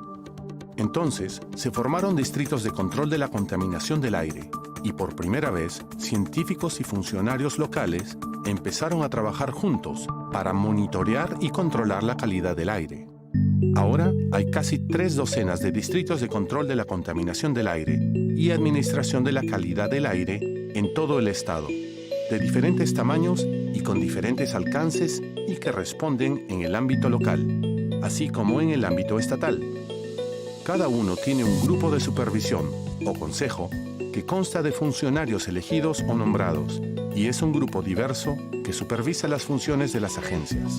Una amplia red de cientos de estaciones de monitoreo del aire mide la calidad del aire alrededor del estado 24 horas al día, 7 días por semana. Los distritos se basan en datos de meteorólogos y de monitoreo, junto con información actualizada del clima, para hacer pronósticos de la calidad del aire. La información recopilada también es analizada en el laboratorio y usada por personal calificado para desarrollar modelos de calidad del aire y para estudiar tendencias a largo plazo de la calidad del aire. Para garantizar que las empresas cumplan con las leyes y reglamentos de contaminación del aire, los distritos otorgan permisos. Los permisos son revisados anualmente y una red de inspectores de sitio realizan inspecciones en las instalaciones y analizan muestras de las fuentes de emisión para asegurarse que las empresas sigan cumpliendo. Nuestro equipo de expertos responde a quejas sobre la calidad del aire y ofrece asistencia técnica a empresas y organizaciones para ayudarles a cumplir con los reglamentos de calidad del aire. Estas inspecciones incluyen operaciones, pequeñas y grandes, como hacer pruebas en las fuentes e instalaciones de depósito de gas natural.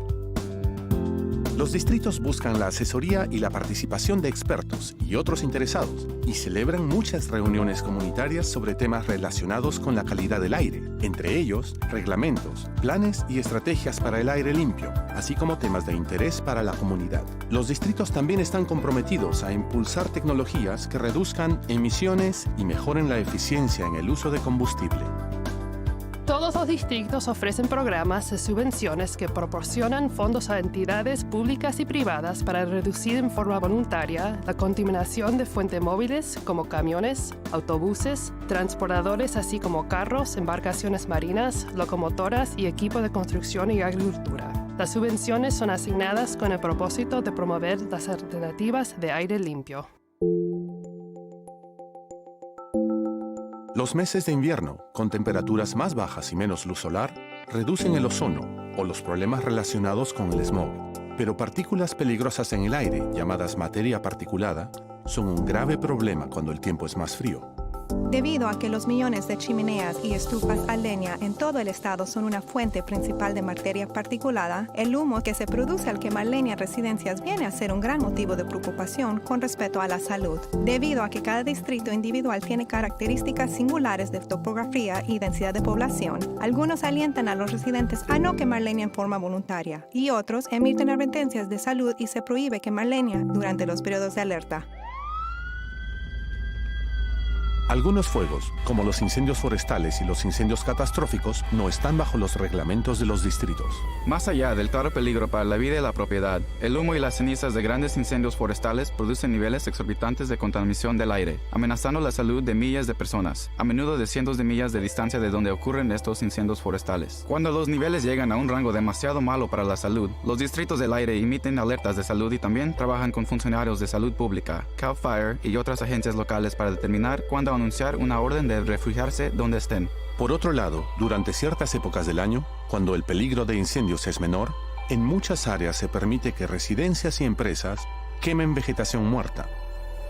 Los distritos de control de contaminación del aire y de administración de la calidad del aire publican los días en los que se permite quemar en áreas locales. Sin embargo, cuando el tiempo empieza a entibiarse y aumenta el peligro de incendios, CAL FIRE puede restringir toda la quema de desechos. Al final, todas las facetas del trabajo de los 35 distritos son para proteger y mejorar la salud pública.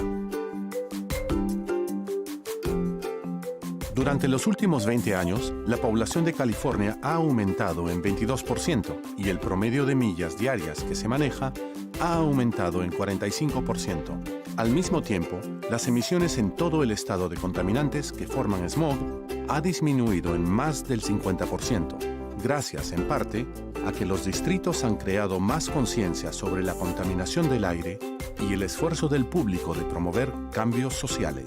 Al mejorar la calidad del aire durante las últimas décadas, los programas de los distritos han producido importantes beneficios para la salud pública y ha ahorrado al Estado millones de dólares en costos relacionados con la salud. Los distritos de aire en todo California están orgullosos de haber desempeñado un papel decisivo, en alianza con agencias como el Consejo de Recursos de Aire de California y la Agencia de Protección Ambiental de los Estados Unidos en este logro. Pero a medida que la población y el tráfico aumentan y lidiamos con la inminente amenaza del cambio climático, vamos a necesitar todo nuestro ingenio y recursos como agencias y como miembros de la comunidad en general, para que esta tendencia positiva continúe. Para obtener más información sobre su distrito, visite capcoa.org/distritos.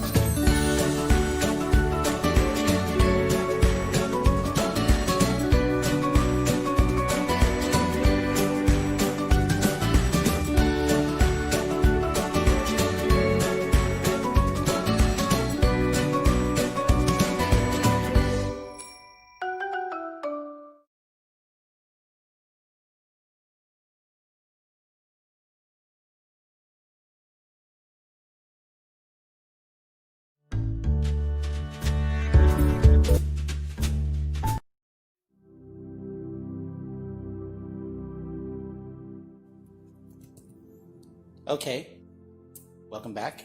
And over here to my left here is our equipment where we cut, shape, and polish rocks into jewelry and cabochons. We teach all this here on a one-on-one basis. So if you're ever interested, please get in touch with us. We'll have our information at the end of this video with our Facebook and our website. And we are located here at the Solano County Fairgrounds.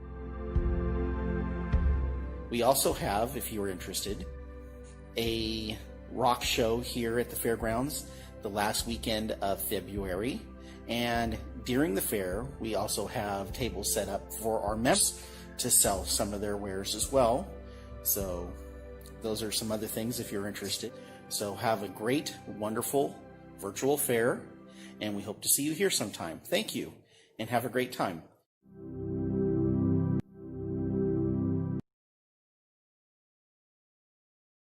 At Sustainable Solano, we are a grassroots, county-wide movement uniting people to promote ecologically regenerative, economically and socially just communities in a world that works for everyone.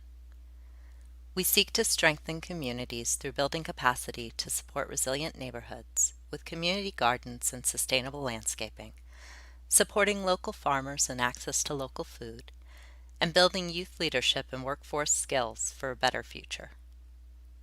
Join us for informative talks. And I just want to get you guys out in the garden so we can take care of ourselves and each other in the best way we can. The realization that it is within our capacity to make meaningful change and begin healing and regenerating. Interactive cooking classes, community conversations, and more. Thank you so much, everyone, for coming and giving your time. I really appreciate it. Happy gardening. Sustainable Solano. Nurturing initiatives for the good of the whole.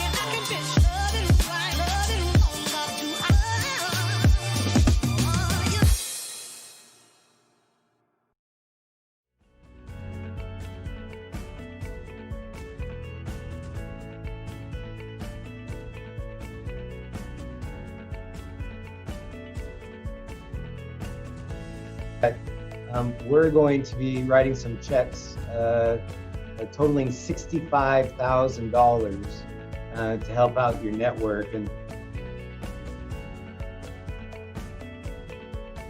you know, Travis Credit Union has been a long-term, ongoing partner for Children's Network. We really appreciate that.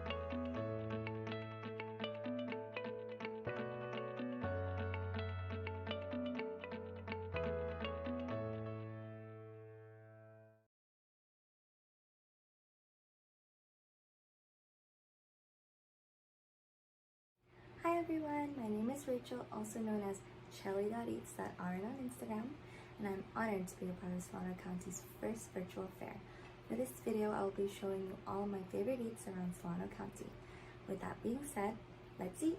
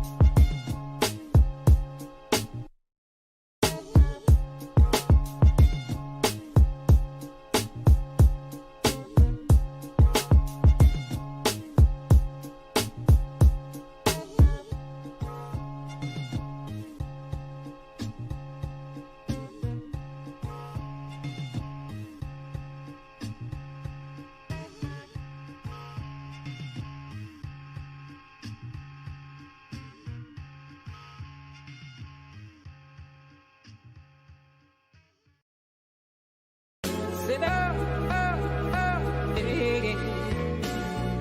You sit up, hey. You sit up, hey. You sit up, hey.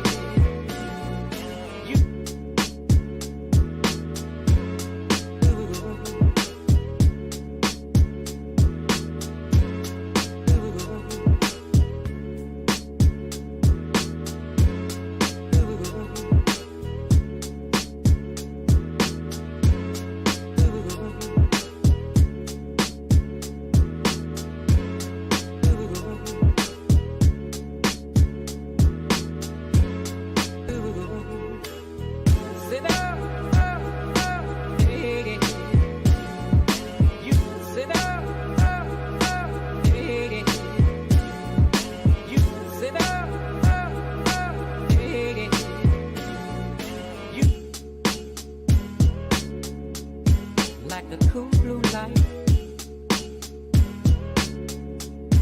like the cool blue light, like the cool blue light, like the cool blue light,